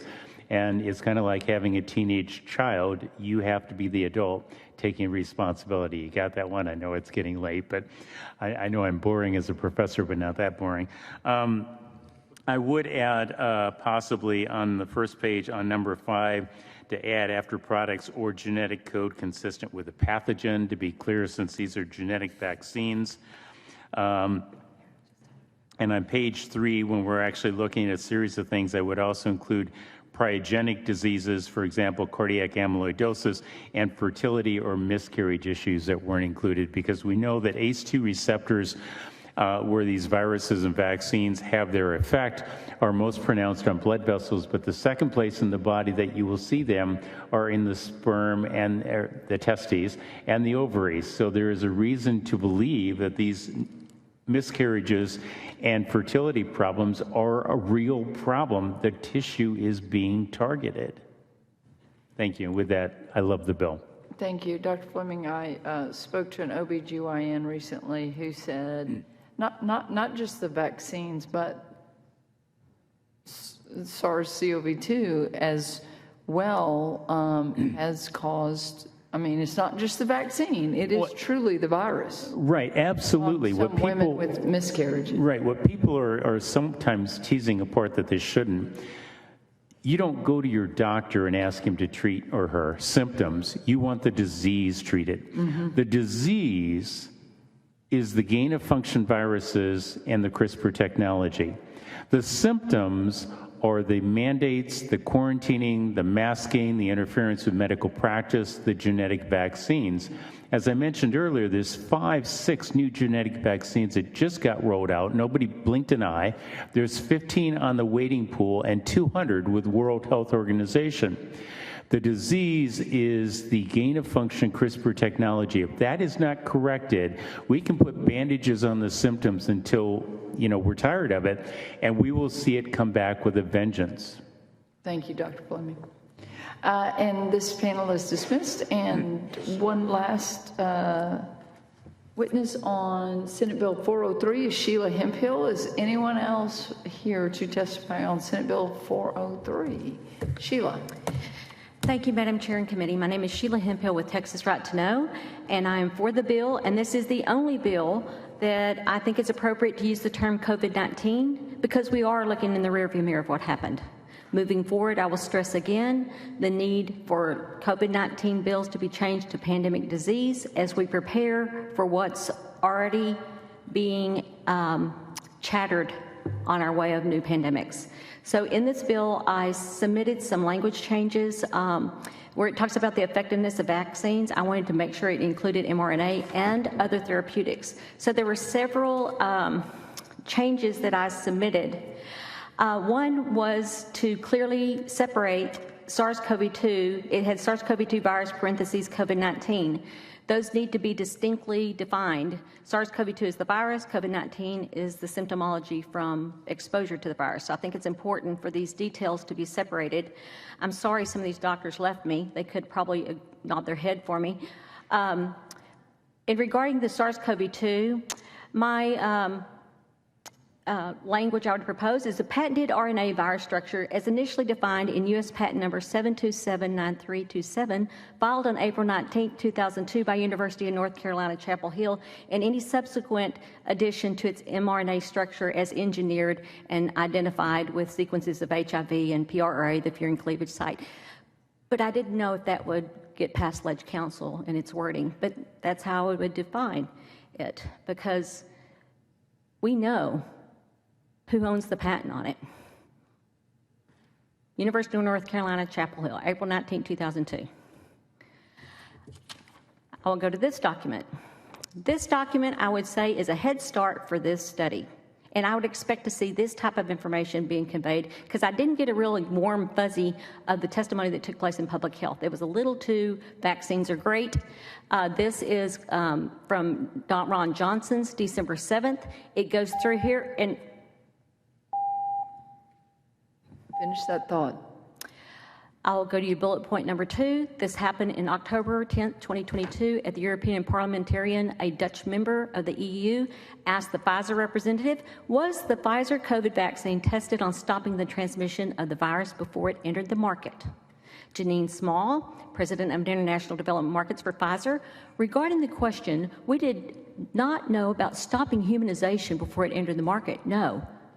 In code word, they did not test to see that it would prevent infection. And yet we had the intentional deception of the U.S. government through use of social media, through paying celebrities to talk about being safe and effective. Thank you. Thank you, Sheila. Appreciate it. And do it for others. And yes. Thank you. Thank you. Is there anyone else wishing to testify on Senate Bill 403? If not, that concludes public testimony on this bill, and public testimony is closed. We will leave this bill pending at this time. You want to do 10:20? The chair lays out as a matter of pending business, committee substitute for Senate Bill 265. The floor is now open for public testimony. The chair calls Dr. Robert Malone, Michelle Evans, Gloria Gamboa, Gregory Portland, Sheila Hemphill, and Sarah Lindley Bailey. This is a very similar bill to 403, and so if your testimony is kind of broad and general, it would be great. I strongly suspect that Dr. Malone has gone line by line in the bill and will have some great input, but the night goes on, so again, if it's very similar, or if you want to contrast the two bills, we're happy to hear from you, but if you've already testified in general support, we're good. Dr. Malone. Thank you for the opportunity. My name is Robert Malone. 265. This is the one that was really bothering me about the compliance. Compliance will require implementation of rigorous follow-up procedures. There are two general categories of applicable adverse events recognized. Dr. Malone, just before you get started on the onerous burden of reporting, the sub made it unique to where exempted clinicals, limited it to a 12-month look back, and one other provision. But in light of Senator Kolkhorst possibly proposing a statewide reporting, and since it's voluntary by the federal on the VARs, we'll probably move. But before you go down and beat me up for onerous reporting requirements, the sub fixed everything you talked about this morning. Dr. Malone, you probably don't have the substitute, but he did make some corrections. So he made those corrections. So thank you for your input on that, but go ahead. Well, that's okay, then there's no reason to go beat you up. The nuance here is that you have a requirement for essentially a punishment for physicians that aren't fully compliant. And the criteria here to be fully compliant would be difficult for any physician to achieve because it would require them to have a very rigorous follow-up protocol, and it would be very burdensome in terms of time requirements, which is not at all to say that it wouldn't be worthwhile, but that I would imagine that you're going to have howls of pain from physicians all across the state. And that's the essence, rather than going into the nitty-gritties of this, that, and the other thing, of what I'm trying to say. I hope that's helpful. Senator Perry? I don't mean to be a burden. I do think we have to have that reporting, and I do think that if the federal system is screwed up as you say it is, then we have to come up with our own Texas model, and I'm very supportive of that, because if you build it from ground up with the specific objectives in mind, you can make it more IT, GUI interfaced, user-friendly. So we're not going to get to change the VARs, because that's federal, but as much as I was opposed to a dual system and dual input potentially, it sounds like they don't use the federal anyway. They're not required to, so why not do the state? So we'll make it, we'll put our 8-year-olds in place of it when we design that IT interface, and it will be user-friendly because those kids can get it right. Yes, sir. Thank you. All right. That concludes my comments. Thank you. Madam Chair. Thank you so much, and I appreciate your very detailed, tedious look at these bills. It really, when I had 1024 out, I texted my staff. I said, "Are you sure he's for my bill? Because I'm not getting that." But we get your input, get it right. You know, if you're going to do something, get it right. So, Michelle, I don't want to discount your diligence, and I do appreciate it. And had we not had the previous conversations, I would not be poking fun at you a little bit, but I don't want you to be discouraged, and I don't think you're a man that gets discouraged easily. And just FYI, the sub also says for a physician who knows and not the follow-up requirements. So you were spot on. I got ahead of you. You don't have the bill, but that's okay. But I do very much appreciate both of your gentlemen and everybody else that participates. So don't take it that I wasn't listening. I just had fixed most of your concerns. Yeah, and I think, you know, between 403, 265, 1024, we're going to get this right somehow. And let me say something too, Dr. Malone. You know, when we talked about the 1.1 million people that died, I wrote this down, that you said the 1.1 million PCR positive, and that's something we probably need to follow up on because, you know, again, the testing part, what was positive, did they die of COVID or were they just positive? I think there's a lot to drill down in. So the words do matter in our bills. What I think the theme today is, again, looking back over our shoulder, what do we do right and wrong to be able to look forward to set a good path forward. So. Yes, ma'am. Thank you. I'm just trying to be a good consultant. You are. You've been a great witness today. Michelle. All right. Okay. I'm Michelle Evans. I'm the Legislative Director for Texans for Vaccine Choice, representing myself and TFVC for SB 265. Thank you, Vice Chair Perry, for bringing this bill to the Texas Senate and helping bring attention to the reality of adverse events related to pharmaceutical products. Although the federal VAERS has been in use for over 2 decades, the CDC and FDA, along with the Federal Health and Human Services Department, manage this database but have done an extremely poor job to educate the public and healthcare providers about the importance of their role in providing information to VAERS. Additionally, since it is a passive system, there is no impetus for practitioners to participate. SB 265 will benefit Texans in many ways. By simply making participation in this system mandatory, the bill would likely be many practitioners' first introduction to VAERS, thereby removing one barrier to acknowledging vaccine injuries. It will essentially prompt healthcare providers to educate themselves on why the system exists in the first place, as well as what the reported safety profiles are for each vaccine. This bill would undoubtedly improve the individualized care of patients and heighten awareness for doctor and patient of the potential side effects of vaccinations. This knowledge of risk and benefits is the cornerstone of informed consent and is a missing component in today's model of drive-through medicine, where unlicensed pharmacy techs can conveniently jab you while you shop at Target.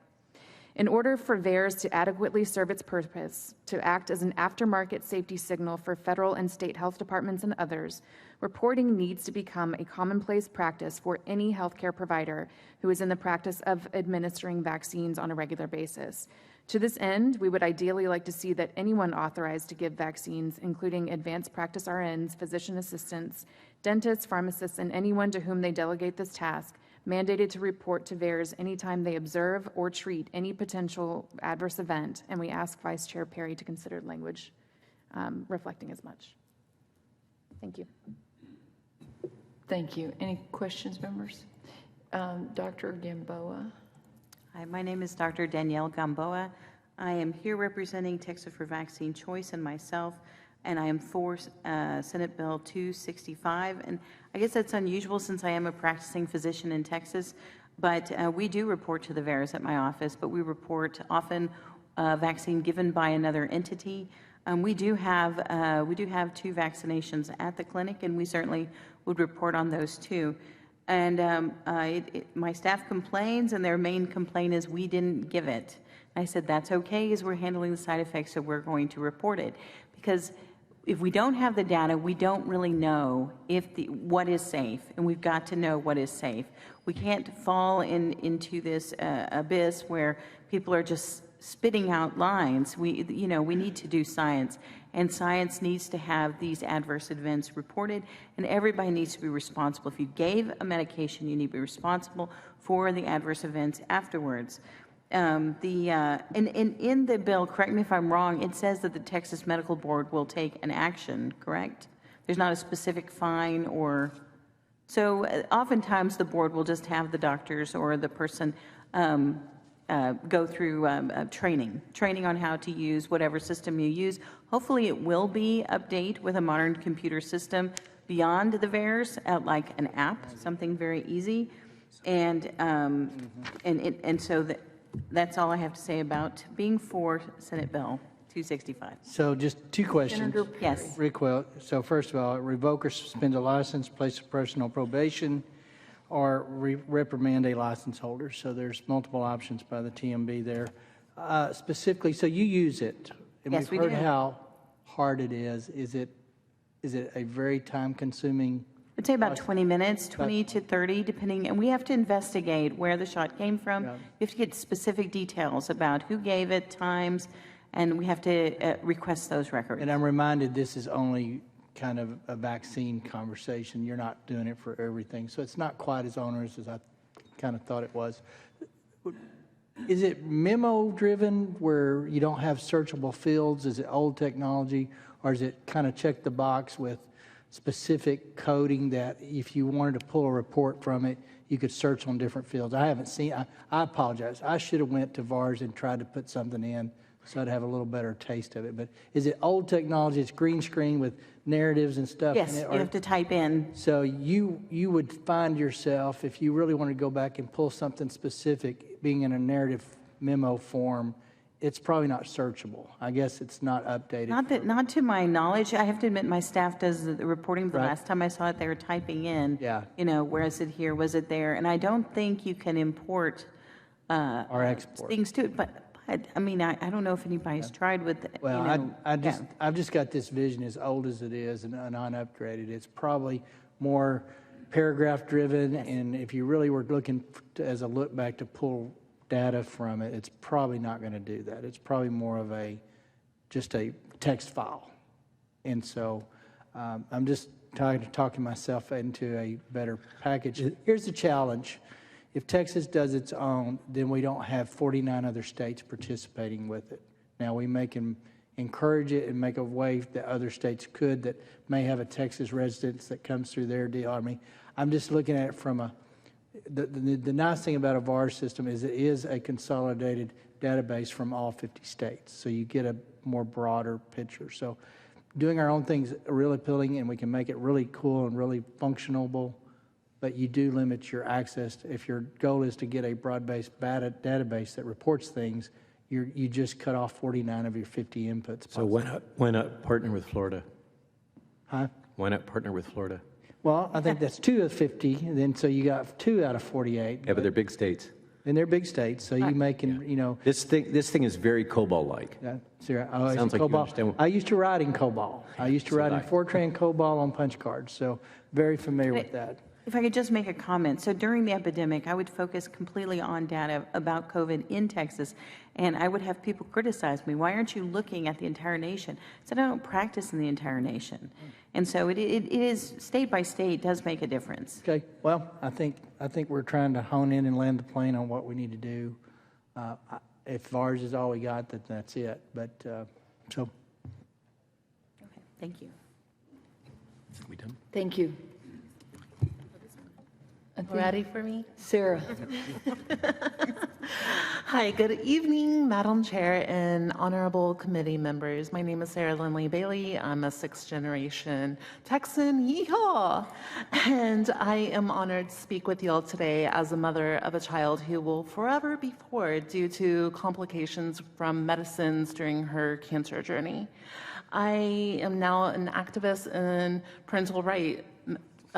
For parental rights and medical freedoms. She's my little cheerleader in heaven.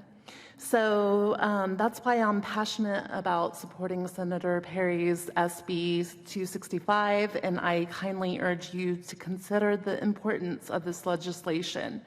While my sweet girl was battling brain cancer, I experienced firsthand the challenges that families face back whenever life was somewhat normal pre-COVID. And needless to say, she suffered with severe reactions to blood products and Tylenol on so many different things, and gabapentin. I mean, there were so many different medications, and I asked the doctors and the staff, are y'all going to report this? Because I worked in the veterinary field, so I know a little bit. I'm not as bright as these lovely people up here, but I just feel like that there needs to be something going on with adverse reactions with medications, especially with the cancer field, because there are so many different things that just cause more complications. Blood products, she had hives, head to toe. Same with Tylenol. Gabapentin, she had upper respiratory distress, which I found out 3 days too late about the study that I handed out that causing upper respiratory distress in the elderly. Why not for cancer patients? And not only that, but everything is off-label for pediatric cancer. Correct. So yes, thank you for your testimony. Thank you for your advocacy for your daughter and your passion. We appreciate you being here today. Thank you for your time. Yes, ma'am. Chair calls Sheila Hemphill, James Mahoney, Richard Fleming. And that is all that we have on Senate Bill 265. So if you are here to witness on 265 and I haven't called your name, please let us know. Dr. Fleming, if you would, please state your name for the record. Okay, lucky you. I have the same concerns that Dr. Malone had, but it sounds like you've corrected that. I'm glad to know we have 8th graders on board. If you could state your name for the record again. I'm sorry, Dr. Richard Fleming. It's a good thing we have 8th graders on board. They'll probably do a better job than most of the people in the federal government did to try to put together something that will work. I think it's important that in what's recorded that there be some type of timing mechanism so people report when they were vaccinated and then when they notice the symptoms, so we have a relationship time-wise. Tests are very important. This is an example of work that we did between September and November of 2019. Senator Hall has copies of this. This was just published. We did it back in 2019. It took over a year and a half. Most of the journals said, well, if we publish it, it will cause vaccine hesitancy. What happens is that when the vaccines are added to the blood, it turns red blood gray and causes it to clot. That means it's causing a pyogenic effect on the hemoglobin molecule, which is why you're seeing all these autopsies where they're pulling gray strands out, because your body is constantly clotting and breaking it down, lysing. Key in a lock. If the proteins that clot change, the lock, the key that dissolves it, can't fit into it, and that's why you're seeing these come out. So it's important that we have timing related to the vaccines. I also want to touch on the PCR test. The PCR test is a very good test. Kerry Mullis patented that for the express purpose of looking for nucleotide bases. He was also very specific in the patent for it to be 20 cycles, which gives you 1,044,555 replications. Anything over that was static or background noise. That's how we refer to it in physics, is signal to noise ratio. The fact that the federal government didn't do it that way is bad on them, not on the test or the meaning of it. The other thing is that the diagnosis of COVID was made with a positive PCR test and symptoms, but those symptoms could be from a viral infection, a bacterial infection, a fungal infection, or cancer. So we have to be very careful on how we do this. Thank you. Thank you. Appreciate it. Madam Chair. Yeah, Senator Perry. I got to know. I can't leave here tonight and not ask. And I hate that I'm going to do. I don't need a long dissertation. You keep bitching. You made a comment a while ago. You mentioned 6 new strains or something with CRISPR technology. Yeah. What are you telling the committee, that we have pandemics to look forward to now with this new strains? Are you looking to say we're experimenting some more through this vaccination process and we really don't know what we're doing? I don't need a lot. I just couldn't leave here because you made a comment. It got my attention. Truthfully, I didn't want to have a long All right. I'm not a conspiracy theorist. I have to have data. The gain-of-function research and the CRISPR technology, which is how bacteria deal with viruses.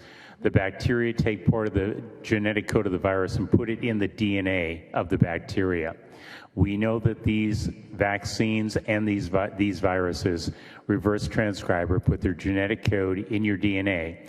If you track the 40 to 50 papers that were combined with gain-of-function and CRISPR technology, there's a bloodline that you'll find, and it goes back to World War II. And it is traced to the German scientists and intelligence officers that were brought out of Nazi Germany into the United States. The philosophy at the time was Lamarckian genetics, where you could extend the quality of life by changing the creature. And you could add it. This is why Hitler did the twin studies. If you did it at the sperm and egg level, it was perpetually passed down. What they are doing is experimenting to see what works and what doesn't. That's why they've chosen cancer, amyloidosis, cystic fibrosis, all genetic diseases, and Down syndrome kids. There are 15 plus vaccines they have launched with 200 that they are looking at. Now, their goal, if you look at them, is to make a longer, healthier living human. You need 2 things, one of 2 things. You either need a long period of time to do that research, which isn't so good if you're the human living now, or you need a lot of humans to sample your error rates. I listened in when Project Warp Speed was launched, and the man in charge of that committee said they intentionally launched it knowing there would be errors to get it out there, and then they could tweak whatever they needed to. If you have a large population of people, research, you're going to have bad outcomes, but you will find the answer, and you will find it shorter. So the same people that are involved in the gain of function are involved in the CRISPR technology, have traced back to World War II, to Lamarckian genetics, when they brought the scientists out. At the end of World War II, the United States and Russia ran in to get the scientists and the intelligence officers, and we did a good job. And if you remember Eisenhower's parting words, he said, "Beware the military-industrial complex." This is what's going on, and I tell you that my background is sufficient that I have knowledge of Just this. cut to the chase. You're suggesting that the new CRISPR and this gain of function has welded or melded together in the name of public good, that we'll be able to develop a bloodline that we can modify our own molecular DNA for a longer living human. Yes. And that is the ultimate definition of the concept y'all put into place. Yes. Wow.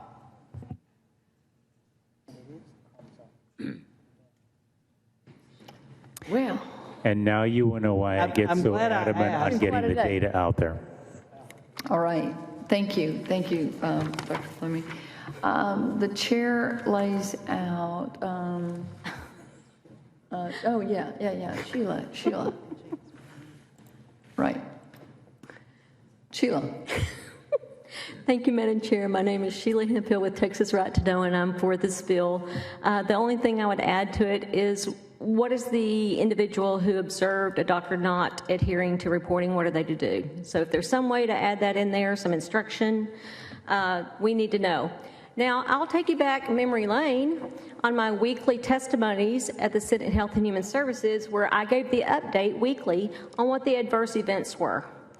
And in this document, this was September 24, 2021. There were 15,000 deaths well over a year ago. But what was on this document delivered to this committee was that we had a whistleblower who had access to the CMS system. Now, you have to realize the VAERS is voluntary. It doesn't have any money tied to it. So there's not just a whole lot of interest. In fact, it's detrimental to money because it takes time of the doctor.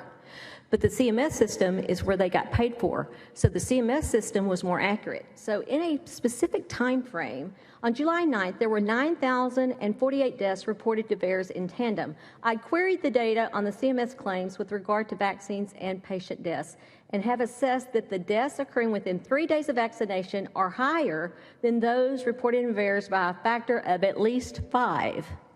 So as I was reporting deaths from VAERS, I projected if that factor is in fact correct.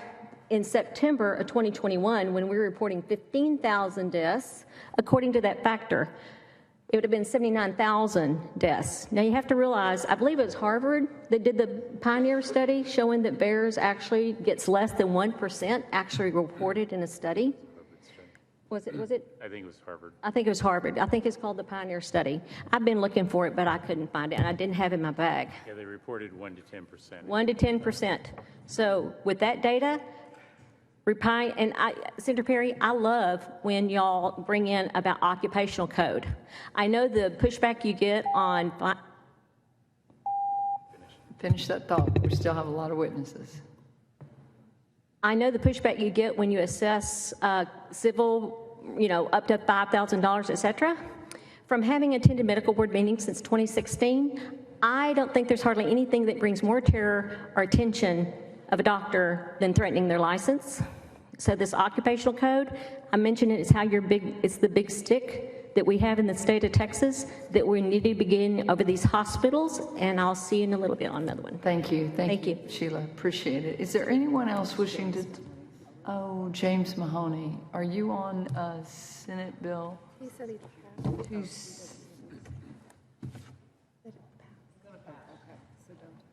I think you're good. Okay. Is there anyone else wishing to testify on Senate Bill 265? Hearing none, public testimony is closed. We will leave this bill pending at this time. So give this.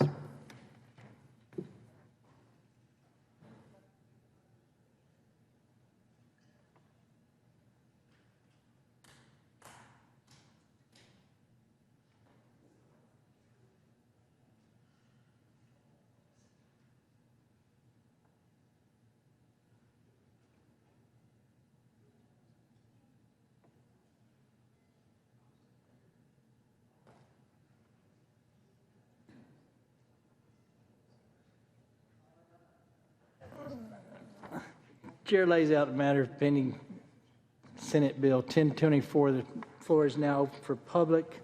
Chair calls up Michelle Evans, Rebecca Hardy, Gloria Danielle Gamboa, Terry Burke, and Tom Glass. 5 seats, 5 people. Michelle Evans, Rebecca Hardy, Gloria Danielle Gamboa, Terry Burke, Tom Glass. State your name, who you're with, and position on the bill in 2 minutes, please. Let's go ahead and start with you, madam.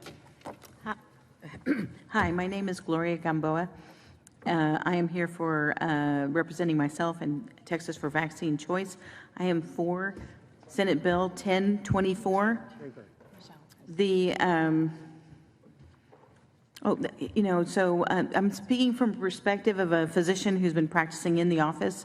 The problematic disease of COVID-19 has been gone since December of 2021. We don't see the pulmonary edema. We don't see the problems that we saw in 2020 and 2021. The children and the young adults were not the ones that have illness. Everybody can pull a case report out of the literature, but I can tell you from practical practice that we did not see children or young adults with this problem.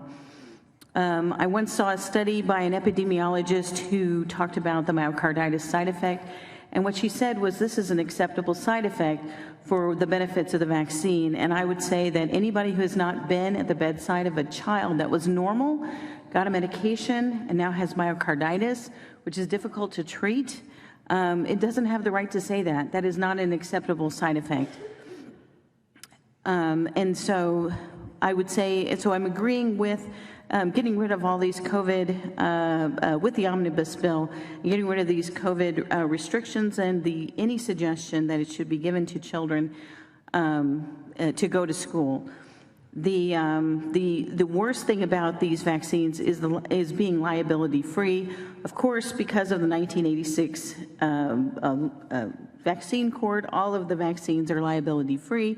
But the difference is this is a novel vaccine with very little data, and like I mentioned before, that VAERS data has not been reported. It's not put out there like I would see on another medication that we would prescribe for children. And then other bills have talked about the separate state VAERS data. But anyway, thank you very much. Thank you. Mr. Glass. Tom Glass, Texas Constitutional Enforcement, and myself support the bill. This bill is the most comprehensive bill that I've seen introduced in this session in either chamber, and I didn't see a single thing that I disagreed with because all of it advances medical freedom, and that's what I'm here to support. Because this is a big magnum opus bill, I want to talk about the big picture about why I support this. When we started this whole COVID thing, there was two drum beats that were being done. First is command and control and dictatorship is what's needed to save your life. And the other thing that was the drum beat was experts are the guys who should run your life. Though both of those things go contrary to what's written on the wall of the Zavala Library over here. Article 1, Section 2 says, all political power is inherent in the people, and all free governments are instituted for their benefit. I once, during this crisis, put up together a meme that showed Fauci at the bottom, and we scratched out all political power is inherent for the people, and we put in experts. And then we said all tyrannical government is instituted for their benefit. That's one. America was created with the idea that ordinary people are smart enough to know what to do with their lives and how to run their government. And the un-American idea is that experts are the guys that should run your life. And that's what this is all about. Freedom gives you the flexibility for your own individual desires, your own individual wants, and your situation to make the best decision for what's good for you and your family. Command and control kills. Freedom saves lives, especially in uncertain and in situations where we have very little knowledge. And this bill advances medical freedom, which will help us as we face the next crisis. Thank you. Thank you, sir. Go ahead, ma'am. Hi, Chairwoman Kolkhorst. I want to reiterate what Mr. Glass said. This is an amazing bill, so thank you. My name is Rebecca Hardy. I am the President and Policy Director of Texans for Vaccine Choice, and I'm here on behalf of myself and that organization in support of this bill. I want to focus today on the bill's creation of statewide vaccine adverse event reporting system, or VAERS, and why a statewide system is very much needed. First, some background on the federal VAERS. In order to capture adverse events that may arise from vaccination in real time, the United States Congress established VAERS, which is operated by HHS and co-sponsored by the CDC and FDA. VAERS is a passive, not mandatory reporting system. Anyone, including healthcare providers, may voluntarily report adverse vaccine reactions to VAERS. HHS compiles these adverse reaction reports in VAERS, and the CDC uses VAERS as a safety signal detection and hypothesis generating system to identify potential injuries caused by vaccines. Numerous reviews of VAERS have found that only a tiny fraction of vaccine adverse events are reported. For example, an HHS-funded study or review of vaccine adverse events over a 3-year period by Harvard Medical School involving over 700,000 patients found that, quote, fewer than 1% of vaccine adverse events are reported. Prior to COVID, about 30,000 injury reports were made annually to VAERS. Shockingly, since the COVID-19 vaccine rollout, there have been over 1.5 million injury reports to the federal VAERS through March 10th of this year. Since these numbers presumably reflect fewer than 1% of the actual injury rate, it's reasonable to say that the current system is a gross misservice to Texas citizens. And if the federal government is not going to do its job, then the state is obligated to fully inform its residents of the real-world risks of vaccine side effects. Thank you. Thank you.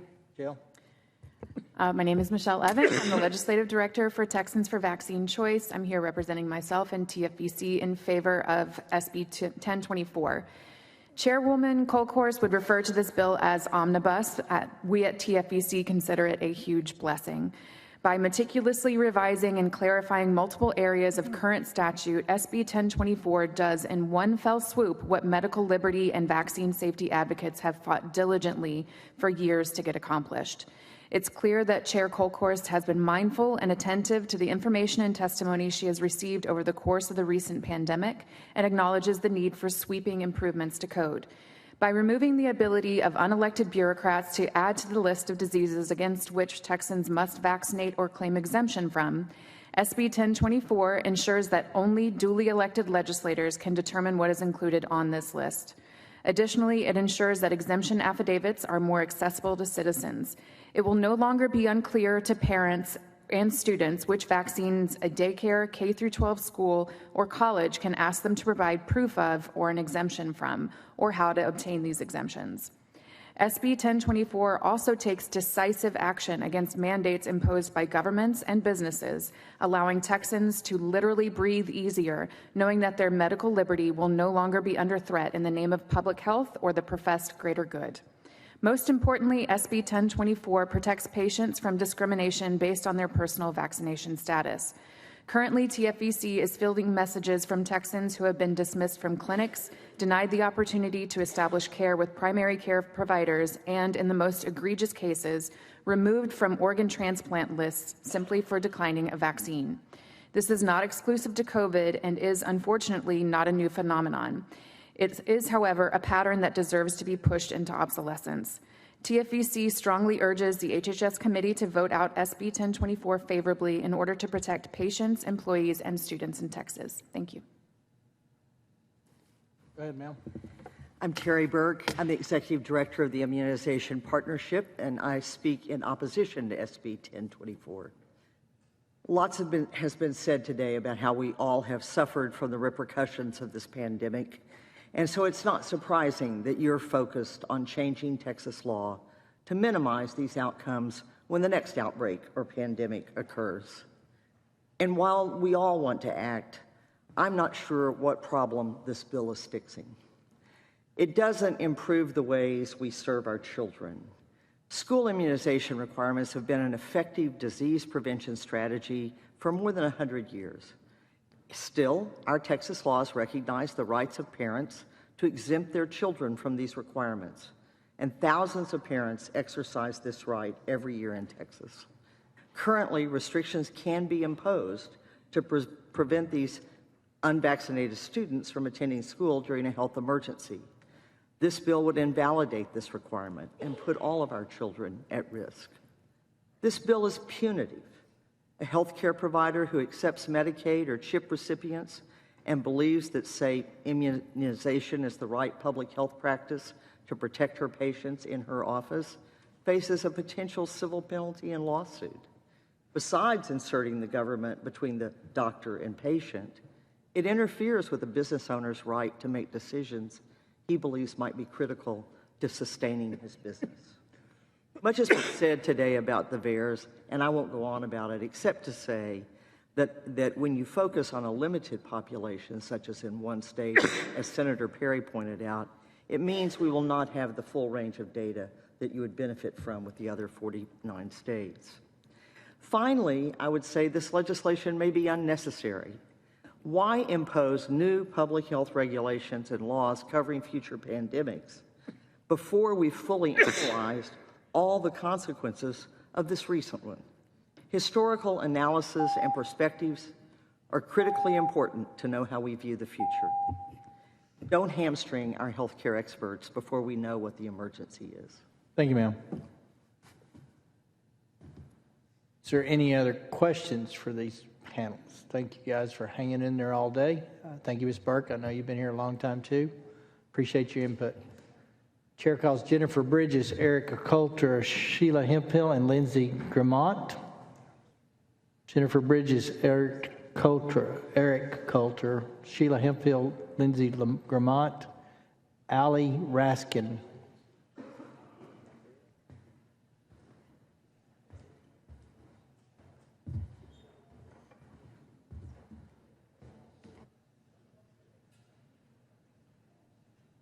I'm sitting in the middle. State your name, who you're with, in 2 minutes, and position on the bill.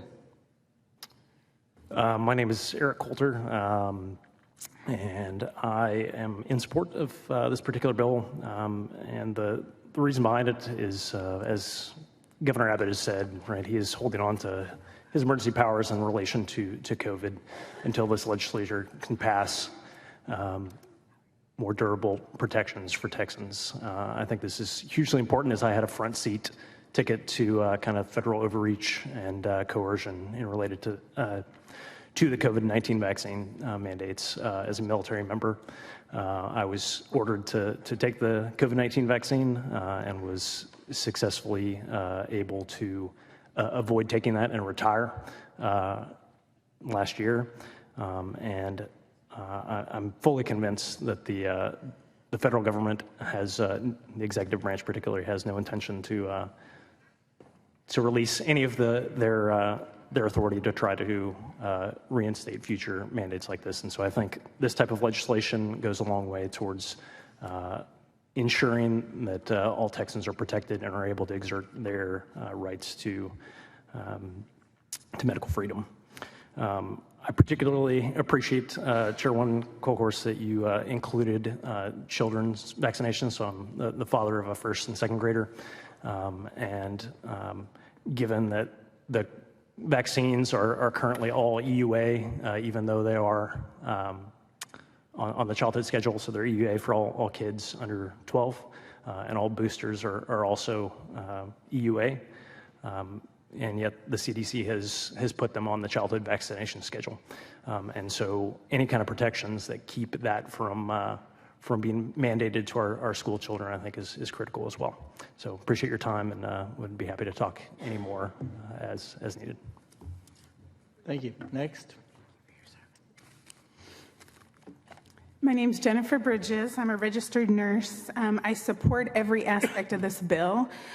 Prohibiting it from being on the immunization schedule for children is very important. We've already proven just how dangerous this shot can be for children of all ages, pretty much any age possible, but especially kids. Emergency use authorization, nothing experimental needs to be in a child's body. So I completely agree with that. We need to protect our children before it's too late. Also, where it prohibits the doctors and the hospitals for refusing care per vaccine status, or even if you've been sick or anything like that. I've seen that time and time again where doctors are refusing care.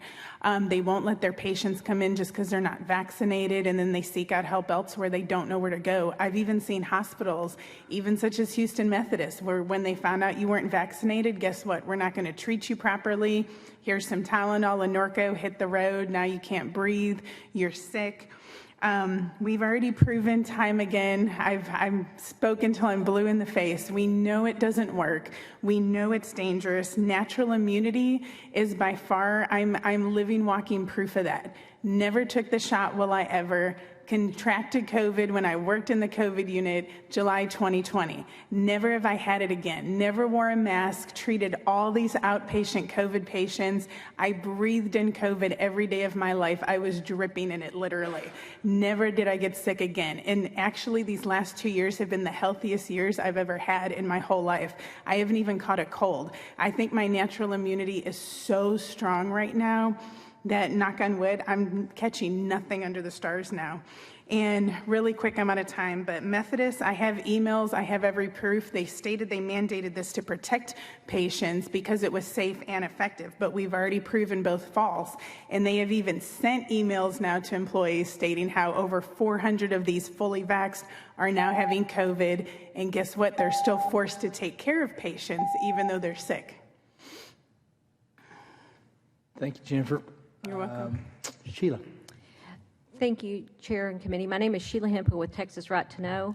And I would ask that COVID-19 in this be changed to pandemic disease because it will be prepare us for the next one. If not, this is rearview mirror at COVID-19. I brought this out again to let us know what we knew. And Senator Kolkhorst, I want you to say with confidence that Anthony Fauci's emails March 11th was subject line coronavirus bioweapon production method. We know that. I will now direct your attention to the document I just delivered to page 1. This is a brief of the American Domestic Bioterrorism Program that I delivered to the Finance Committee when I found it June 28th. I then delivered it August 23rd. This is a forensic review of the federal laws over decades that we never saw come together until March 2020. It's by Catherine Watt. The bullet points from this, hear this clearly. Under the trigger of public health emergency of international concern, the products are exempt from laws regulating use of investigational drugs and devices on humans. There are no required standards for product safety, and only one standard for efficacy is a declaration of the HHS Secretary that he believes it may be effective. There's no informed consent, there's no labeling requirement, there's no manufacturing, there's no safety regulations, and there's no consumer fraud because the Department of Defense purchases. If you'll please turn the page to the highlighted area. These highlighted areas are screenshots from the advisor's motion to dismiss a whistleblower case of Brooke Jackson versus Ventavia, aka Pfizer. In the motion to dismiss, page 12, such agreements are executed under the Department of Defense other transaction authority and as a statutory matter are not subject to federal acquisition regulations, which is the primary regulation otherwise used by the government in their acquisition of services and supplies. The statement of work describes a large-scale vaccine manufacturing demonstration that imposes no requirements related to good clinical practices. Thanks, Sheila. Quick. One sentence. Imposes no requirements related to good clinical practices or related FDA regulations. It states explicitly that Pfizer's clinical trials are out of scope and not related to the agreement. Now, in the agreement, all it's about is how many doses Pfizer will deliver, and the government will pay $19.50. I'm not a grammar teacher, but I think there was a comma or a period somewhere in there. These first three is what you don't know where you are still yet. I hear you. Thank you. I hear you.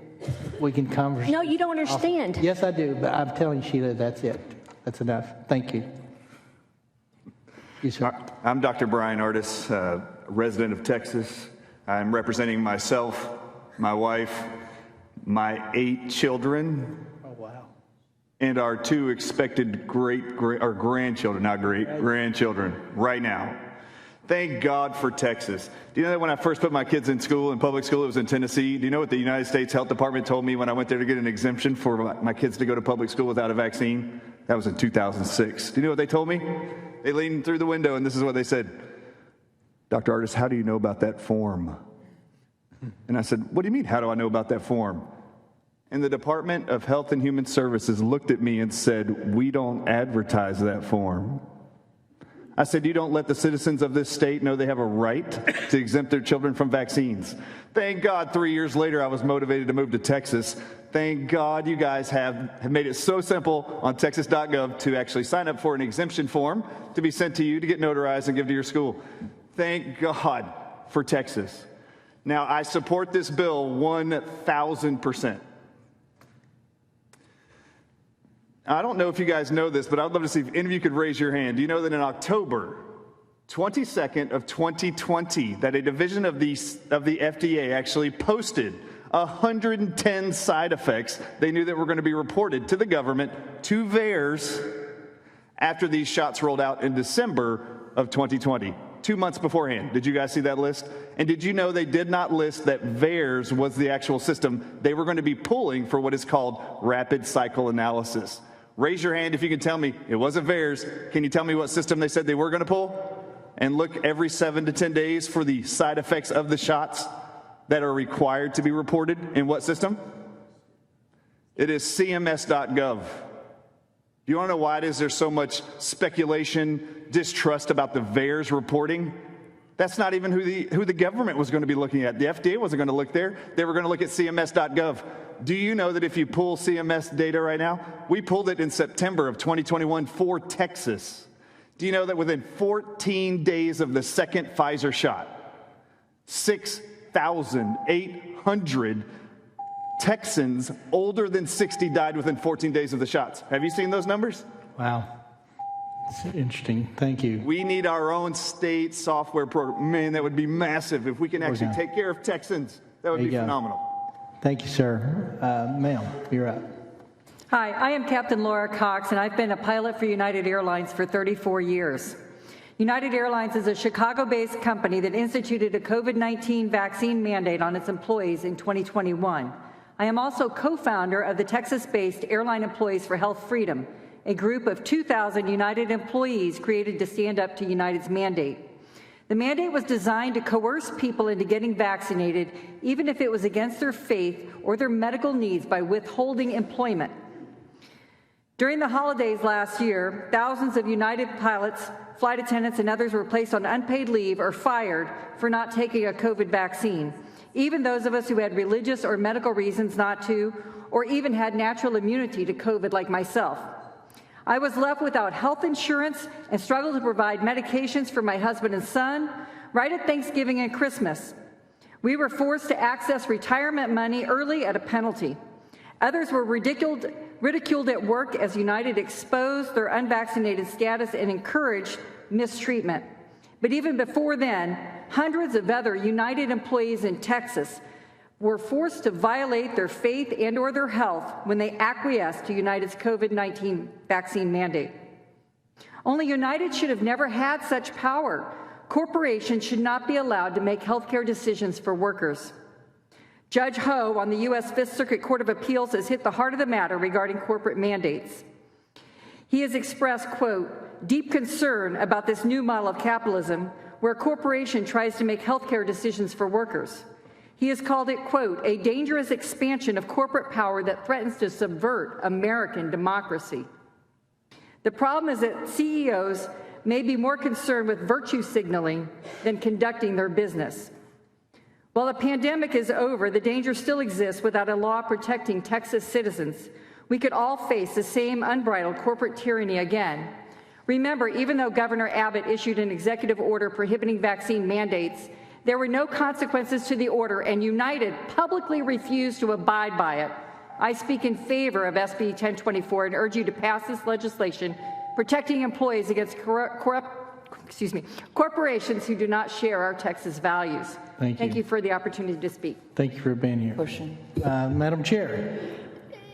Does United Airlines require any other vaccine? They have begun just recently requiring new hires to get the yellow fever vaccine. They actually are injecting them in class in new hire school. This is for pilots. And it's required? They are requiring it for new pilots, yes. It was never required before. Nothing? No, ma'am. I've flown all over this world in the last 34 years. The only country that ever had a vaccine requirement to enter was, I can't remember which ones, but there's a couple of countries in Africa that required the yellow fever vaccine. So only crews that flew there would get the yellow fever vaccine, but it was still voluntary. If they got a trip that required the yellow fever vaccine, their trip was just dropped and they were able to pick up other flying. One more follow-up, which is United Airlines, you may have said this and I missed it, still requiring the COVID-19 vaccine? January 1st of this year, United Airlines rescinded the COVID-19 vaccine mandate for all except pilots and flight attendants. Pilots and flight attendants are still required to get the COVID-19 vaccine, except for those that have reasonable accommodations like myself. So this is what's important, and you can be all over the board on this. We're going to have people that testify on the bill and against the bill. And a lady that came in with that one panel, she wrote about something in Dallas about not liking this bill, whatever. This is great. It's America. It's Texas, right? Yes, ma'am. But the fact that there were no vaccine mandates before COVID, and now there is a vaccine mandate for COVID, and now, oh, by the way, a complicit group, we're going to also demand this and this and this. And and all the members here, you can see it's 7:40 and we're still here and y'all are still here. And I just want to say, though, that this is what we have to decide. It's hard to parse out great public health policies versus mandates that were intended with this, but we got away with that, so let's just keep going. And how that can grow. And really, instead of protecting people, it begins to take away their liberties. Right, 100%. So that is, and I think setting all these bills today, we've had a lot of input from people, from all walks of life, like you. You've waited all day. This is the only bill you've testified on, I think. I'm sorry, say again? I think this is the only bill you've testified. Yes, I'll be testifying on 177 as well. Okay. But you've waited all day to tell your story. Yes, ma'am. And I do think that is what's good about the Texas legislature versus Congress, and that your voice can be heard. But I just want to challenge everybody.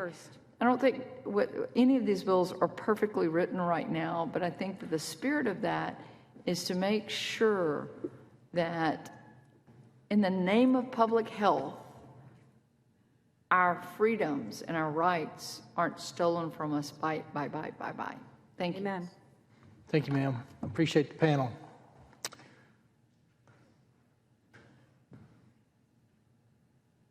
Lindsey Grammont, Allie Raskin, Thomas Novlin, Lacey Waller, Richard M. Fleming. Lindsey Grammont, Allie Raskin, Thomas Novlin, Lacey Waller, Richard M. Fleming. We got 9 left. No, sir. 9 left. I think, I don't.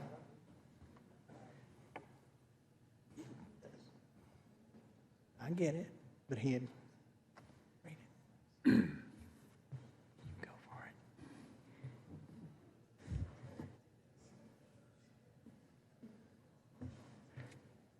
it. So, who am I missing? Who's up here? Allie? Is it Allie or Lacey? Lacey. You're Lacey. Okay. Is Allie Raskin in the room? All right. So let's go April. Whoops. All right. April Mayo. All right. And Clifford Porter. Let's start with you on the right, sir. My name is Thomas Novlin. Thank you, Senators, for the opportunity to testify in strong support of SB 1024. On behalf of myself as a citizen impacted by discrimination on the basis of vaccine status right here in Texas. I would stay here for another 10 hours to wait to speak about this and have my voice heard.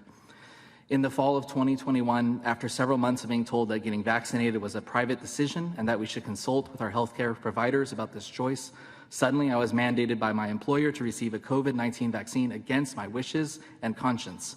Employees were put in an impossible situation since companies implemented similar mandates in lockstep, industry-wide, precluding the ability to find another job in the same field of work. This was despite having already recovered from COVID and also despite being in a demographic with a higher risk of having an adverse reaction such as myocarditis than having a severe outcome from a COVID infection. We have heard earlier today that there is a preponderance of published data showing those with natural immunity are more protected from reinfection than those who are only vaccinated. Many Western countries around the world have rescinded their recommendations for the vaccines for my demographic as a result, such as Denmark and Sweden. Even the CDC today no longer recommends any differences in treatment or precautions such as masking for vaccinated versus unvaccinated individuals. This was all ignored because, quote, the science is settled. As simply stated by Vinay Prasad, a professor at UCSF, consider this, colleges were among the most relentless in mandating boosters for young men and women. Most made no exemption for having had or recovered from COVID. Even though it was clear that boosters were a net harm to young men, they mandated them anyway. COVID-19 vaccines do not protect others. With time, there is a 100% chance everyone will get COVID, whether we force vaccines on college kids or any other subset of Americans. In addition, Dr. Jay Bhattacharya, an epidemiologist from Stanford, stated his support for a similar bill, HB 81 in Texas, saying, COVID vaccine mandates do not make epidemiological or medical sense. The vax does not stop transmission. Despite claims of those with financial incentives from the pharmaceutical industry, there is no unambiguous scientific, moral, or societal benefit for vaccine mandates. They're instead a tool of coercion. I hope we can lead the way in Texas and end the mandates and passports. Thank you.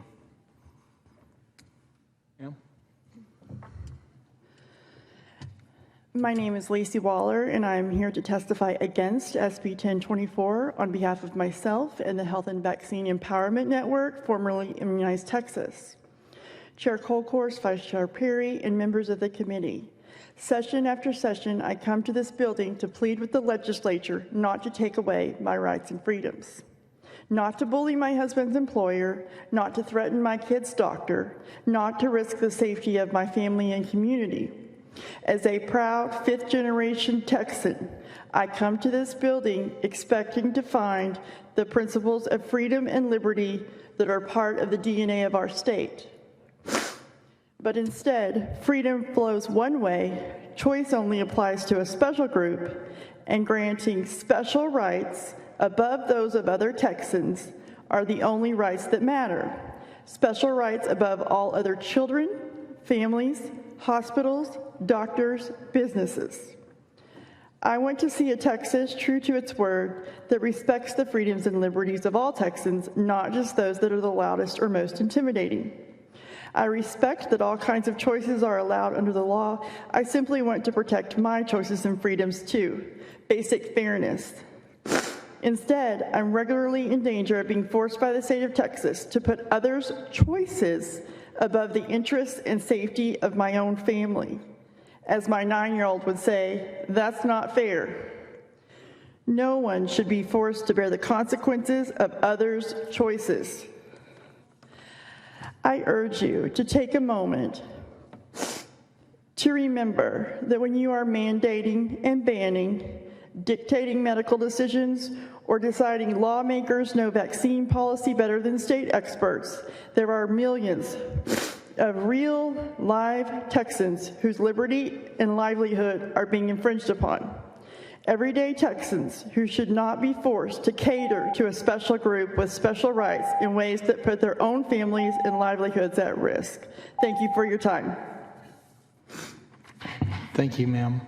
If you don't feel, if you got a cold, if you want to step, you can step. You don't have to stay there. It's not a cold, it's allergies. Oh, it's you can sit there. Then if you had a cold, I thought, no, well. it's allergies, sorry. Fine. No, you're good. Go ahead. Yeah, hi, I'm Dr. Clifford Porter. I represent myself in my direct primary care clinic called Texas Direct Medical Care. I understand a lot of common sense has been lost, a lot of this, and a slightly different perspective. I'm not opposed to the vaccines at all. I have them, and I encourage people to get them, but I very much encourage choice. There's been a ton of misunderstanding combined with misinformation about what the vaccines are capable of doing, what they're not capable of doing. Taking the vaccines does not protect others. Taking a vaccine protects yourself, and that's why it's very much a choice. So I tell my patients, treat it like the flu vaccine. Get it if you need it. If you're high risk, I'm going to explain why you're high risk. Here are the risks we know of the vaccines. J&J caused clots, myocarditis in young, healthy men. And the evidence for younger people under the age of 50, I'm no longer younger, but those being it's high risk for COVID is very, very low. We can treat it. So forcing other people to get vaccines, forcing young people to get vaccines to protect education bureaucracy is madness. If people don't need it, they shouldn't be forced to get it. I disagree with the attacks on the vaccines. They work well as designed, as intended. They did not work well as advertised. They did not prevent spread. That failed. But they do work very well preventing serious disease. I think the amount of data that suggests the harm they did is extrapolated, and a lot of assumptions are made, and is highly inaccurate and is causing a lot of problems. There's very good people from both sides of political perspectives, very independent. Dr. Paul Offit, Dr. Marty Makari, Dr. Vinay Prasad, who do really good work with open-minded and looking as best they can to make the best judgments we can. And so I think we can do a lot of good research. Speaking of other bills, we can do a lot of good research on the vaccine safety so people can make the decisions themselves. So natural immunity works extremely well. 70-80% of children who've never had symptoms have antibodies to the vaccine or have antibodies to COVID. They're not at risk for other people. Don't force children to get this type of vaccine. Thank you. Go ahead. Thank you again, Madam Chairwoman and committee. I represent myself and I support Senate Bill 1024. I'm an American, a native Texan, and a mom. Here is what I know about the COVID-19 experimental mRNA shot. The mRNA is encased in a lipid nanoparticle that in itself is toxic. The LNP goes everywhere, including passing the blood-brain barrier and into the placenta. The spike is pathogenic and problematic. Pathologists are finding it present in tissues months after the injections. The spike likes to bind to ACE2 receptors, and those are located in places such as your liver, kidneys, spleen, pancreas, testes, ovaries, brain, and more. Spike creates inflammation and is cardiotoxic. Never in my lifetime did I expect the normalizing of cardiac death events in children and adolescents. The shot impacts your innate immune system. It decreases your CD4, CD8, and P53, guardian of the genome, which is a tumor suppressor protein. Autoimmune diseases have drastically increased. Viral reactivation of mono, Epstein-Barr, and herpes viruses are dramatically increased. Neurological disorders have increased. Now we have turbo cancers. What changed? The all-cause mortality in 2021 was up by 40% based on insurance actuarial data. Let's revisit natural immunity. Why would these experimental shots that are still under emergency use be pushed onto our children when a very high percentage of them have natural immunity? Instead of COVID cases and hospitalizations, why don't we discuss infection fatality rate? For children between the ages of 1 to 19, the IFR was 0.0003%, which is virtually non-existent. Why then are these shots being pushed on our greatest asset and future? Where there's risk, there must be informed consent. A blank package insert of an experimental shot does not provide that. A fact sheet doesn't provide that. Who is discussing the risk of adverse events with these parents and patients?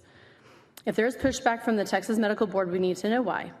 What funds does the TMB receive from the Pfizers of the world? Let's do some digging here. It's a viable question. I have given my children all of the vaccines up until the COVID-19 shot, not anymore. Higher wisdom has caused me to pause. We are sovereign beings created by God, and we have agency over our bodies. No school, three-letter agency, or government entity will tell me what I must do to my child's body. Enforcing any required COVID shot for attending school is an infringement of our individual, religious, and constitutional rights. When it comes to this so-called vaccine in my children, my response is hell no over my dead body. The children of Texas should not be required to have an experimental shot where there is much greater risk than benefit. Thank you. Thank you. Dr. Fleming. Hello, Dr. Richard Fleming.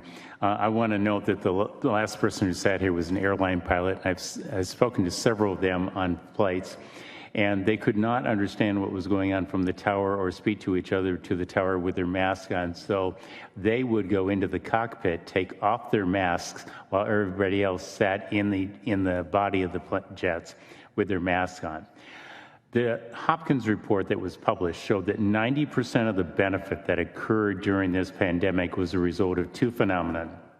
One, voluntary quarantine of oneself when you knew you were sick. Your mom and dad told you when you were sick not to spread it to others. The other one was better hand washing. I found it somewhat sad that we had to have songs to teach people how to wash their hands. Although at 67, going to bathrooms with most men, I understand the need to instruct at least men how to wash their hands. That being said, the FDA, when they decided for children to be vaccinated, literally said, we will not know what this does to the children until we do this. Now, the last group of people that took that approach were prosecuted in 1947. We don't treat our children as experimental guinea pigs. In fact, one of the women who came up to one of the presentations I did had a slide that I used with two rats looking at each other, and the one rat looks at the other and says, "Have you gotten the vaccine yet?" And the second rat says, "No, they haven't finished the human trials yet." Now, they have done animal studies on these vaccines, just to let you know, but they ran them simultaneously with the human studies, which means any benefit of doing an animal study was lost. They just mixed them together, and you didn't get to hear about the priogenic effects or the mad cow disease or the prion diseases that occurred in the brains of these animals. Finally, I very seldom say this to students because I don't grade on a curve, and I know you're not one of my students, but this was an exemplary bill, and I want to applaud you 3 times over for the statement that says that patients should not be denied care because of their vaccination status. I know people that have died or were injured because they did not get treated by their physicians, and I come from the HIV era. Thank you. Senator Miles. Madam Chair, I too do think that we are off to a great start in figuring out, and I think we're forgetting something. I think we're forgetting something here. As you stated earlier, we all didn't know what to do when we went through COVID and when the epidemic broke out. Nobody knew what to do, as we've all stated. We threw the kitchen sink and everything else at the crisis here in Texas because we do love and want to protect our citizenry, okay? And this is Texas. And, you know, during that epidemic, I think what our attempts were to put our people first under whatever the cost at that time. Now, we couldn't have, it's very easy to, what do they call it? Senator Blanco, Monday night quarterbacking from your lounge chair on a Monday night, what you would have done as a coach or the quarterback. Is that what we call it? Monday night? Armchair quarterbacking on the Monday night. We had no prediction, no idea what we were going through. And nobody in Texas, I think, should be beating themselves up about the way we responded. We did everything, and we don't know what we're going to have to do in the future. And I'm not trying to be disruptive, but I think the questions I'm about to ask are very relevant to the testimony that's been going on here today. Madam Chair, Senator Perry, Senator Hall, Senator Perry, Senator Blanco, I'm not trying to be disruptive. But I do believe the next set of questions I'm about to ask are very relevant to what's taking place here today in our testimonies. Today, during these testimonies. So, with your permission, Chairman, colleagues, I've got to ask these questions. Dr. Fleming, you know, you're a JD, yes, as I heard you say, and an MD. Is that correct? And you are Richard M. Fleming. Yes. You just stated just a couple of sentences ago that we learned from our parents not to use our kids as guinea pigs. Or we learned something, you made that statement something relevant to that. Am I correct?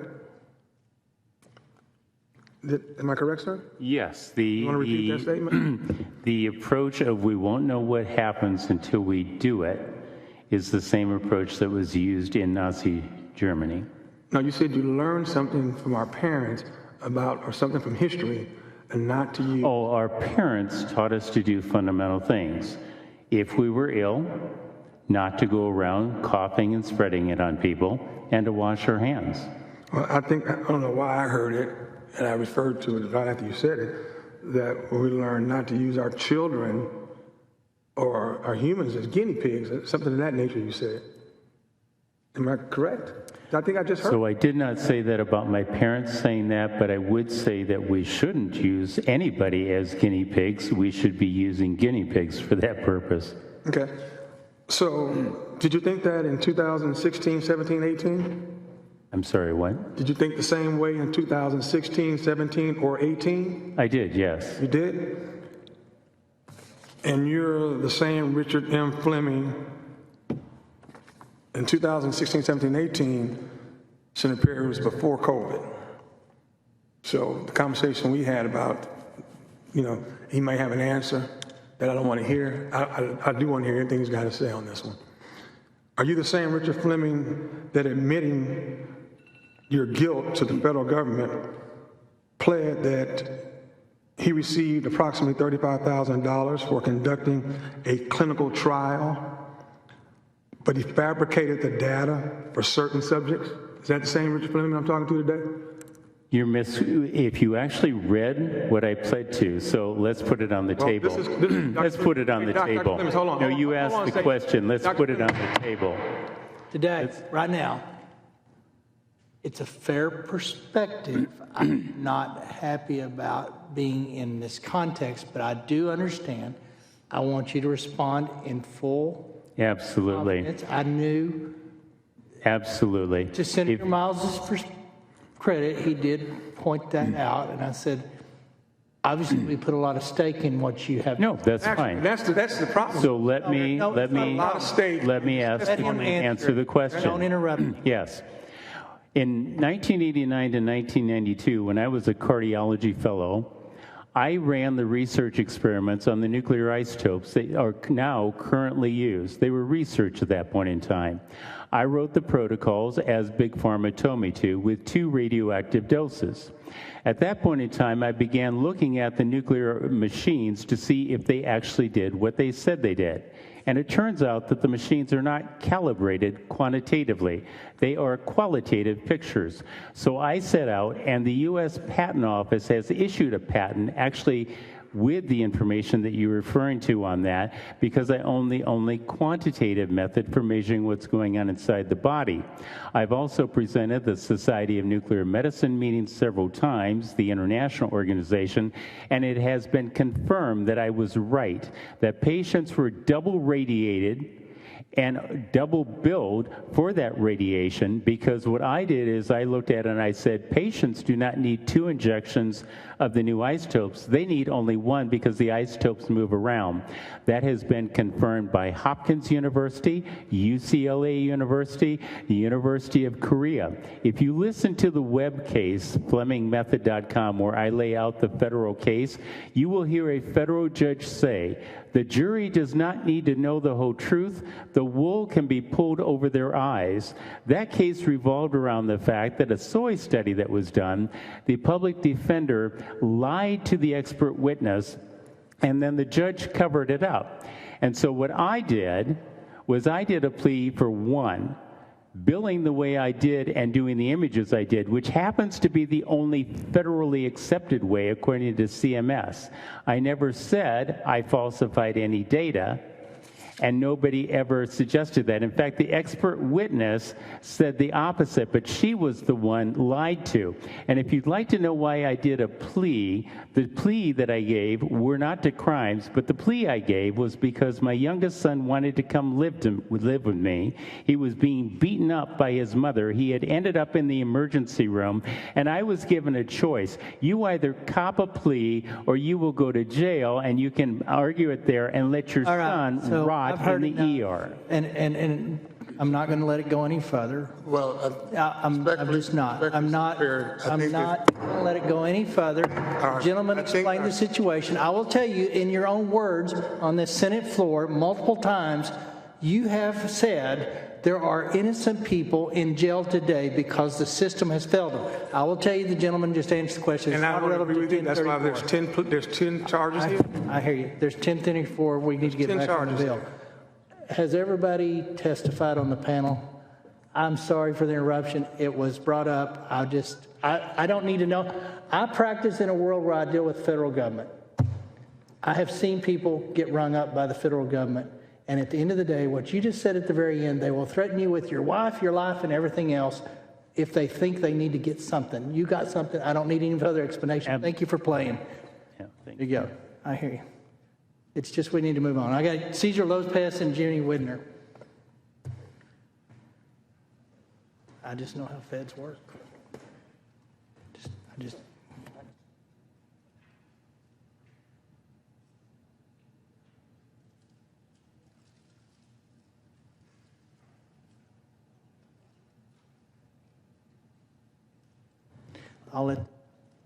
Senator Miles, I'll let the members decide about the credibility.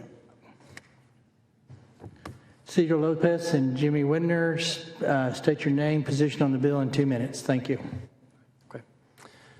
Good evening, Honorable Chair Kolkhorst and committee members. My name is Dr. Jimmy Widmer, and I'm a general internist practicing in Temple, and I offer my testimony today on behalf of the Texas Medical Association and the Texas Pediatric Society, and on behalf of the patients we care for across this state. TMA respectfully is in opposition of Senate Bill 1024 in its present form. We share our conviction with protecting businesses and schools from future hindrances, and that begins with a robust public health infrastructure. In the alternative, we extend our appreciation and pledge to work with you on a committee substitute. In short, Texas physicians don't want an overstep in limiting infectious disease protocols. Yes, discussing how we can best prepare for a disease outbreak to reduce the need for burdensome measures is a valid conversation. However, there are existing infectious disease measures in place that have proven the test of being extremely effective, and they should not be changed. Additionally, on the front line in the recent pandemic, Texas doctors and other frontline healthcare professionals fearlessly answered the call. We cared for the 6.5 million confirmed cases of COVID in Texas, and we have grieved the over 90,000 Texans who lost their lives to COVID, including some of our own doctors and other healthcare professionals. Based on these frontline experiences and our Hippocratic oath to patient healing, we would like to specifically address the following: striking from SB 1024 its restructuring of routine and proven non-COVID vaccinations, which are already in statute. We also strongly oppose new penalties against physicians and healthcare facilities. Additionally, we respectfully request removing all provisions from SB 1024 which hinder Texas doctors from prudently preventing infectious diseases from spreading to other patients in our own facilities. Again, thank you for your work on SB 1024, and we look forward to working with you on crafting a substitute to this ever-present battle to protecting Texans. Thank you, sir. Do you need a list of those recommendations, Madam Chair? You got them? Okay, thank you. Yes, sir. Thank you, Senator. Thank you, members. My name is Cesar Lopez. I'm here on behalf of the Texas Hospital Association. We are here testifying on SB 1024. I'd like to start off by thanking Chair Kolkhorst for taking the time to meet with us. She was very gracious with her time and allowing us to explain the concerns that we have with the current bill as filed for the benefit of everyone here today. I just want to highlight the 4 issues that we did raise with Senator Kolkhorst. One, the prohibition on a COVID-19 vaccination, would put hospitals in direct contradiction with a federal mandate, and we're just trying to find a way to work around that. Second, restricting hospitals from requiring face masks as a deterrent from any communicable disease. That was discussed earlier today. We just want to make sure that we have that tool available if there is another disease that we would like to use face masks to try to prevent. Third, discrimination related on vaccine status. We polled our members on this specific issue. Overwhelmingly, the response was we do not discriminate based on vaccine status, but there are situations where we would require vaccination of a patient limited to really just oncology and transplant care. So again, we want to make sure that we find a way to make that work for our patients in those situations. Those are going to be patients that are extremely immunocompromised and can't tolerate a vaccine themselves. And then fourth, with regard to the reporting requirement, we really have no issue with that altogether, except that we want to make sure we're not on the hook for reporting an adverse event after the patient leaves our facility, after we have no way of tracking them and knowing if that adverse event occurred. So again, Senator, we thank you so much for your willingness to work with us. We look forward to continuing that conversation with you, and we're hopeful that we can find a middle ground with these issues. Thank you. Any questions? All right. I have nobody else wishing to testify on for or against Senate Bill 1024. Anybody else wishing to? Hearing none or seeing none, public testimony is closed. Bill be left pending.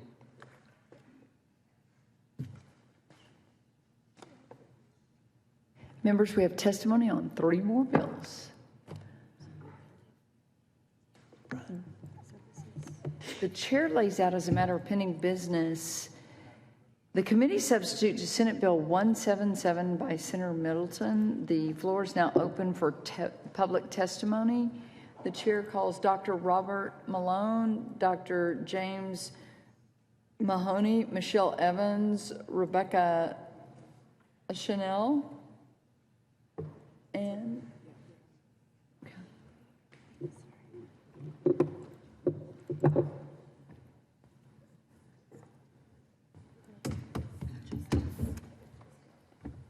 Dr. Malone, if you would state your name for the record, and you may begin your testimony.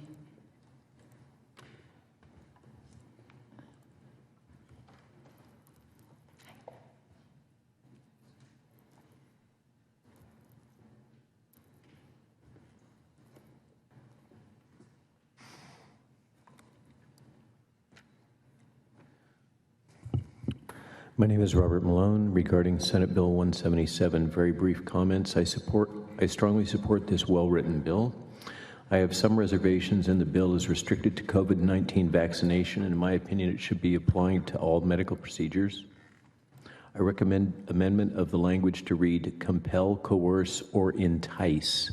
Entice is missing. Entice is to bring this language into alignment with current norms in the bioethics of informed consent. Examples of enticement would include financial incentives or provision of gifts, goods, or services of sufficient value to cause a patient to accept a medical procedure which they might otherwise not accept. So in short, my main concern is the nuance of the language, and suggest that it include the term entice. Thank you, Dr. Malone. My name is Michelle Evans. I'm the Legislative Director for Texans for Vaccine Choice. I'm here on behalf of myself and TFVC in favor of SB 177. In the lead up to the attempt by the federal government to mandate COVID vaccines for virtually all working Americans, many companies took it upon themselves to mandate, interpreting President Biden's "get vaccinated" speech as a green light to enforce such a policy. TFVC immediately began receiving messages from people across the state who are being asked to choose between their liberty and their way of life. One Texan shared, "I submitted a religious exemption. It was denied. No interactive process, just an email sent to all of us that we would be terminated." A nurse practitioner said, "I worked for 18 months seeing patients in their homes without incident and wore masks for visits. 18 months of no incidents of getting or giving COVID from a patient encounter. As of December 1st, 2021, I was suddenly deemed unsafe to provide care unless I got the jab." Some employers chose to use unspoken mandates to gain compliance, opting for inequitable sick leave policies for a vaccinated versus unvaccinated, or making it known to customers that employees wearing masks were doing so because they chose not to get vaccinated. But the COVID tyranny did not end at the workplace. We continue to receive reports from panicked parents whose children are being denied life-saving medical care, such as organ transplants, based solely on their decision not to vaccinate against COVID-19. Medical doctors opting to let patients suffer or even die from an acute condition such as organ failure over respecting a personal choice to decline vaccination. The examples are varied and plenty, all underscoring the fact that for too long we have lived under threat of losing jobs, livelihoods, access to life-saving care, and more. Senate Bill 177 would guarantee a Texan's right to full informed consent. It painstakingly illustrates how informed consent has repeatedly and consistently been recognized as a natural human right, which can only exist in the total absence of duress, coercion, or undue influence. Thank you. Thank you. Appreciate it. Rebecca. Thank you, Madam Chair and members. My name is Rebecca Chanel on behalf of the Dallas County Commissioners Court, and I am testifying on SB 177. SB 177 would make our county healthcare providers liable for something that they have no way of anticipating. Based on the testimonies and presentations today and the companion bill on Monday, it seems that the main priority of the bill is to make sure that there are no vaccine mandates, not to have a cause of action on healthcare providers. So we respectfully ask that the cause of action be taken out. And we have met and worked with both author staffs, and they've been great to work with, so we're looking forward to working with them to continue. With that, I'm happy to take any questions. So cause of action is your issue? Yes, ma'am.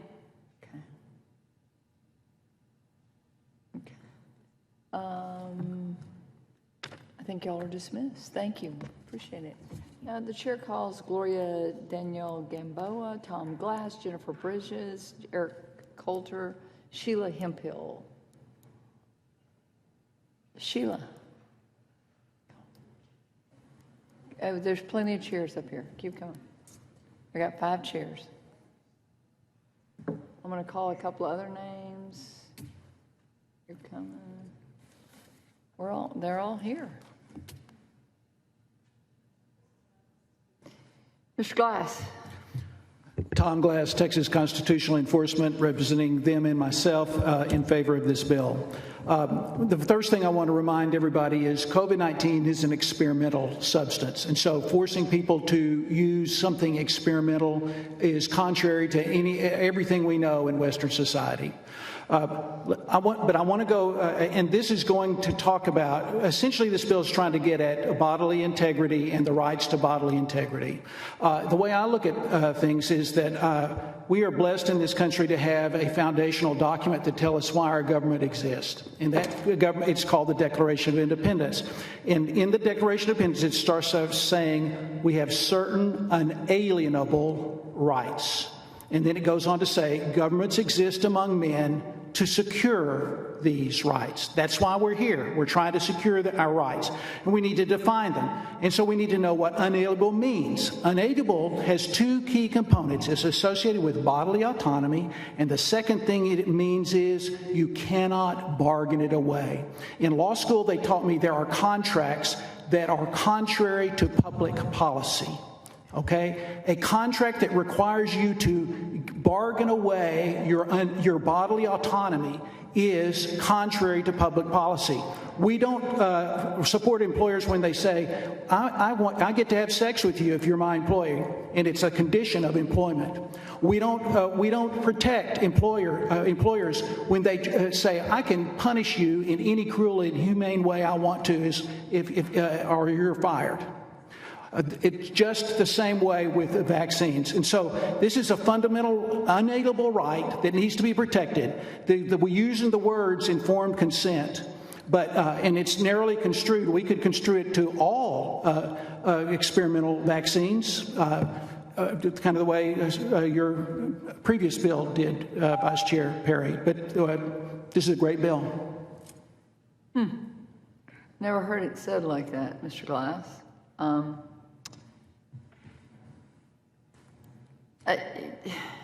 We'll talk more about that, but interesting perspective. Are you saying you want it narrowly or broadly? Well, I mean, I think it makes political sense to keep it narrow to experimental vaccines. COVID is experimental. And so if we wanted to take it out and say all experimental vaccines, that'd be fine by me. I think we could fix a lot of bills that, have had some concern or whatever by saying maybe the EUA, but here's the problem. These vaccines came off the EUA really quick. And so that doesn't solve it. So it's because as soon as it comes off of the emergency, I'm happy the way it is. I mean, if you're trying to improve it, that's fine. That's what I'm. Well, I'm trying to think that through because, there were a lot of protections until they rolled off that list.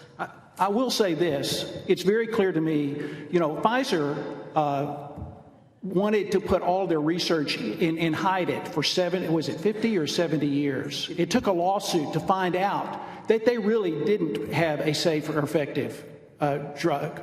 And they foisted it down. You talk about informed consent. Pfizer hid the research, and then the government bought a whole bunch of it, and then they start forcing it, this experimental thing, which they knew was harming a lot of people, and forced it on the American people. I mean, that's criminal. It's criminal. Violates the Nuremberg. That's going to be debated for a long time, but I think what we're trying to get at is, a choice between a doctor and a patient making a good decision for their health decision versus mandates. Right. And there's just a balance there. Thank you. Dr. Gamboa. Hi, my name is Dr. Gloria Danielle Gamboa. I am representing myself in Texas for Vaccine Choice, and I'm for Senate Bill 177. There has been much concern expressed from the opposition regarding the future epidemics. And what I'd like to clarify is that it is a very false statement for a U.S. doctor to say that we didn't know about COVID. Europe had just had a COVID peak, and that literature was available. There were data from Italy, France, Germany, and even China, where honest doctors were writing about what the survival rates were and what the specific risk factors were. And the survival rates across the board in March of 2020 were 98%, and for some age groups, 99% survival rate. And there were very specific risk factors: obesity, comorbid conditions, and age. And if you look at the illness curves of COVID that happened in Texas, they are very nice parabola curves. Everything we did, masked on, masked off, and with the introduction of the vaccines, it did not change the slope of those curves. Nothing, all of the stuff that this bill and other bills that prohibit did not make a difference this epidemic. And especially when you're talking about this novel vaccine with complete protection from any liability, that we don't want that in the future. So therefore, this bill is a good thing. With this COVID vaccine, I've had patients seize, faint, have malignant hypertension that brought them to the ER, have neurological symptoms, and tinnitus, and death. And now there's concern about the ongoing effects from this vaccine. Any coercion or forcing of a vaccine should not be done, because this is not the way medicine is done.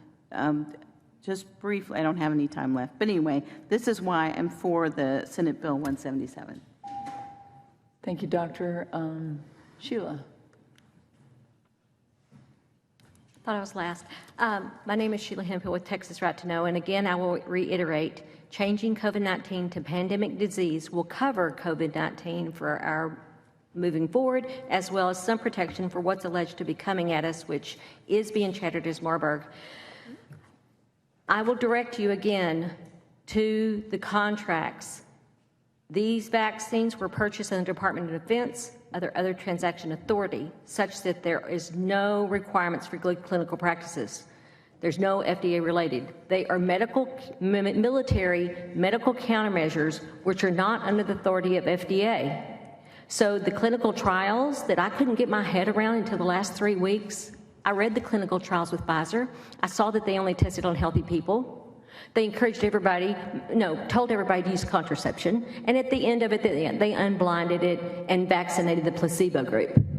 I couldn't get my head around, because this legislation says there's no investigative studies, there's no patients. I couldn't make it sense until the motion to dismiss. It's very clear in the court documents.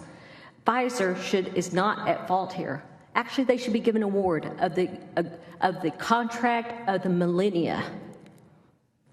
Because from Pfizer's standpoint, it's very simple. The government wanted doses, and they agreed to deliver doses at $19.50. They explicitly say that the clinical trials are out of scope and not related. The Pfizer study appears to have been theatrics to make us comfortable that this is just another drug delivery. It is not. But let me tell you, by law, the only necessary for efficacy is a declaration of the HHS secretary. These bullet points tell you that not the courts shall, no court in the United States shall have subject matter jurisdiction to review, whether by mandamus or otherwise, the actions of the Secretary. States are to be preempted. Finish that sentence. You always like sigh, and you've testified on like 10 bills. You should spend 2 years in 2-minute increments. I could lay this out from 2000. I could lay it out. Okay, hang on. States are to be preempted by HHS, and by law, there's no authorization for Congress to override HHS declarations. All this safety data, they're not required to study, and even if you bring it to the HHS secretary and you tell him the loads of death, injury, cost, all it takes is for his belief that it's safe and effective. And we have seen the obedience of our federal agencies, of our social media, and of our states' representatives to some degree who do not have the courage to go up against the pharmaceutical industry, but we are really up against our United States Department of Defense. Okay, Sheila, I gave you 4 minutes, so you got 2 years in a 4-minute increment. I have 2 favorite quotes from today. COVID really did screw a lot of things up, and that was a guy testifying against one of these bills. And your 2 years in 2-minute increments. Thank you very much. We appreciate it. Did you give me 2 minutes? Did you give me the 2 minutes? You did? I'm giving 2 minutes to everybody. You got 4 about there. Okay. You're so welcome. Okay. It started with Trump doing an emergency declaration in no, actually, let me It did, man. I'm telling you, I've given you 4 minutes and 30 seconds, and now you trash Trump. So, man, you're going. No. It's the CARES Act, Corona Aid and Relief, Economic Security Act was filed in January 2019. I said it this morning. This goes through 2 administrations. Thank you very much. So I think we're Eric Coulter. Sure thing. Eric Coulter from Benbrook, Texas. I'm representing myself. I talked a little bit about it in the previous bill about being a recently retired military officer. I have taken a lot of vaccines over my 20 years in the service, including something like 6 anthrax vaccines. So, and this one was different for a lot of reasons. I think partly because I experienced the COVID pandemic as a critical employee of the defense contractor that I worked at, working on classified projects. So I was going into work every single day, and there were protocols in place to protect us, and I saw those work. But at the same time, I had to.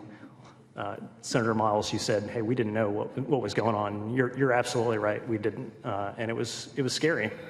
And I had to come to grips with things with my maker to some extent, right? Because I didn't know, and that led me to putting in a religious accommodation request with the military. Those were summarily denied, and I was at 19 years in, so I was at risk of both losing my contractor job and my military retirement after 19 years of service. And it was a hard decision to do it, but in the end, I decided to continue addressing the legality of the order. And like Mr. Glass, you talked about liberty.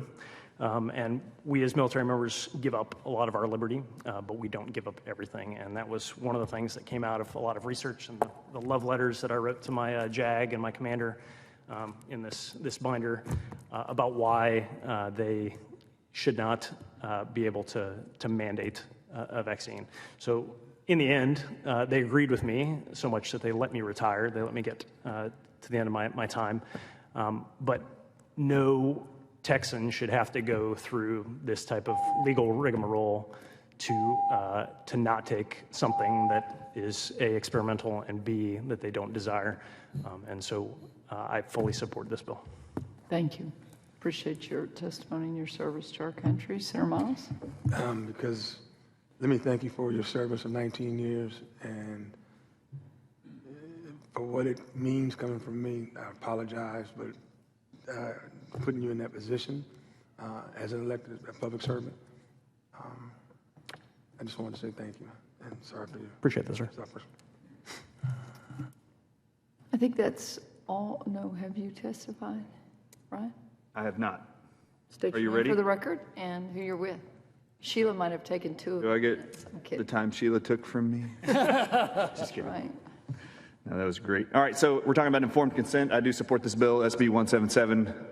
I think it could be expanded to include everything that a medical doctor writes or provides as a drug to anybody in Texas, personally. Here we go. What is informed consent? It means that they need to know, the patients need to know the nature, risks, and benefits of their options, which includes declining treatment. And per a medical doctor named Dr. Eric Fink from Emory, he says, informed consent is not just the signing of a form. Informed consent is about a thorough process of communication between patient and provider. I love that. So how much time was spent with those who received these COVID-19 vaccines? Let's just tell you what it would have looked like coming from the FDA if they would have done their informed consent with these shots. This is what it would have looked like. Let's see how fast I can get through this. Ready? A minute, 10 seconds. The FDA published October 22nd, 2020, that they expect this to happen if I give you this shot we're about to launch on America and Texas in 2 months from now, October 2020. You can expect Guillain-Barré syndrome as a published side effect to come and be reported to the government as a result of these shots, which is modern-day polio. Picture being paralyzed, lower leg, arm, half your face. Transverse myelitis is a published side effect they knew was going to be reported from these shots.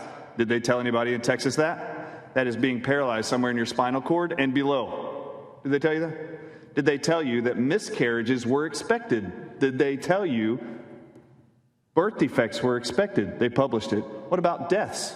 Did they tell you that death could possibly occur, and we're expecting that to be reported to VAERS and to the CMS.gov? Did they tell you strokes were a side effect of these shots we're about to give you and mandates that you get? Did they tell you convulsions and seizures are what we expect to be reported to the government once we give you this shot in Texas? Did they tell you that? Or your children? Did they tell you thrombocytopenia or blood clots of any kinds, which they published 5 different blood clot disorders were going to come? They didn't. The more informed consent, the better. I would propose we make the doctors present informed consent and the patient sign off on it. And yes, they should be held responsible if they don't give it to you. Thank you. Members, any questions? I appreciate y'all staying today and for your testimony. The chair. Thank you. You're awesome. Thank you. Jennifer Bridges, Laura Cox, Seema Nanda, Becky Green, Martha Furio. And then on deck will be Paula Penzon and Margarita Gameros, Richard Fleming and Angel or Angel Bureau. If you would, please state your name for the record and your position on the bill. I am Captain Laura Cox, and I have been a pilot at United Airlines again for 34 years. I am also co-founder of Texas-based Airline Employees for Health Freedom, a group of 2,000 United employees brought together to stand up against United's vaccine mandate. I speak for SB 177. In August of 2021, United CEO told employees they were putting their job on the line if they didn't get the shot. He then worked for months to make sure employees were harassed, coerced, and forced into taking shots that were unnecessary and often against a person's faith or medical needs. Enticement also took place in the forms of direct monetary payment or extra vacation days for getting the vaccine by a certain date. Late 2021, thousands of United pilots, flight attendants, and other employees who did not acquiesce to the coercion were forced out of work. Hundreds of these employees reside in the state of Texas. Retirement funds were decimated, many went without vital health insurance, homes were lost. Some United employees were marked for segregation and harassment at work due to their unvaccinated status, even as they were required to complete computer-based training modules on the same harassment and discrimination that they suffered. Thousands of other Texans reluctantly took the vaccine. Some suffered significant and/or career-ending health problems related to the shot. They had been forced into an awful and unfair choice between the threat of a novel vaccine or keeping a roof over their heads and their families fed. Informed consent means that you make a voluntary and educated decision. Coercion is the use of force to persuade someone to do something that they are unwilling to do. United's CEO knew exactly how the threat of unemployment would affect employees, but wanted to be able to boast that his airline was 100% vaccinated. This abused Texans, and it was wrong. No person or corporation should ever be given the power to override informed consent or coerce a medical procedure. Again, I speak in favor of SB 177 and urge you to pass this legislation. Thank you. Thank you again for staying all day and for testifying. Jennifer. My name's Jennifer Bridges. I'm a registered nurse. This is very simple. I completely support this bill. Every patient, every employee, every person in the world has the right to a proper informed consent without any form of threats or coercion or bribery or anything of that nature. In a proper informed consent, I have done those myself with patients for over 10 years. You tell them the risks, you tell them the benefits, you tell them adverse reactions. The doctor talks to you about your procedure and what takes place and decides, if this is the best thing for you or not. When Methodist led the way in doing these mandates across the whole country, thousands of employees asked for proper informed consent. What are the risks? What are the adverse reactions behind it? They were told nothing. They were given no information. All they were told is it is 100% safe and effective by emails, by staff, by the CEO. Nothing in the medical field will ever fall under that category. You cannot make something that is 100% safe and effective. It's not possible. Human beings are not God. They can't do that. No one in this world, whether it be patient, employee, whoever, ever had a proper informed consent. And then when I got all over the national and the international news to share our story and to fight back on this, the CEO of Methodist, Mark Boom, even tried to discredit me, say I'm a disgruntled employee spreading misinformation. I'm putting myself before the patients. And that was very personal, because after all the stories I've shared today, how dare you call me selfish? These people that mandated this sit in their homes while we did all the work. They never held a hand of a patient. They were not even there. They literally came to us with their secretaries by iPads to tell us what a good job we're doing. So to conclude, yes, I support this bill. I'm tired. I have the bumper sticker on my Jeep from hero to zero. This is ridiculous. Thank you. Thank you. Doctor? Hi, I'm Dr. Seema Nanda. I am an eye doctor. I also have a degree in microbiology, and I'm also a clinical professor at the university. One of the things that was a problem with the university is a lot of the students were forced to get this vaccine unknowingly what the repercussions of the vax were. Several of the patients out there I've been seeing now in the real world, and they are coming in with a lot of problems. I know everybody knows about the myocarditis and the different things that the spike protein is adhering to different body parts. Everybody knows about the myocarditis, the increases in cancers, including breast cancers, glioblastomas and everything, but not many people know about what's happening with the eyes, including strokes, as well as optic neuritis. The reason why this informed consent is incredibly important to me is because my 15-year-old cousin was one of them forced to get this vax, and now he's blind in one eye. And so this is why I'm here today, so to make sure that no other kid can suffer this. So I thank you for allowing me to give this testimony today, because I do believe informed consent is very important, because unless it happens to your family, it really doesn't matter, does it? But I want everybody's family for it to matter. So everybody should know the pluses and minuses with anything that's put into them. And if they don't know what it is, they shouldn't have it put into them, period. So thank you so much for allowing me to come today. Doctor, was that your nephew, you said? My cousin. Your cousin. Mm-hmm. And determined that the vaccine caused the blindness. Mm-hmm. And after that, I started looking into several studies of how we all know about Guillain-Barré syndrome and how it affects the nerve. So it causes a demyelination of the nerve. That's what's happening in the nerve as well in the eye. Also increasing in the T cell response, which I'm sure you can attest to that. So what happens when the receptor binds to it, it binds to all these T cells are the things that allow the immune response to fight back. Well, it's shutting down the immune response. So all these people are coming in either with strokes in the retina, which I'm seeing, or something that's happening in the nerve, which I'm seeing, and it shouldn't be happening. So range of ages that you're seeing that happening? Anything, a young, old, everything. A lot of the times you think the older patients with the strokes is because they're older. Oh, it's because they have this. But then how is it always related to, well, and I never had this in my protocol before, but now I have to ask, did you have the vax? And how many did you have? And can you show me the lot numbers and everything? So I start looking things up on howbadismybatch.com. So I can start seeing the different varieties of which one is worse to those patients that are seeing this. And I'm trying to get a list, a correlation. How much is this? Is it coincidence or is it correlation? And when you say, how bad is my batch? It's a website that people report into what the lot numbers and the like if it's Moderna, if it's Pfizer, if it's Janssen, whichever it is, they put in the lot numbers and then they can see which one's causing more of the problems, adverse events, whatever they may be, versus death. So they have different batches. So howbadismybatch.com is what most of my, if I can find out what their COVID vaccine is, and then I can look that up. So you're doing your own research? Isn't that what we're all doing here? Trying to find evidence and seeing, is there something going on?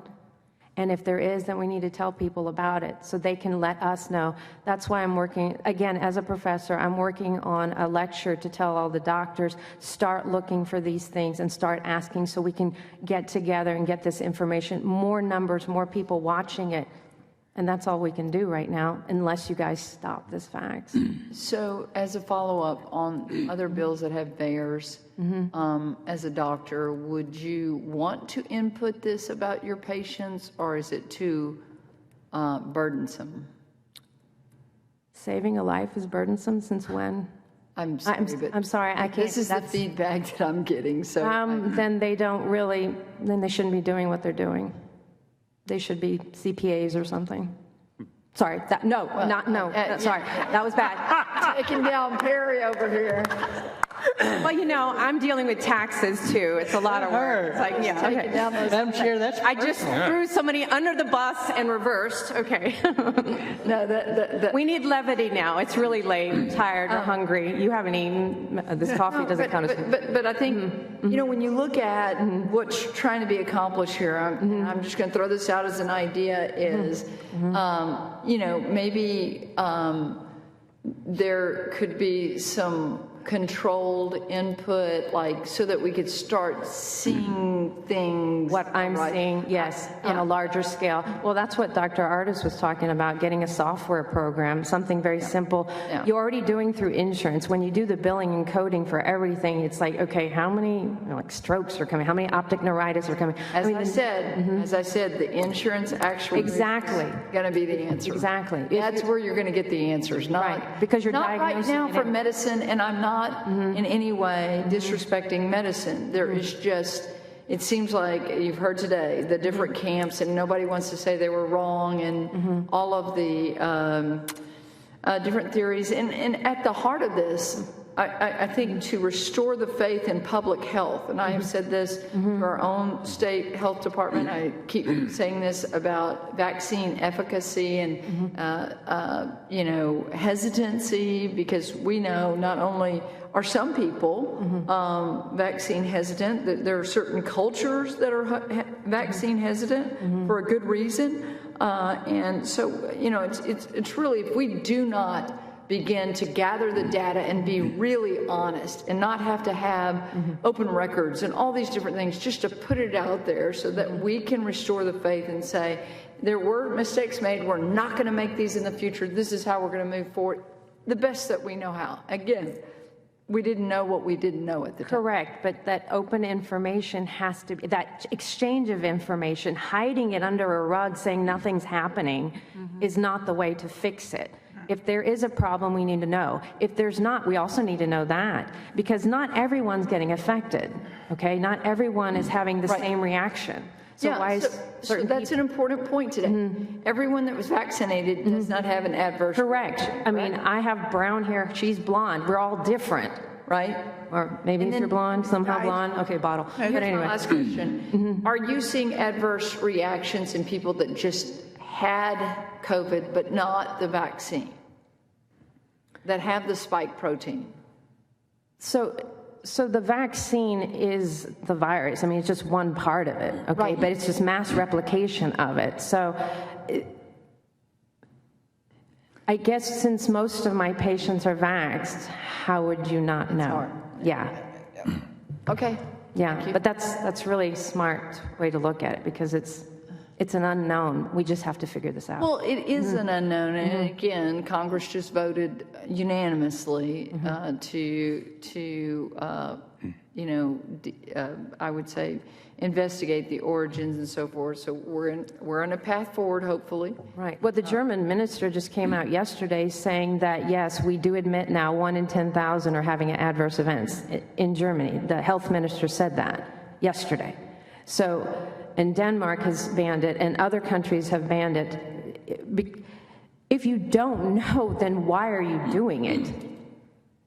And again, it's your choice with a doctor making medical decisions on, again, you know, if you have the influenza, do you take Tamiflu? Do you take the flu shot? That's what I keep saying. The flu shot. But force, fraud, and coercion, that sounds like human trafficking, doesn't it?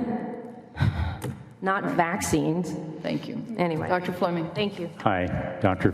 Fleming, in favor of 177. Informed consent's kind of interesting. The Nazis didn't do that during World War II, and they experimented on people.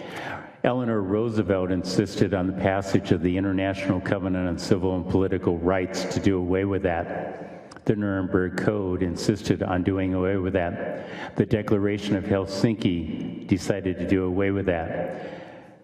Research scientists like myself who've actually served at the federal government and decided who got grants based upon their having informed consent, decided to do away with people being experimented upon.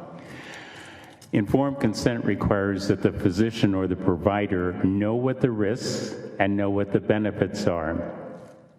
These are the package inserts from Janssen, Pfizer, and Moderna. They're blank. They state intentionally blank. This is the information that goes into the physician desk reference that we use to determine what the benefits and the risks are. These are intentionally blank. You're welcome to read them if you want. Pfizer, Moderna, and Janssen. I was able to acquire the vaccines and to do the research with the vaccines on blood, and I acquired these pieces of documents as well. Informed consent means that we treat our patients and the people we work with the respect that we would expect them to respect us with if the tables were turned. I'm in favor of this bill. I'm in favor of it not just for research drugs. Every person I've ever done a procedure on or given a medication to has obtained informed consent from me, and I would expect the same for everybody else. Thank you. Thank you. I just was sitting here reading a report in National Library of Medicine, and it was interesting that it said there are no studies, to the best of our knowledge, that have analyzed the association of new onset seizures as reported by a VAERS database following the use of COVID vaccines. Additionally, no studies have compared the side effects of COVID-19 vaccines versus influenza vaccines in this context. And you sit here and keep reading, and what I'm hitting up against is a wall that says, there are no studies, there are no studies, there are no studies, there are no studies. And I just think that we in Texas have, like I said, from the plains of West Texas to the Gulf Coast, we have some of the most prestigious medical schools and institutes in our nation, and somebody's got to start leading on this. You know, research is done based upon an interest of somebody to get the data. Big Pharma is not really excited about researching this. In 2017, Moderna published a research paper using lipid nanoparticles for influenza. Those lipid nanoparticles were biopsied out of the bone marrow, the heart, the liver, the spleen, the brain, every organ tissue. Anybody who thought that these would be injected and stay at the site of injection was either selling you something or on something. The research data is there if you know what to look for. Well, thank you. There have been a lot of bills that, again, from VAERS to informed consent that we're considering today. Thank you all for being here. The chair calls Daisy Guimaras, Cesar Lopez, Jimmy Widmer. And that is all that we have registered on Senate Bill 177. If I have not called your name and you're here to testify on 177, please let us know. Great. Welcome to the table. And members, I think we have one more bill after. Two more. Not many witnesses on the last two. State your name for the record, who you're with, and you may begin your testimony. Chair Kolkhorst, committee members, my name is Dr. Jimmy Widmer, and I'm a general internist from Temple, testifying on behalf of the Texas Medical Association, the American College of Physicians, Texas Services Chapter, the Texas Pediatric Society, and the Texas Public Health Coalition. Thank you for the opportunity to testify today in opposition of Senate Bill 177. Informed consent is an essential part of the patient-physician relationship that ensures appropriate education about a medical intervention and provides an opportunity to address any patient concerns in a safe and confidential space. Under long-standing Texas law, informed consent requires healthcare providers to disclose the risks that could influence a reasonable patient's decision to consent to a medical treatment, including immunizations. Unfortunately, Senate Bill 177 redefines the established legal framework for informed consent by making vaccinators financially liable for the conduct of a third party. Instead of requiring the vaccinator to disclose clinical risks of the treatment itself, SB 177 restructures informed consent laws for COVID-19 vaccinations by placing the onus on the person administering the vaccine to know about the external forces that brought the patient through the door that day. SB 177 also creates a new minimum $5,000 fine for providing a vaccination without informed consent. This fine is not directed at the source of the compulsion, but instead at the person administering the vaccine. Additionally, SB 177 restricts the rights of employers, such as healthcare facilities, from protecting their employees, patients, and economic livelihoods from disease outbreaks. Patients seeking care should be able to trust that their physicians or their healthcare provider has established a healthy environment that minimizes disease risk. SB 177 prevents healthcare facilities from implementing their own infectious disease protocols to keep their patients and staff safe, needlessly endangering those who are most vulnerable. Businesses in Texas should have the freedom to set their own health and wellness policies in alignment with the best interests of their staff and those they serve. Thank you. Thank you. Go ahead, Cesar. Madam Chair, members, good evening. Again, my name is Cesar Lopez. I'm with the Texas Hospital Association. We are here testifying on SB 177. I'll try to be very brief. Our concerns here are the same as we raised with the last bill, and specifically the concern that we have that this bill would put us in direct conflict with the current federal mandate to vaccinate our employees. So we have reached out to both offices. We have been in contact with the Senator and with Representative Harrison. In fact, we're meeting with the representative tomorrow afternoon to try to talk through these concerns and try to figure out a solution to this.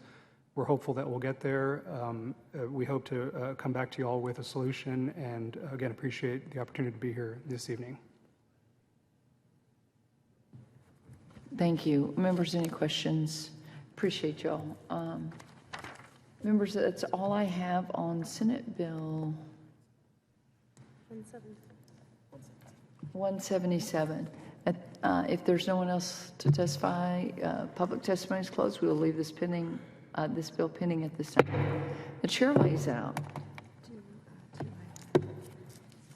two more members.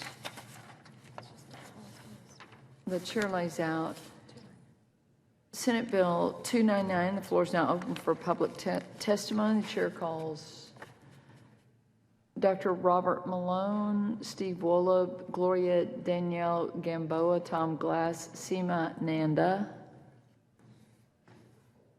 David Caper.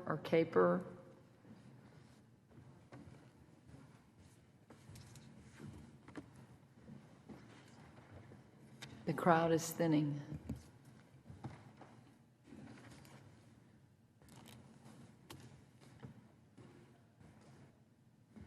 Okay, Tom, we'll start with you. I want to make sure this is the Senator Hall's gain of function bill. Is that correct? No, this is 299, which is Hall's relating to healthcare services provided at hospital healthcare. I believe this is the one where you can have an attending physician at the hospital. Yes, okay. Thank you. I'm Tom Glass, Texas Constitutional Enforcement, representing myself and the group, and we are in favor of the bill. I've heard multiple horror stories about people not being able to use the doctor of their choice during this crisis, and the hospitals violating Texas law, doing corporate practice of medicine, and denying patients the care that they think is best suited for themselves. And so it is. This is a great bill because it tries to rectify that situation and allow future people to get access to the care they need, and not be denied it by the corporate guys running the hospitals. Thank you, Tom. Jennifer? My name's Jennifer Bridges, registered nurse. I know for a fact, working at Houston Methodist, the big hospitals do not like the private doctors there.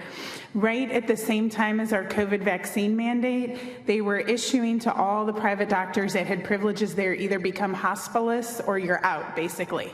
And all the private doctors at the hospital were coming to me. They didn't want to become hospitalists. They don't like that because, of course, if you become a hospitalist, you get paid less money, and then you're controlled by the hospital to run their protocols and the way they want you to manage patients.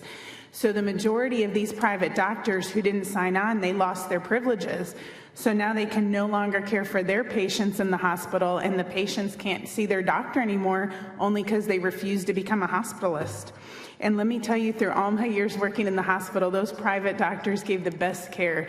The hospitalists, there was a few good ones, but most of them just came in, barely knew what was going on, did not have a care in the world, and just moved on to the next one, just like a number.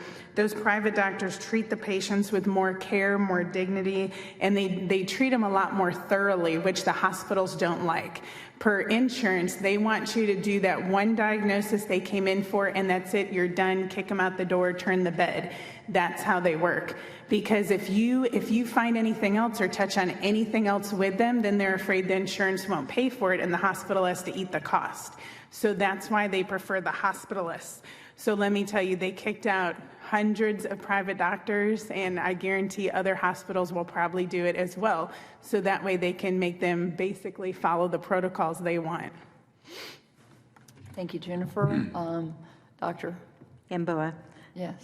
I'm Gloria Danielle Gamboa. I'm a physician in Texas. I'm representing myself in Texas for Vaccine Choice, and I'm for SB 299. There's some stories that you need to know about who you would be protecting with this bill. We had a 30-year-old morbidly obese patient who got COVID early on in the epidemic. Her vitamin D level was 1/3 of what it should be. Her family wanted her to be on, I think at that time, hydroxychloroquine, and to get a high level of vitamin D given to her. And I could only send articles to her physicians in the hospital, and they did not get what they requested, and she did pass away at age 30. And the second story is we have a patient, and he was elderly, he was in his 70s, and he went to a doctor in Dallas. This was at the time where nobody wanted to go to the hospital. At time in 21, we could not convince people who were low in their oxygen to go to the hospital. He went to this physician in Dallas. He stayed at a hotel to be seen by her every day. He did pass away, but the family is only thankful to this doctor. This is not a case of malpractice. This sounds terrible, treating a patient in a hotel, but they didn't so they could get the doctor that they wanted to get the treatment that they wanted.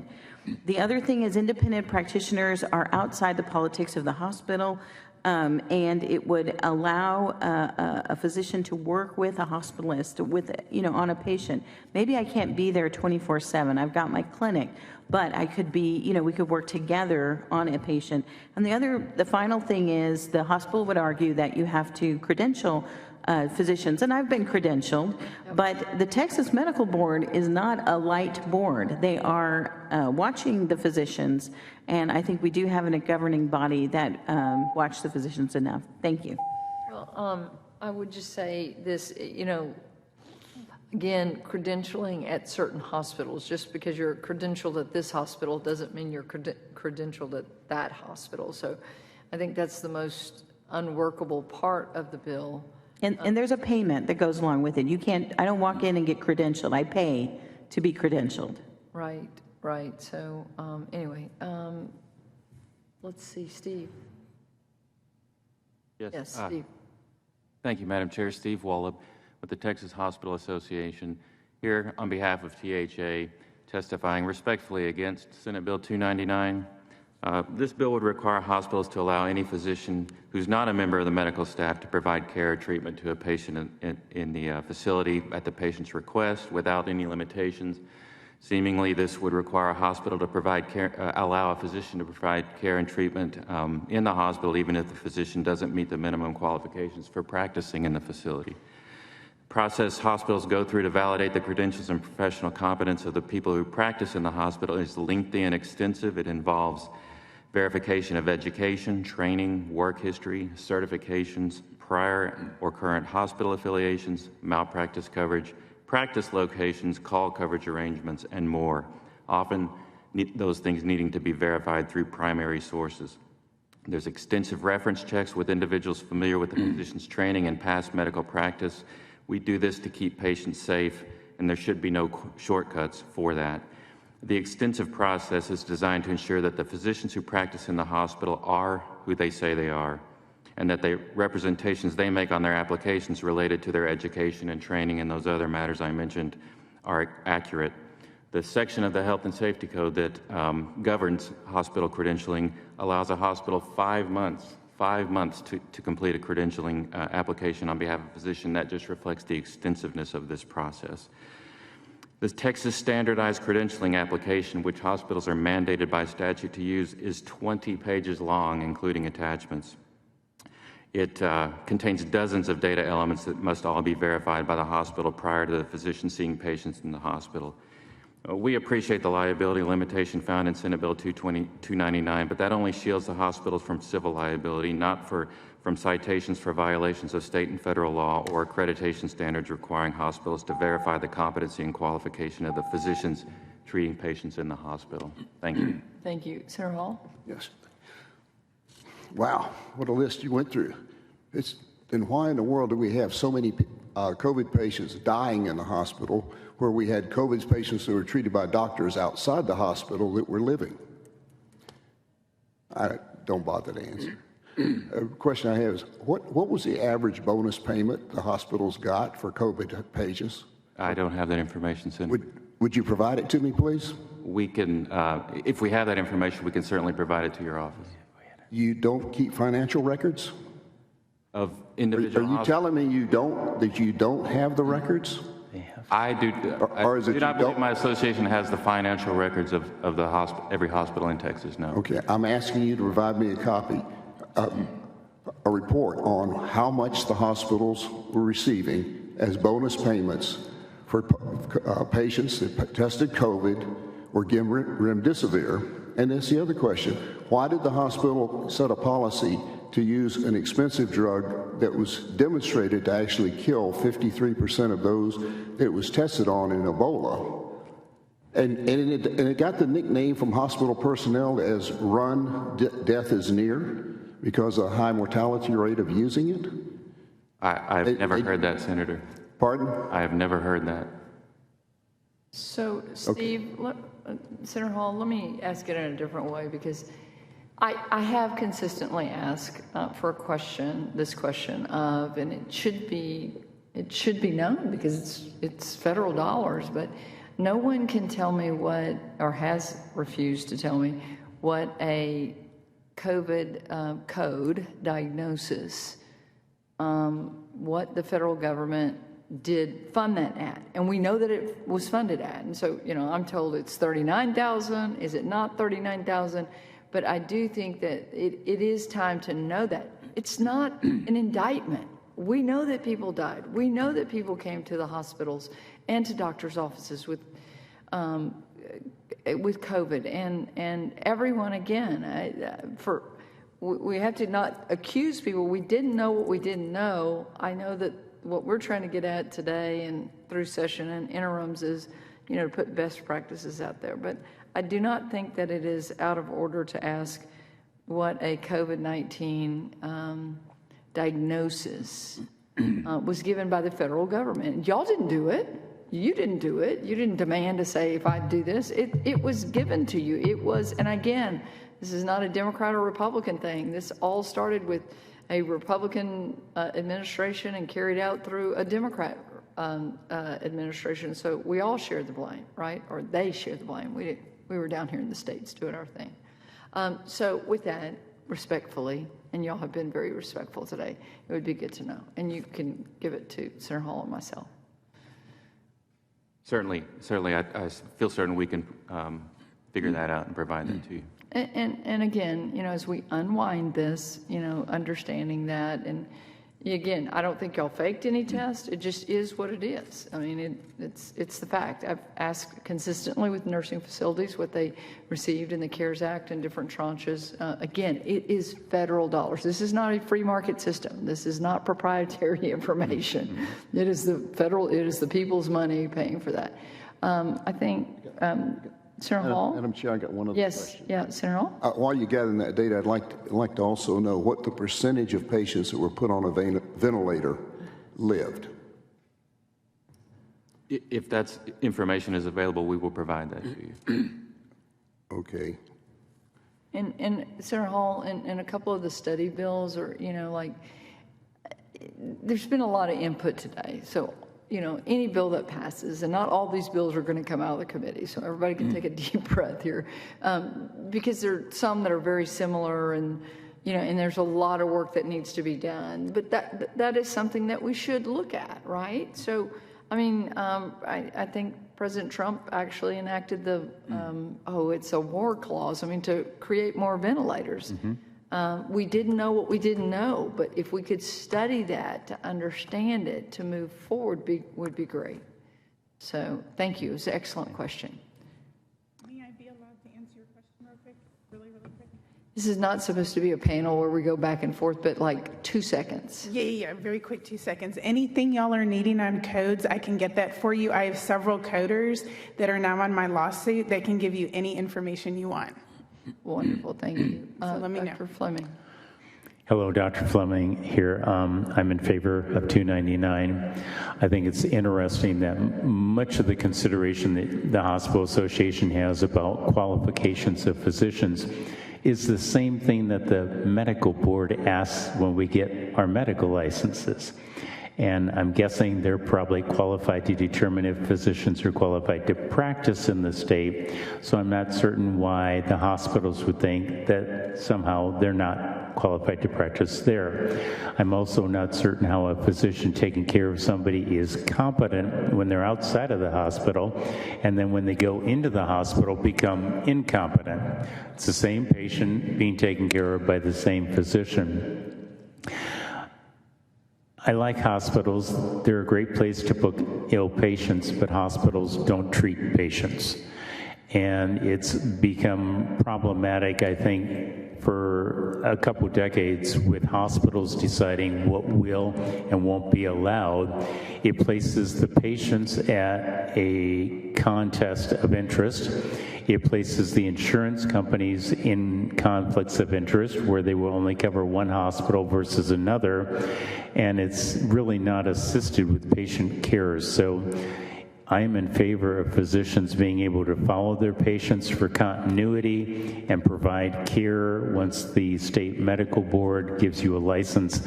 I think that should probably do it. As far as whether you want to do something further procedure-wise, like cardiac catheterization or nuclear imaging, I think you should have the qualifications for that, but you don't need that to get a license in the state of Texas or any other state. You just need it to be a cardiologist like myself.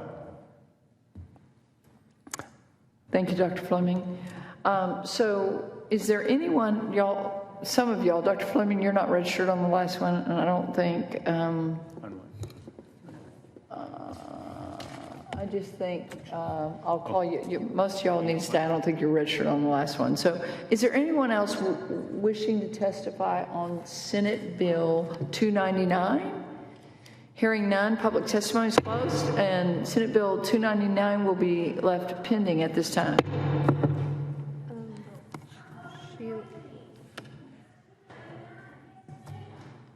Okay, so members, you were not registered, so the chair lays out as a matter of pending business, Senate Bill 299. The floor is now open for testimony. Sheila, you're going to have to register for this one. Okay, well, I think we haven't seen you this session, but you showed up today in strong, full force, and we're always grateful. All right. Sorry, I really Sheila, 2 years in 2 minute increments. Yes, my name is Sheila Hempel with Texas Right to Know. 299 is essential on so many levels of allowing your primary care physician access to you in the hospital. As I briefly mentioned on the mental health bill, a major problem is the fact that psychiatric physicians will not prescribe neurological medication. And then the doctors that take these PANDAS and PANDAS and mental health cases do not have hospital privileges.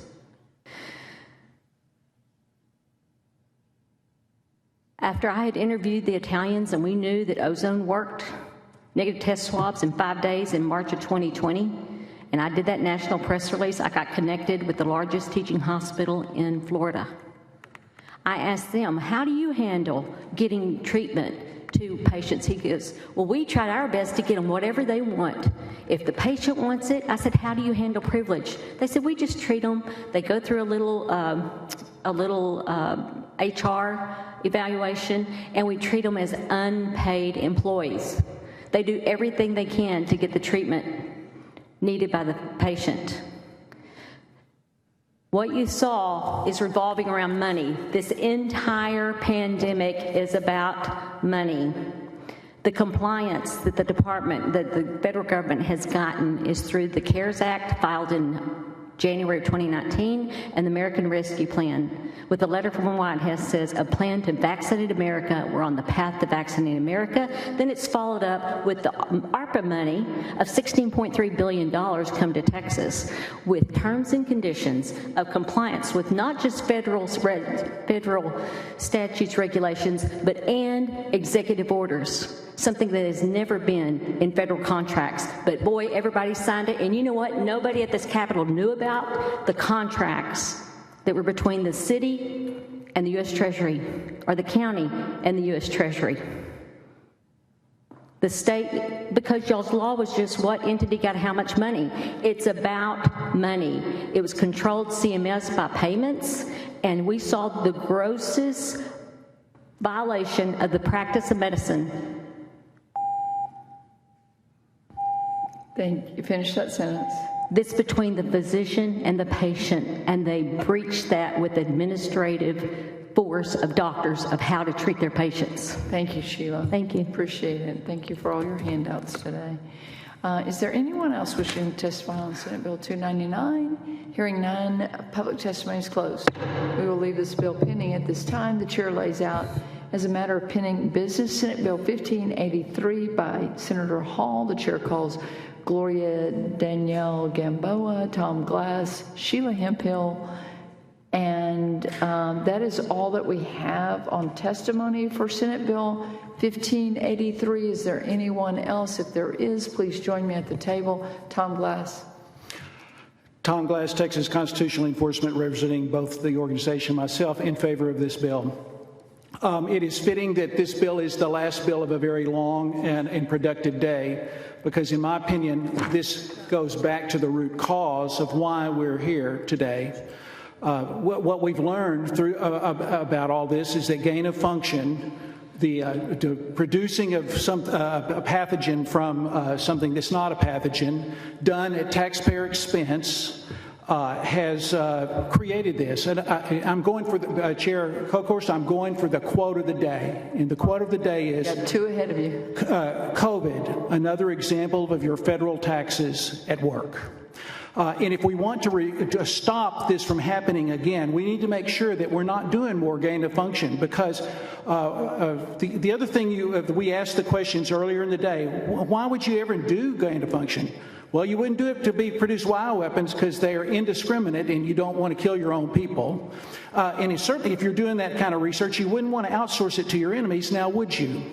And of course, why would you want to do something? Because we might want to study it and figure out how to go against it. Well, why would you even need to know how to do that unless you produce the deadly thing to begin with, right?